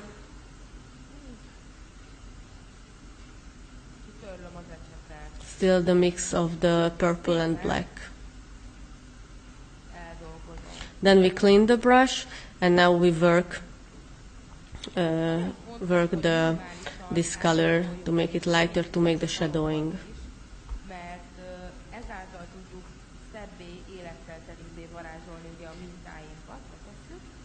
Hogyha ezt is elhagyjuk, akkor tényleg olyan lesz, mint amikor 3 vízfestékből rajzolunk egy virágot, tehát minimálisan kell árnyékolni, de persze nyilván 5-6 órás díszítés és árnyékolásos szalonmunkában nem nagyon fér bele, tehát nagyon kevés az az ember, aki ezt kiüli, illetve nagyon kevés az a körmös, aki ezzel jól tud keresni, amit ugye szintén itt szemmel kell tartani, hogy gyorsak legyünk, szépen dolgozzunk, de még fessünk át a ló túloldalára.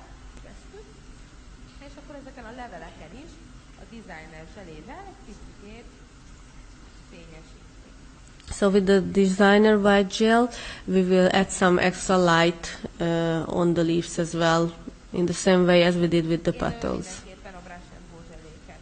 Amióta brush and go zselé van, nagyon őszinte leszek, én nagyon keveset használok színes zselét, sőt, szerintem van olyan hónap, hogy nem is. Tehát mindent meg lehet velük csinálni, nagyon univerzálisak, és ugye ez mellett mondjuk azt nem szerettem, hogy egy erősebben pigmentált zselénél, mondjuk ha festettem, akkor sajnos utána, hogy kentem rá mondjuk a fényzselét, akkor így be tudta vonni az egészet, mivel ugye a brush and go zselék fixálásmentesek, ezért náluk nincs az a probléma, hogy elkenődjenek. Jó, betesszük. Ráteszünk a fényt, és már csak a kontúrozás van. Nagyon sok tudunk elgyórozni. Tényleg pont mára nagyon szépen megkaptam. Now we cure the nails, and then we will continue with the contouring.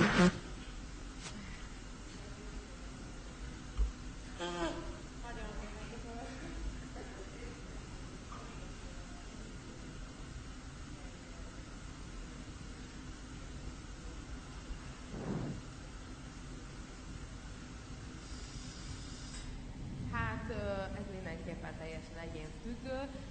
Én azt gondolom, hogy mindenkinek ugye a korlátai mások, tehát valakinek van ideje utána folyamatosan gyakorolni és folyamatosan csinálni. Én őszintén megmondom, hogy az első körmeim azok 4-4,5 órásak voltak. Úgyhogy mindenképpen, most meg már 1,5-2, úgyhogy mindenképpen le lehet ezt jól rövidíteni. Elkezdünk szalomban dolgozni, elkezdünk szalomban dolgozni, és mivel folyamatosan jönni fognak a vendégek, egyre rutinosabbak leszünk, és ezáltal mindig szépen fog gyorsulni. Just a few words about how to gain experience and in the question of time. Like as a beginner, it's normal if you spend like 3, 4, 5 hours with a full set of nails. But as soon as you gain experience and you get faster, it can be reduced to 1.5 hours for a full set of nails. A minta alóla, a rugalmas fények sokkal jobban védik a mintát. Jó, most nullás esettel és a fehér brush and go-val kikontúrozom még a mintánkat. Now we will do the contouring. Itt meg kell várni, hogy jól kössön ki, hiszen ha marad egy ilyen csúszó réteg a körömnek a felületén, akkor sajnos a vékony vonalakból könnyen tud vastag lenni, mert ugye ott is elterül az anyag. Úgyhogy erre vigyázni kell.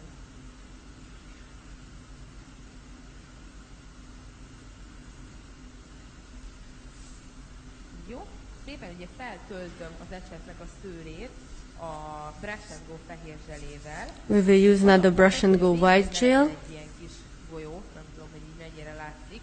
Sokan így kezdik el húzni a vonalakat.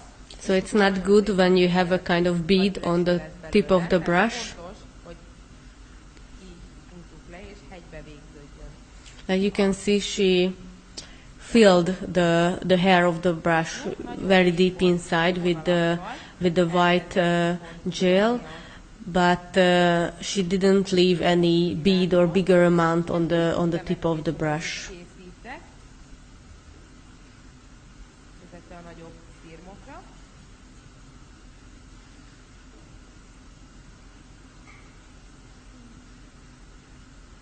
Ezekkel sem szabad túlzásba esni, pont tegnap tanítottam ezt a virágot piros színben, és sokan elkövették azt a hibát, hogy nagyon tetszenénk ez a bemetszés, és konkrétan már csak abból állt a virág. Úgyhogy erre figyelni kell, hogy egy pár darab még jól néz ki, de utána már úgy néz ki, mintha egy ilyen szőlőlevél lenne. Pay attention that draw only a few lines on the petal, because if it's too much, it will lose its natural look.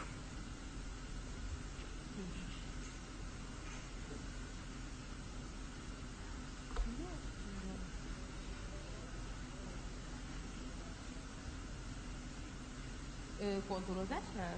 Ja, nem tudják elhívni. Jó, rendben. Kontúrozásnál is helyettesíthető, meg egyébként persze amúgy is, csak figyelni kell arra, hogy ott a vastagságra, az anyag vastagságra kell nagyon vigyázni, mert a Snow White zselé szerintem az egyik legpigmentáltabb anyagunk, és hogyha egy nagyon kicsit vastagabb van, akkor már nem fog átközni nekünk rendesen. Úgyhogy erre az egyre kell vigyázni, amúgy teljesen. If you want to use the Snow White gel for this contouring, you can do, but pay attention that it has a very, very high pigmentation. So even if you use it just a tiny bit more dense, it won't cure in the normal time. You have to cure it even more. So, but if you are experienced and you can use it in a thin layer, it's okay. It's a substitution for the Go White gel.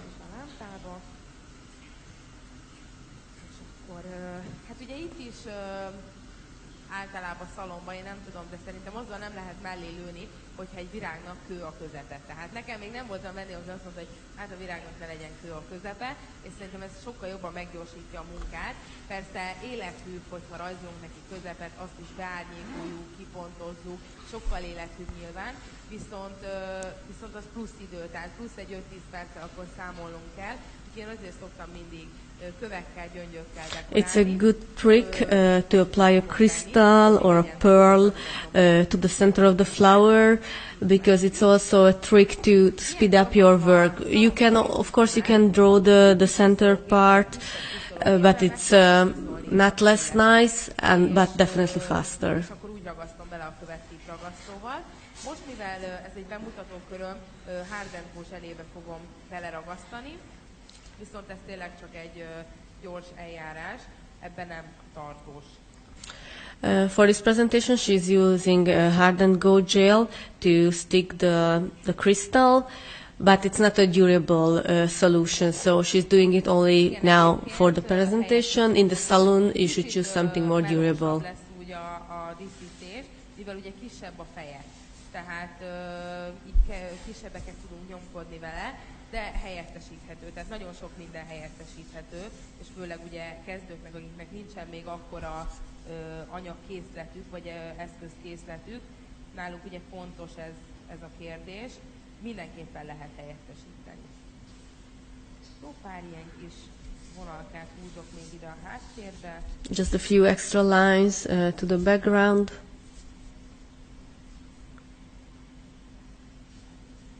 És akkor kész van ez a... And then we are done.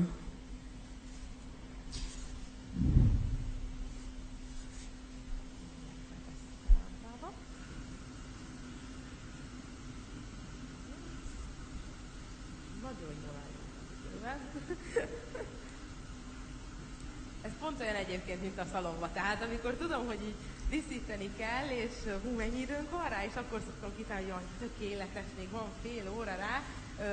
És pont ez a lényege például ennek, hogy látjátok, hogyha készítünk egy nude körmöt, mondjuk tényleg, ha simán egy cover builderrel megépítjük, akkor az általában nálam olyan 1 óra alatt megvan, 1 óra 15 perc, és utána még van egy csomó idő a díszítésre, és én ezt nagyon-nagyon élvezem, tehát ilyenkor mindent lehet, ugye lehet 3D-vel, zselével festeni, és ha már egy körmöt bedíszítünk ilyen kis szépen, akkor tényleg teljesen feldobja, és a többi már nem is tűnik olyan egyszerűnek, úgyhogy mindenképpen javaslom, hogy ezt így próbáljátok ki. És egyébként pont egy masnit szeretnék még mutatni, viszont ez egy festett masni lesz, és a Go 10-es és a Designer White-tal fogom elkészíteni a masninkat. Now we will quickly create a ribbon. We use the Designer gel and the Go 10.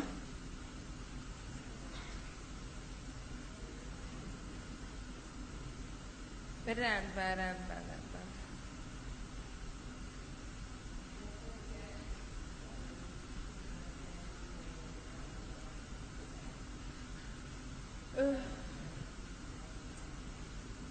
Igen, csak én azért nem szeretem felületbe zselébe tenni a követ, mert ad neki egy ilyen pánkot körbe, tehát úgy néz ki, hogy egy lukas pánkba beletennénk középre egy követ, és szerintem ez nem annyira esztétikus. Nekem sokkal jobban tetszik az, hogyha csak a kő domborodik ki, és ott körülötte semmi más.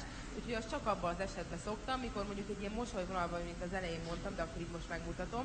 Tehát mintha egy mosolyvonalban rakunk több követ, és mondjuk középre rakunk egy nagyobbat, és köré kirakunk kicsit, akkor ide nyugodtan lehet vastagabban fölvinni építőzselét, abba belepakolni a köveket, ugye ott akkor tudjuk csúsztatgatni ide-oda, és úgy összeköttetni, és utána szépen innentől kezdve akkor fényzselével bevonni, mert akkor tényleg tartós lesz, de hogyha csak egy követ szeretnénk, akkor... Just a few words about crystals. Bettina prefers to use the glue when she applies only one crystal, because if you use a builder gel and you put only one crystal into it, at the bottom it can give so-called a tiny frame around the crystal. But when you, for example, for the lunulla part, you want to add one big crystal and a lot of small crystals, that's a good solution to cover the lunulla with the builder gel, and you put these many tiny crystals into it. In this case, that's better compared to the glue.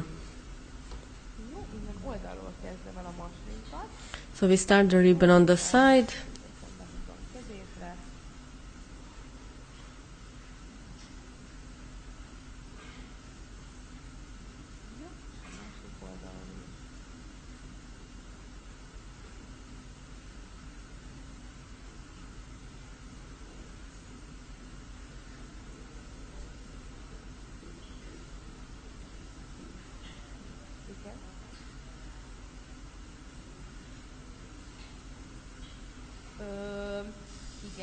szoktam, hogy pillanat, csak jó, betesszük. Koncentrálok, akkor nem tudok beszélni. Igen, úgy szoktam készíteni, hogy felviszem egy rétegbe minden körömre, megköttetem, és a második réteget nem köttetem ki teljesen, hanem egy olyan 10 másodperc után ráhúzom a fényzselét, a sima Brilltop gél, tehát ahhoz nem használok rugalmas fényzselét, nagyon sok esetben történt ugyanis az, hogy ilyen lehúzhatóvá vált a felületről. És ezt annak tudtam be, hogy valószínűleg ugye a két anyag különböző, és mivel a rugalmas zselé egy picikét ugye ilyen, hát ilyen szivatos, de rugalmas, ezért teljesen elüt ettől a keményre kikötő brush and go-tól, úgyhogy én arra a Brilltop-ért szoktam használni, de fontos, hogy ne köttessük ki teljesen előtte a brush and go zseléket, mert különben, ha már, mit tudom én, 2 percig van a lámpába, és utána húzzuk rá a Brilltop gélt, akkor sajnos olyan, mintha zsíros lenne, így elcsúszik rajta a fényzselé, és akkor szenvedhetünk vele, hogy szépen egyenletesen felvigyük. Jó? Ha megvan így a masinknak a vázlata, akkor itt viszont a Shadow Pro ecsetet fogom használni, mert látjátok, hogy itt vannak ilyen nagyon kis apró részletek a körmön, és ehhez már nagyon nagynak bizonyul a We will use now the Shadow Pro brush because the acryl art would be too big for this. Feketét teszek a Go 10-es zseléhez, a szín mélyítés miatt egy sokkal intenzívebb. We add a little bit of black to the Go 10. És a barnát, ezért fontos, hogy jó nagy legyen köztük a kontraszt. As next to the white we will use the brown, it's important to have a big contrast. That's why we add the black to the brown to make it deeper and darker compared to the white. Aztán a másik oldalon is belül.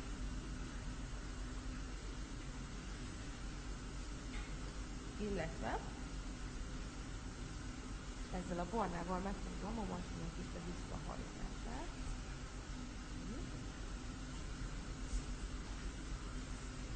Ott is, és egy visszahajtás alatt.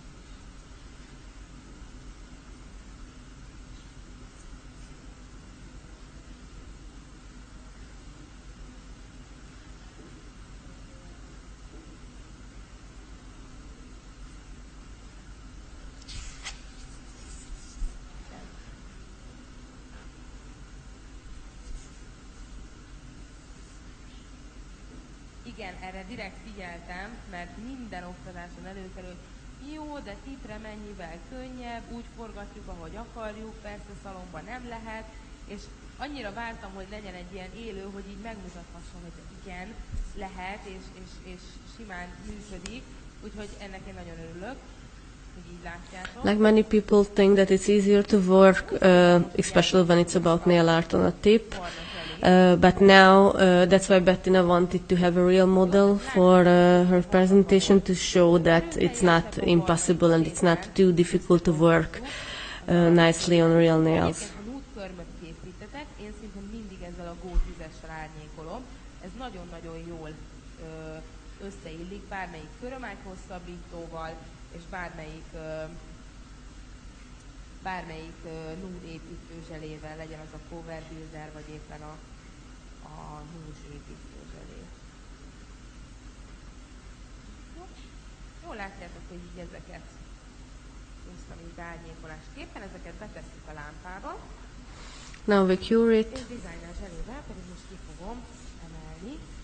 And we highlight it with the designer gel, the light parts. Nagyon fontos, ezt megmutatom nektek, hogy én mai napra is így készültem, mindig ilyen vázlattal, és a vendégekre is felszoktam így készülni, hogy felírtam ugye a mintákat, hova fogom elhelyezni, mit fogok készíteni. Tehát nagyon jó szerintem, hogyha fel vagyunk készülve, hiszen tudjuk valószínűleg előre, hogy melyik az a vendégünk, aki nyitott az újdonságokra, ki az, aki 3 éve mindig csak piros telikörmöt kér, és ez jó, hogyha látja rajtatok a vendég, hogy készültem, és hoztam egy ilyet, és most van egy újdonság, és ha látja, hogy lelkesek vagytok, akkor sokkal jobban fogja értékelni a munkátokat, és szerintem ezt a lelkesedést, úgyhogy szerintem fontos, hogy legyünk mindig felkészültek a vendégre.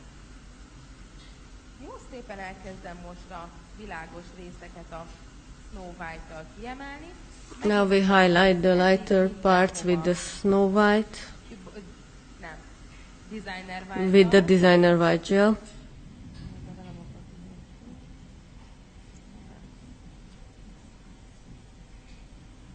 Jó. Itt is.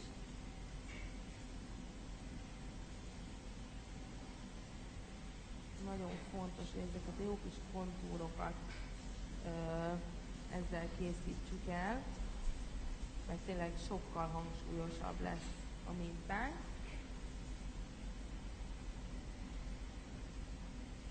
Látjátok, felviszem, és utána tényleg csak eldolgozom. Tehát annyi az egésznek a lényege. Így felviszem, kitörlöm.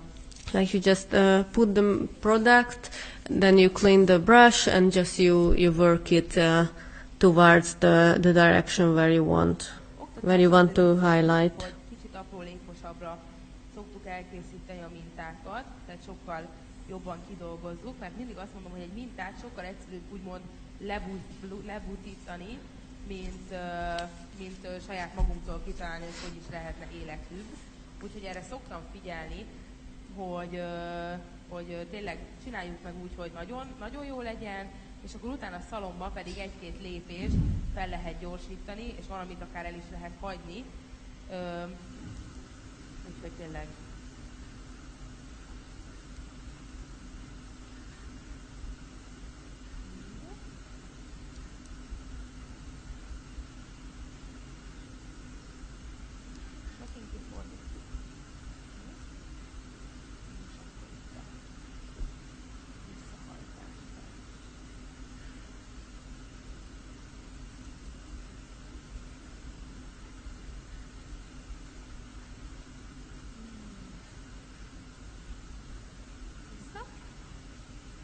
És ide még egy nagyon pici sötétbarnát is teszek.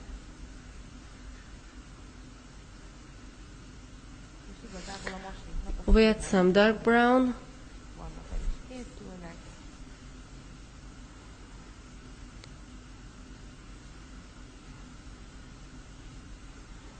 Már csak a közepét, illetve a szárait fogjuk. Látjátok, egy nagyon szép kis dizájnos masnit tudtunk csinálni.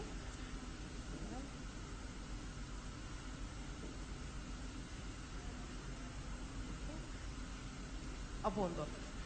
Igen, én csak a bondot.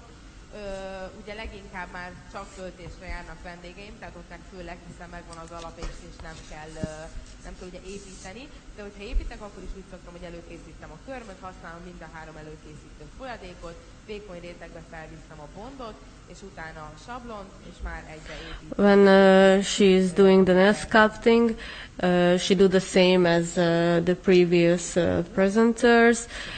She apply all the three preparatory liquids and then the bond gel.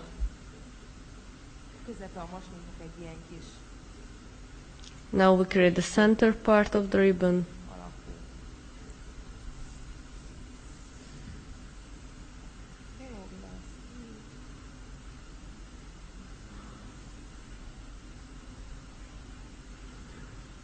Jó? Amit szintén kicsit a barnával beszínezek. We add some brown to the middle before we cure it. Úgy, és mivel ugye a fehér nincs megköttetve, ez egy jó kis világos barna lesz.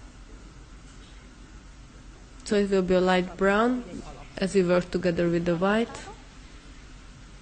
Azért látjátok, hogy ez nem egy sima masni, tehát azért vannak benne ráncok, vannak benne árnyékok, fények, és mégis azt mondom, hogy nagyon-nagyon gyorsan mennek ezek, hiszen a negyedik mintánál tartunk így 1 óra alatt, és közben beszélünk, közben nem csinálok másik kezet, tehát tényleg annyira látszik rajta, hogy látványos, gyors, és mégis egy különleges masni.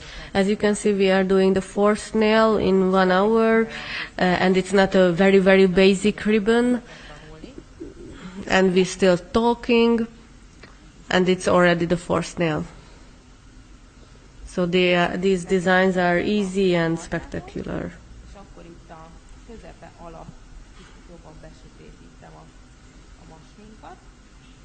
So just next to the middle, the center part, we add some darker shades. Pici hely van ott, és utána pedig a Shadow Pro-val eldolgozom. And then with the Shadow Pro, we work around. Másik oldalon is. Látjátok, ez a pici árnyékolás mennyit számított, tehát mennyivel jobban előtérbe helyeződött a maslinknak a közepe. Igen.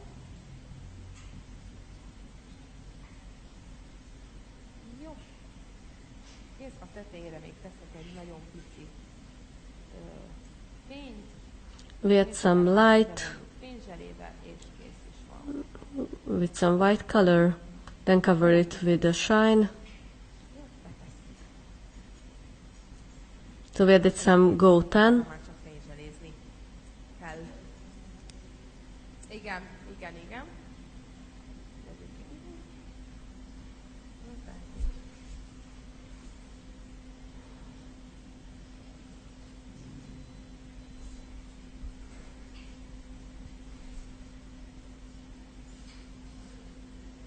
Nagyon szépen köszönöm én is.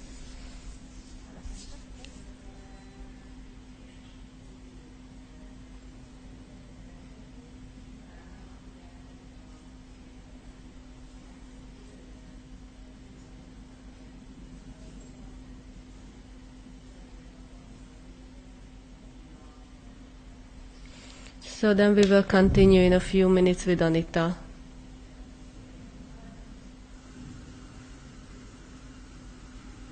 Sziasztok, köszönjük!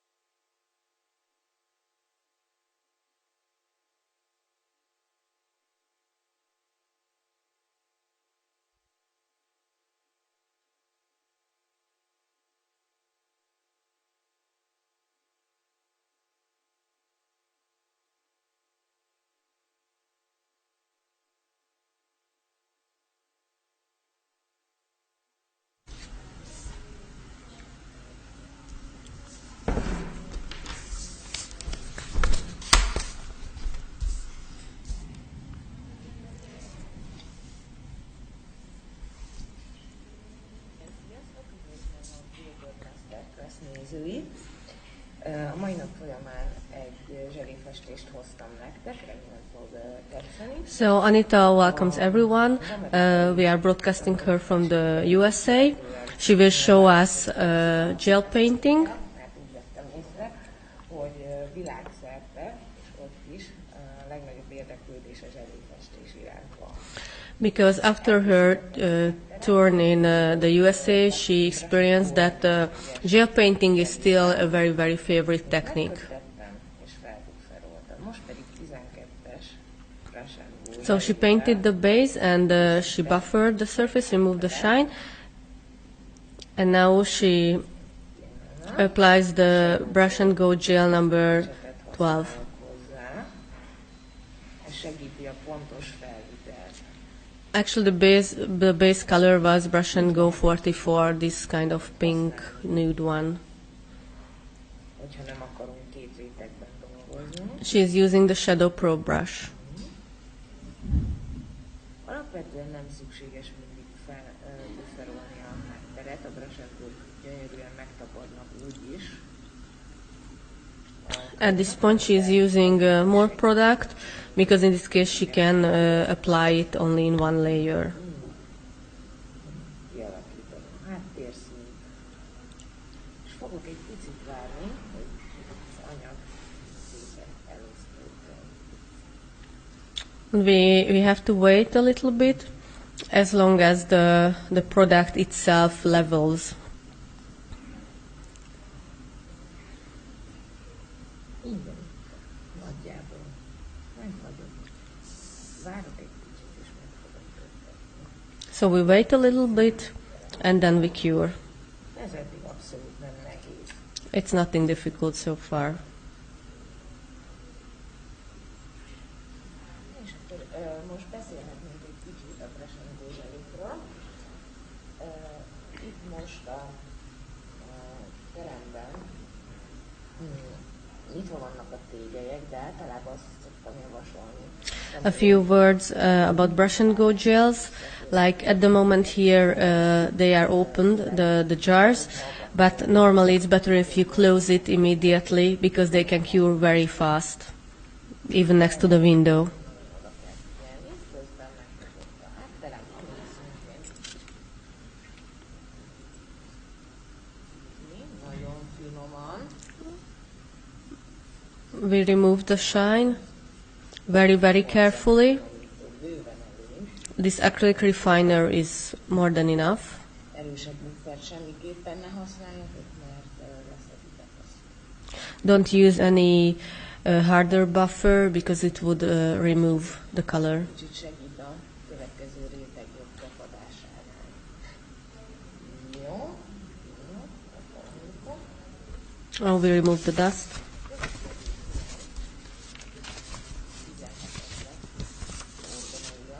Our next color is number 17. és kezdőknek szoktam javasolni, hogy Still brush and go. készítsenek egy nagyon diszkrét vázlatot, és utána töltsék ki majd a formát.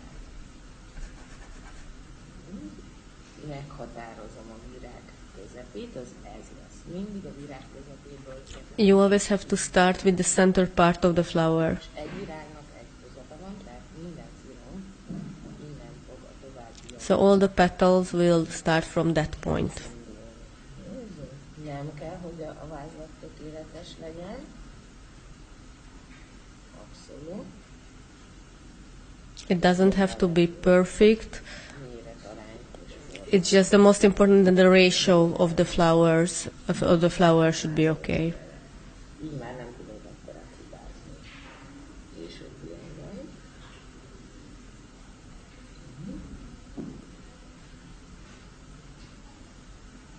Nem kell sok anyagot használni.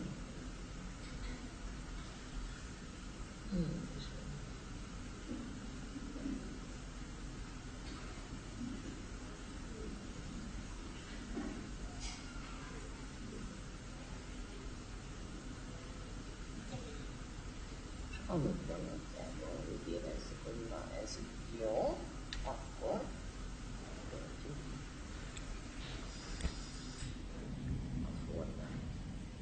And when the outlines are okay, we can feel the inner part of the petals.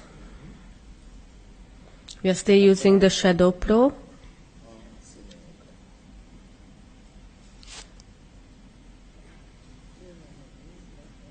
Shadow Pro ecsetet használok. El is lehet forgatni a tippet, ugyanúgy, ahogy el tudjuk forgatni a rendvégettet is. If it's easier for you, you can just move the tip upside down. You can do the same with the client's hand. Fordított helyzetből festeni.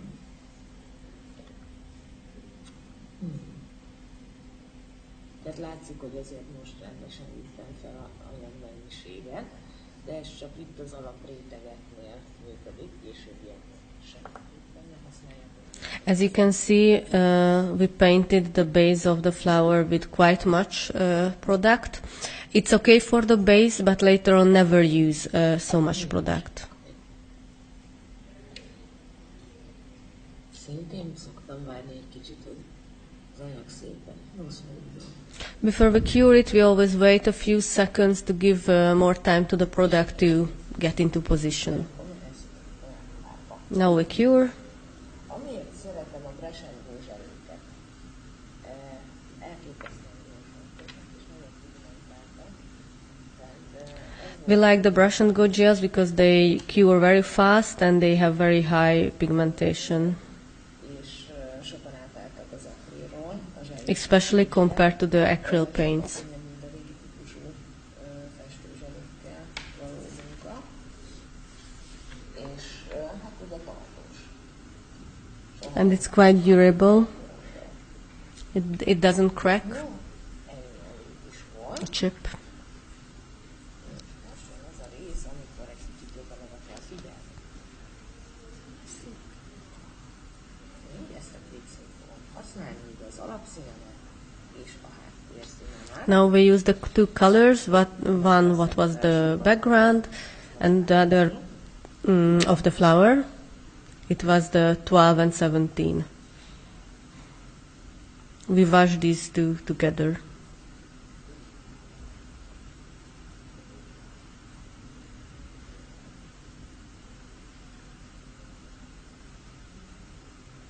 Elkészítettük a sötétebb részeket, a sziromra, középre az alapszínnel felmegyünk, és elkezdjük összemosni ezeket a színeket. So we wash the colors together. És hogyha nem egymás után húzzuk az ecsetonásokat, hanem kicsit így belehúzzuk a világosat a sötétre is. As you can see, you don't put the brush just next to each other, next to every line. You pull once into the light color, then to the dark color, and then back to the light color, and so on. The final effect will be more natural. Sziromba. Akkor felveszünk még pluszba. Sötét színben. És kicsit becsikozzuk, mint úgymond erezetet készítünk. When it's necessary to give some more dark, you just draw some extra lines and wash it together with the other colors. Sokan szokták kérdezni, hogy hogyan tudjuk elhelyezni a virágokat, mi szerint válasszunk kompozíciót, illetve mekkora méretű. There is a common question that how to place the flowers on a nail. It depends on a lot of things, like how long the nail is. Borítani az egészet mintával, ahogy csak a sarkára rakjuk. Igazából én mindig azt szoktam tanácsolni, hogy ezek maradjanak szabad helyek, hogy ne legyen ilyen vízkör, amit beborítva. Well, Anita's advice is that always leave some free places, so don't cover the whole nail with flowers. Kompozíciót készítünk, mert általában az optikailag egy kicsit ront a szörögformán.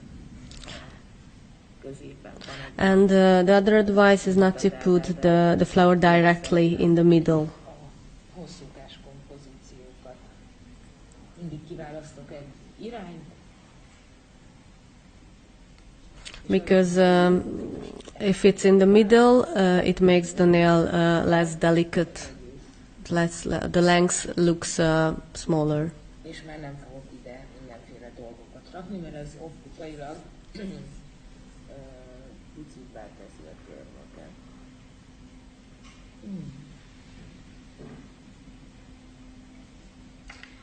Talán látszik a felvételen is, hogy itt egy kicsit több sötétet használtam, ugye ezzel is elválasztottam a szírmokat egymástól.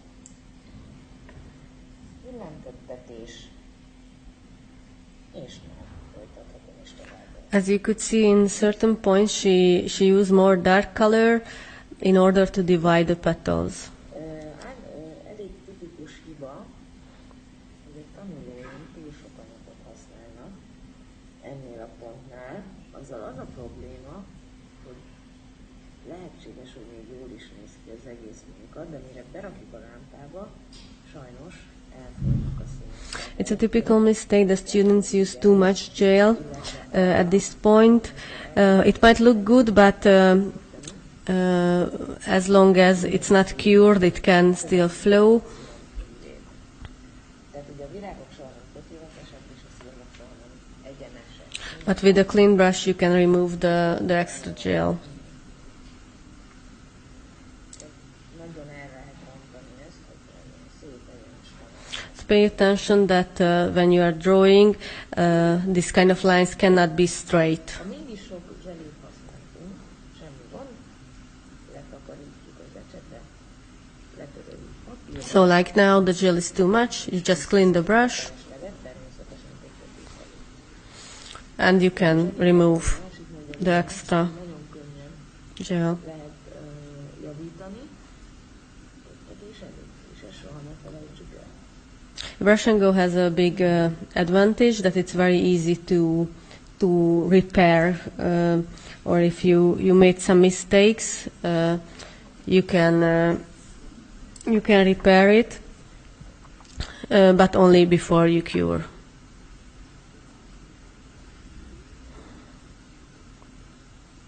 És az utolsó szírom, And the last petal. oktatáson, előadáson a zseléfestés mindig hosszabb idő, mint ténylegesen a szalomba, hiszen itt mindig ki kell várni ezeket a köttetési időket, de saját tapasztalatból is mondom, hogy vendégen ez azért egy sokkal gyorsabb folyamat, hiszen ott cserélgetjük a két kezet, és úgy igencsak haladósan lehet.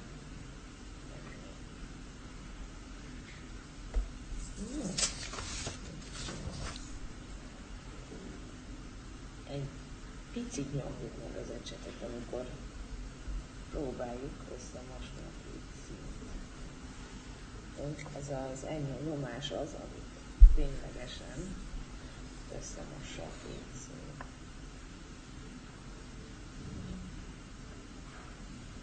Ezt most szépen megköttetjük.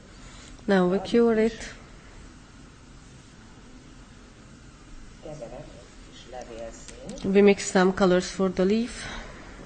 Türelmet kérek.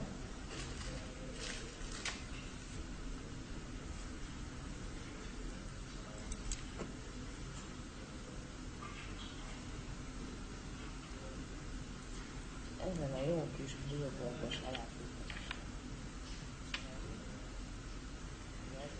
Hogy fényes területen keverjünk, vagyis bármi, amiben nem kiteszünk bele. We can mix colors on any surface that is a shiny one, so it cannot soak the gel.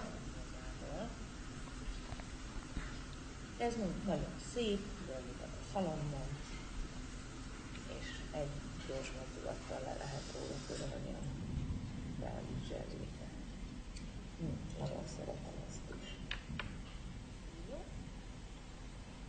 Kikeverem a levélnek az alapszínét. Egy ilyen fekete és 22-es zöld segítségével. We will mix the color for the leaf. It's a black and number 22 green. És belekeverek egy csepp lilát. Mindig érdemes belekeverni. And we add just a drop of lilac. Valamelyik alapszín. Sokkal harmonikusabb lesz az egész. It's a good idea to always add, even to the leaf, one of the color of the flower, because in this case the whole design will be in more harmony.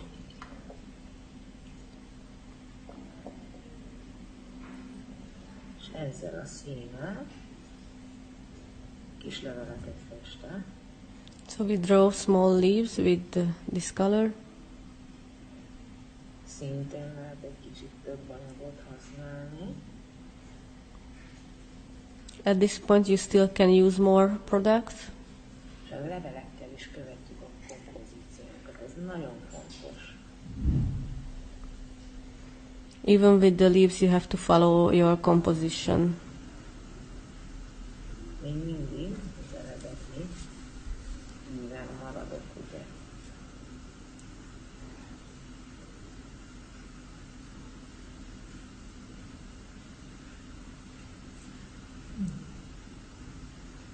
Soha ne rakjunk csak egy darab levelet valamelyik oldalra, az nem fogunk tudni nézni. Never put only one leaf on one side.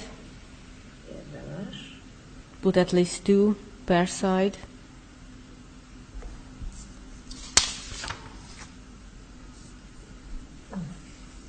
Akár egy kicsit áttetsző is maradhat a levélszín. It's not a problem if it remains slightly transparent. Ez tud adni az egésznek egy látságot, és a későbbiekben úgy is még egy kicsit meg fogjuk árnyékolni. Ellenőrzöm. És hogyha Now we check it from every point of view, and if we find it okay, we cure it.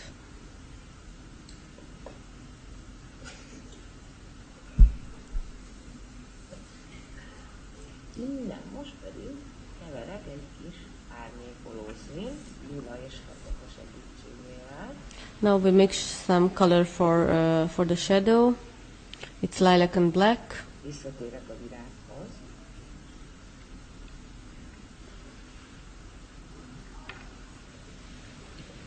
Kicsi, beárnyékolom a virágom közepén. We put the shadow to the middle of the center of the flower.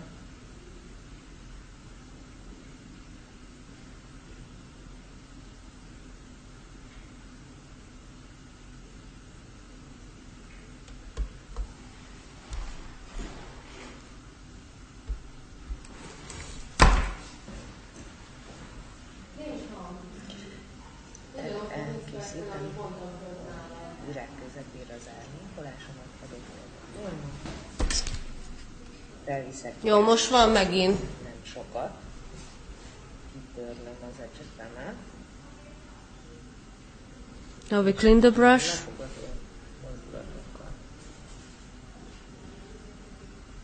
Elmosom ezt a sötétebb színt.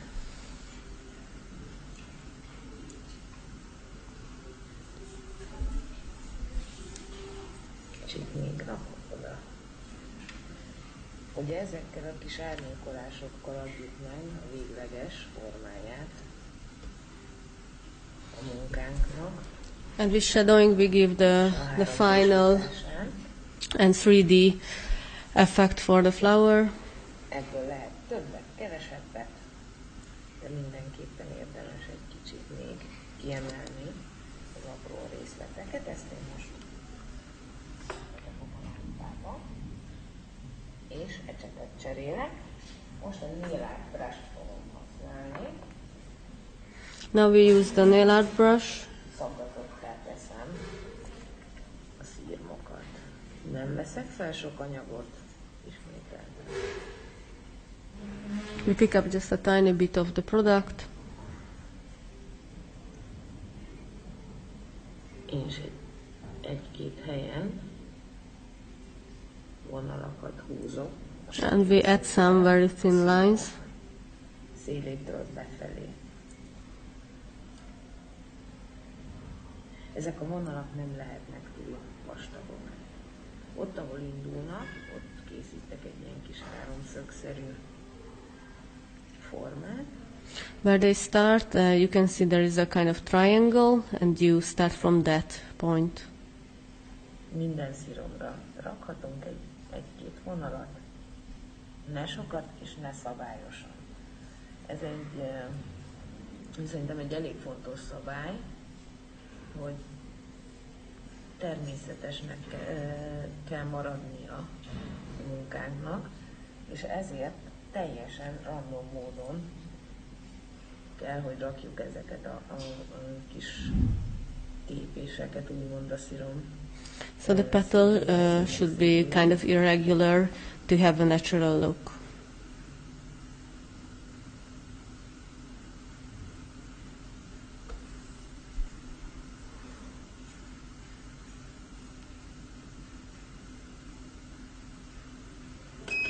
Mindig érdemes egy villanyköttetéssel berakni a munkánkat a lámpába.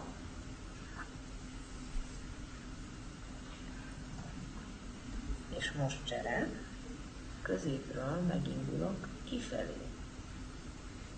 So now we change the direction from the middle. We start and go to the other side, outer side. Ezek a vonalak pedig most útig a virág közepén és kifelé vékonyodnak. Tehát most a technikát teljesen egy modát cseréltem.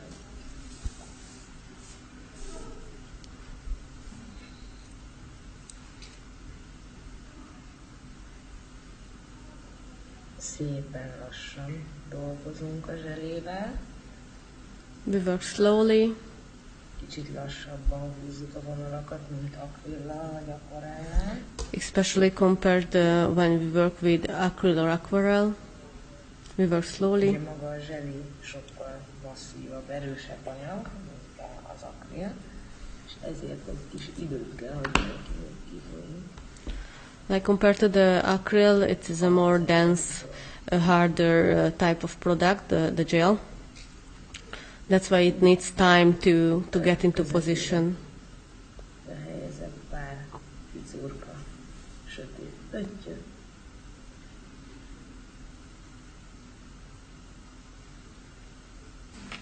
Amikor a virágokat díszítem, akkor mindig ecsetet használok. Csak a háttér díszítésénél veszem elő a díszítőtűt, túl szabályos pöttyöket készíteni. Szerintem nem annyira szép természetes formák. For the inner part we added some dots. It's better to use a brush instead of a dotting tool, because the dotting tool makes very regular dots. And we don't need it for a natural look.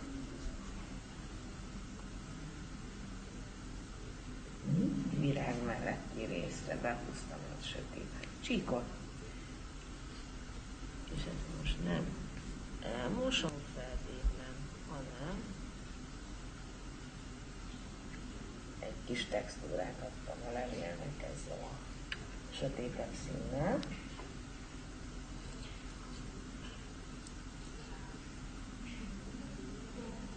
Itt szintén a következő, hogy egy vastagabb csíkot készítek.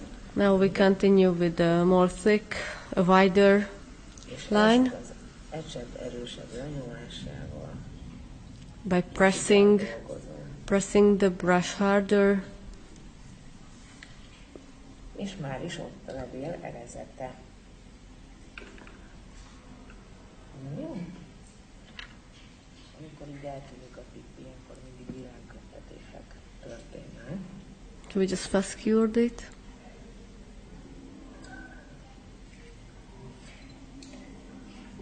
Jó, most pedig jönnek a világosabb részek. Now comes the lighter parts. Igazából majd a fényzselé után szeretnék több fehéret használni, de most is egy nagyon kevés fehér kis vonalat készíthetünk, kirakok fehér brush and go, We will use the white brush and go now. amit elsőként összekeverek a világosabb alapszínemmel, And we mix with the lighter base color.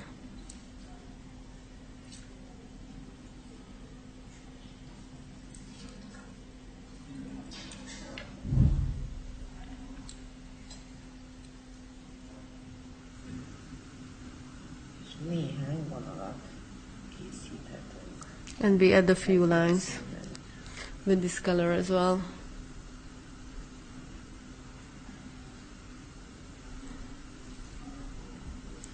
Nem kell kontúroznunk, csak egy kicsit meghúzzuk a szirmok szélét.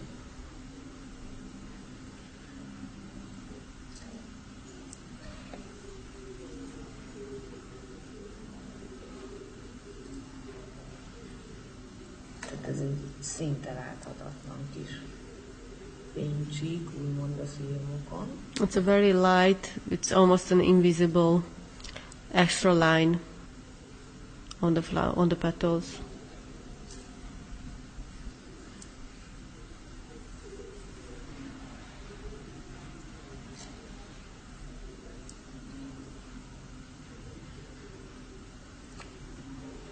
Kicsit elválasztjuk egymástól a szirmokat ezekkel a vonalakkal. With these lines you can divide the petals from each other.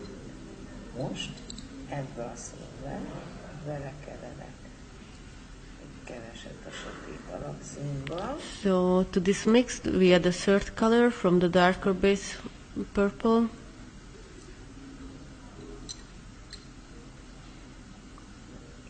ennyi.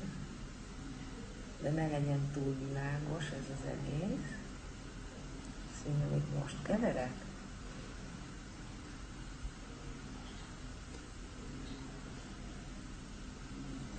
És teljesen szabadon egy kis textúrát készíthetek a háttérre. So very freely just draw some extra motif to the background with this darker color compared to the previous one what we used. Ez abszolút freestyle, nem szoktam mondani. It's a so-called freestyle. Nagyon sokféle variációt el tudok ide képzelni. Most ezt az arabeszket választottam. Igazából ezeket nagyjából azt hiszem, hogy mindenki szereti. Nagyon kecsesek, mutatósak, és alapvetően gyorsak.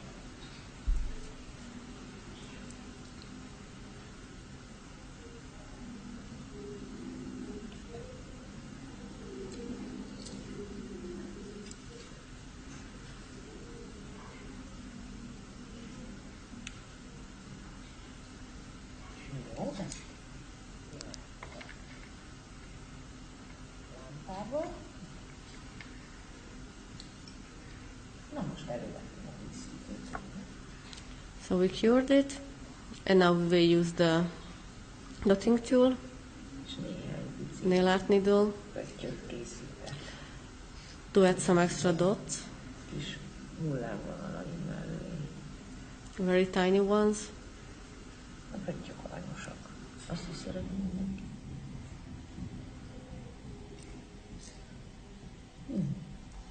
Nagyobbakat is rakhatunk. You can add some bigger, De sokat. but just a few ones. Ja. Fast cure.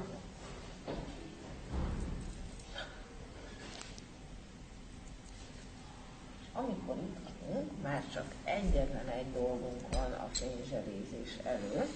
So we have one more thing to do, Kicsit kidolgozzuk. Itt van ez a szép kis zöldünk. to work a little bit on the center of the flower. We will add some white to the color of the leaf. Kapjunk egy ilyen szép világos zöldet. So we will get a kind of light green.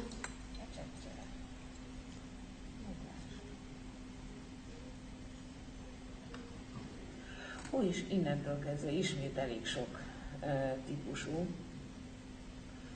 közepet tudunk készíteni a virágnak. Most ezt a kicsit ilyen hibiszkuszos formát választottam.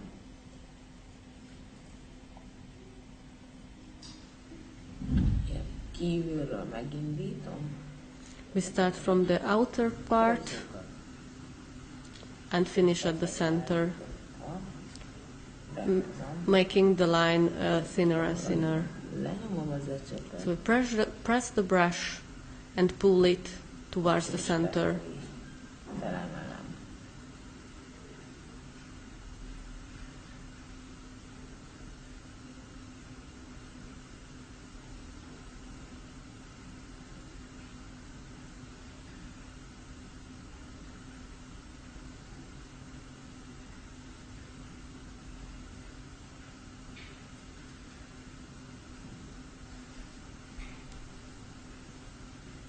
Egy kicsit feldobhatjuk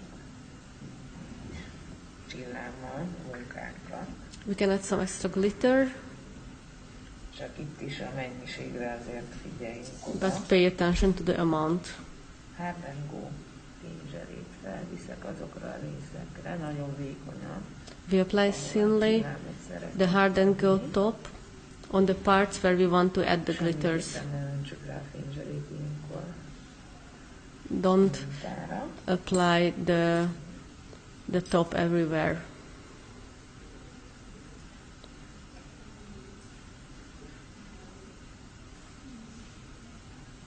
És finoman kidíszíthetjük a munkánkat, kis csillámporral, magic porral, ez is szintén abszolút ízlés kérdése, de akár kromporral is. Nagyon szép. We use now the magic powder, but if you prefer, you can use the chrome powder. Depends on your taste. Köré rakom.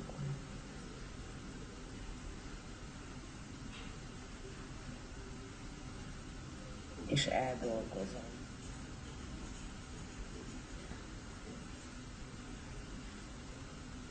Tehát ez az, ahogy esik úgy van, csillámozás általában nem szokott jól sikerülni, tehát még el kell dolgozni, miután felvittük egy részre.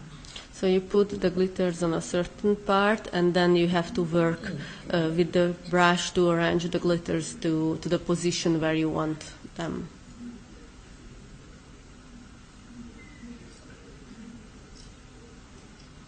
Ugye ezekből különböző csillámokból különböző méretű szemcsék vannak, ezzel is lehet egy kicsit játszani alkalomattán.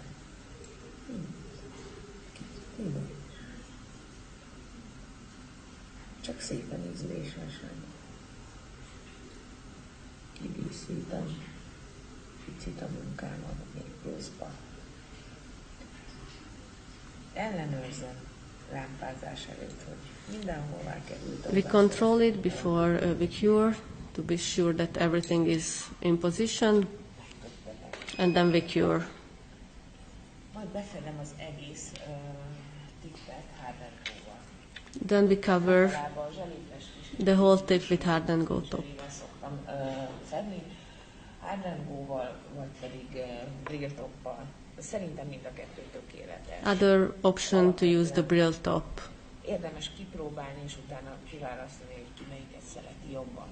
You can test both of them and you decide which one is your favorite. Különbség, más az állaga, de alapvetően mind a kettő tökéletesen működik zseléfestésen. Yeah, their texture is slightly different, but both of them work perfectly as a top over gel painting. Hárdengó talán egy kicsit sűrűbb állam. Hard and go may be a bit more dense. Érdemes kipróbálni. Mindkettő. Jó.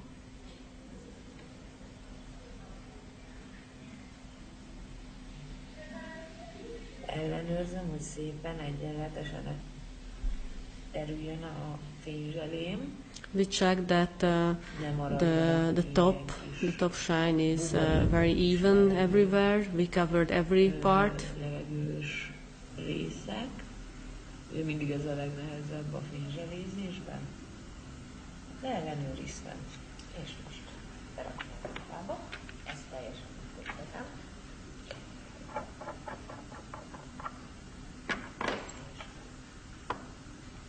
Now we cure it.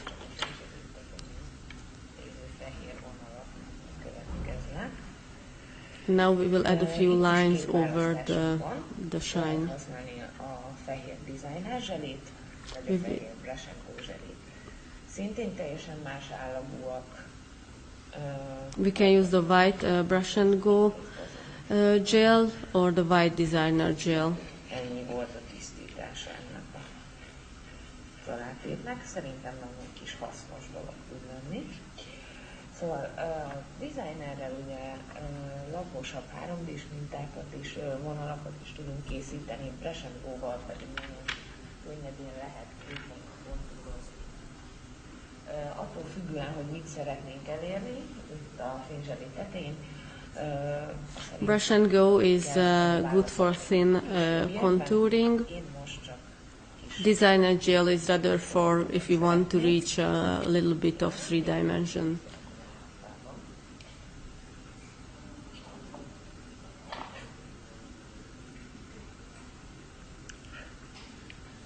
Jó.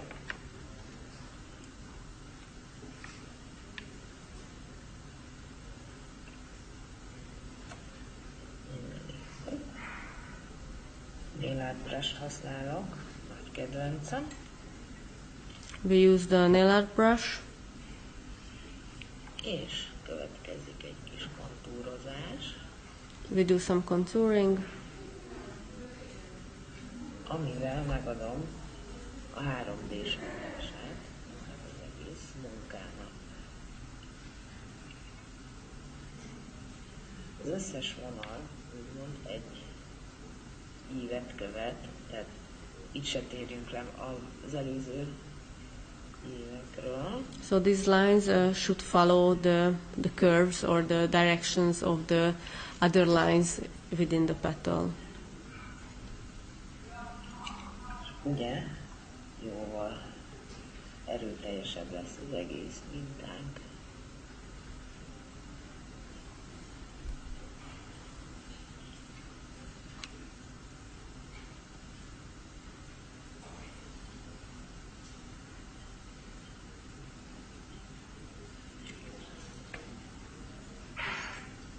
Figyeljünk arra, hogy ne húzunk túl vastag vonalakat, de a nagyon-nagyon-nagyon vékonyak sem szerencsések feltétlen, mert akkor nem annyira látszódnak. Valahogy Try to pay attention not to draw too thick, too wide lines, but if it's very thin, that's not good neither. Vékonyabbnak tűnik, mint a fekete, tehát itt lehet egy kicsit erősebb vonalakat használni.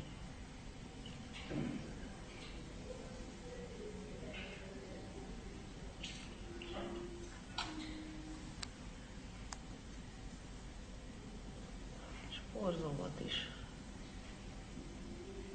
megerősítem.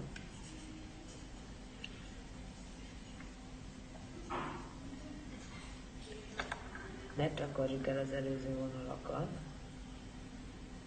But pay attention not to hide the previous lines.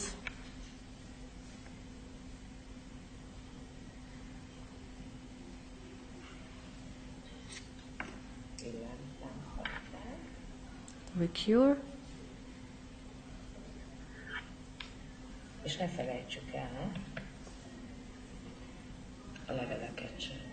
And don't forget about the leaves.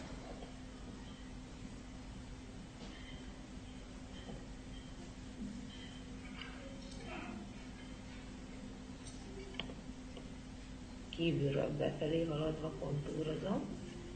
We make the contouring going from outside to inside.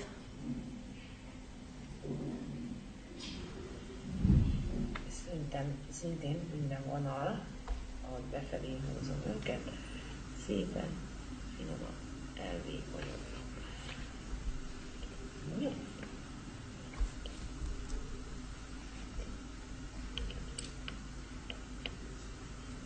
Remélem látszik. Csak egy elég speciális terület.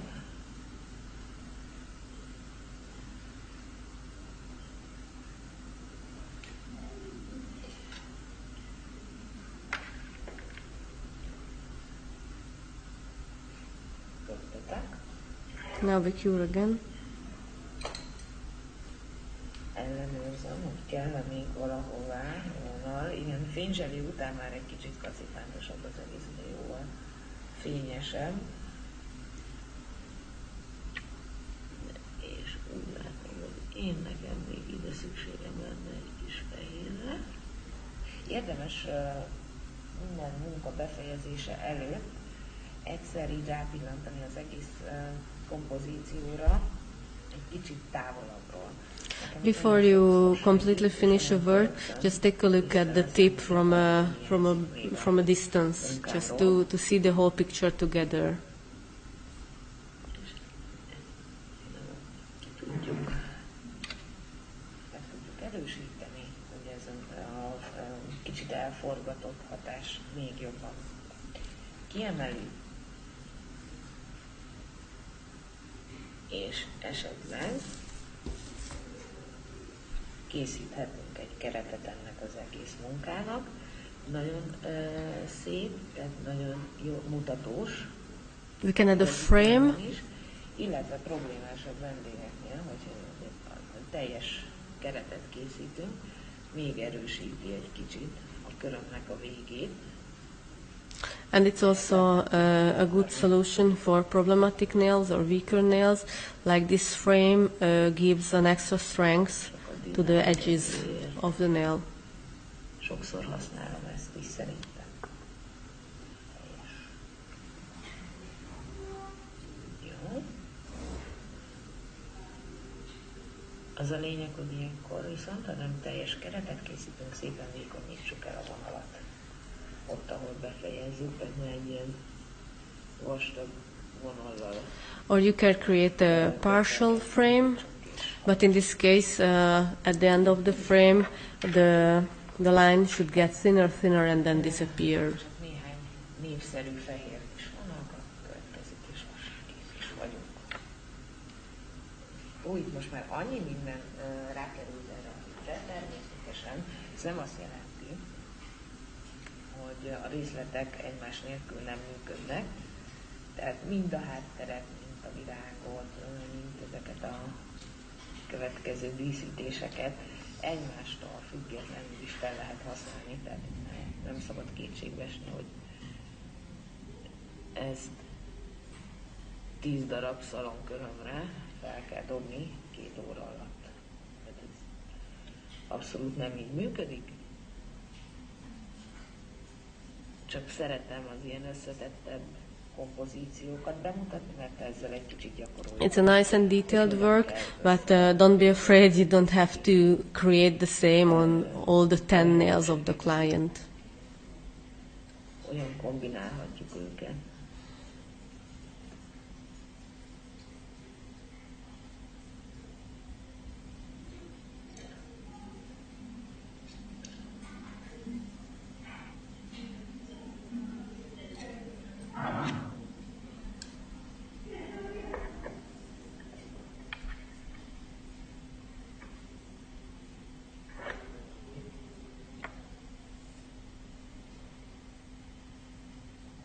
A fényzselén már nagyon nehezen csúszik a brush and go, de biztos, ami biztos alapon én picit beszoktam rakni ilyenkor is a lámpába.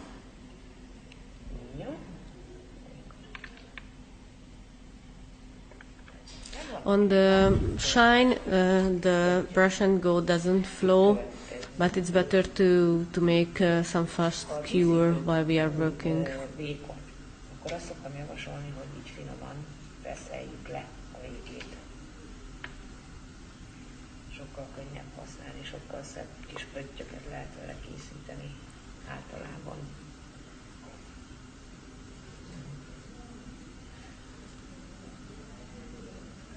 When the nail art needle you think it's too sharp, you can file a little bit the very tip of it, so then the dots will be less sharp, more gentle, more soft. Különböző méretű pöttyöket készít. Now we add dots in different sizes. Rápázom. We cure.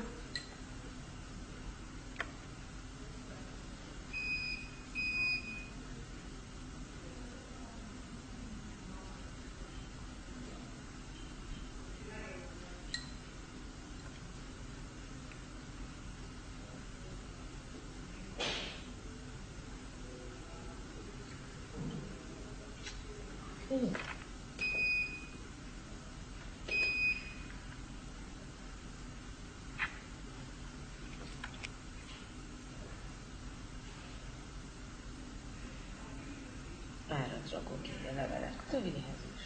We add some more at the root of the leaves. We cure. And it's done.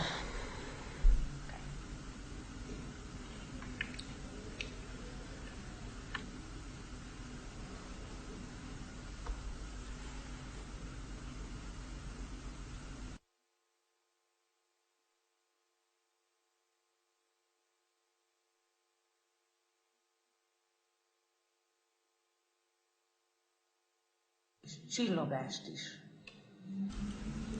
meg lehet tekinteni, és nagyon szépen köszönöm a figyelmeteket.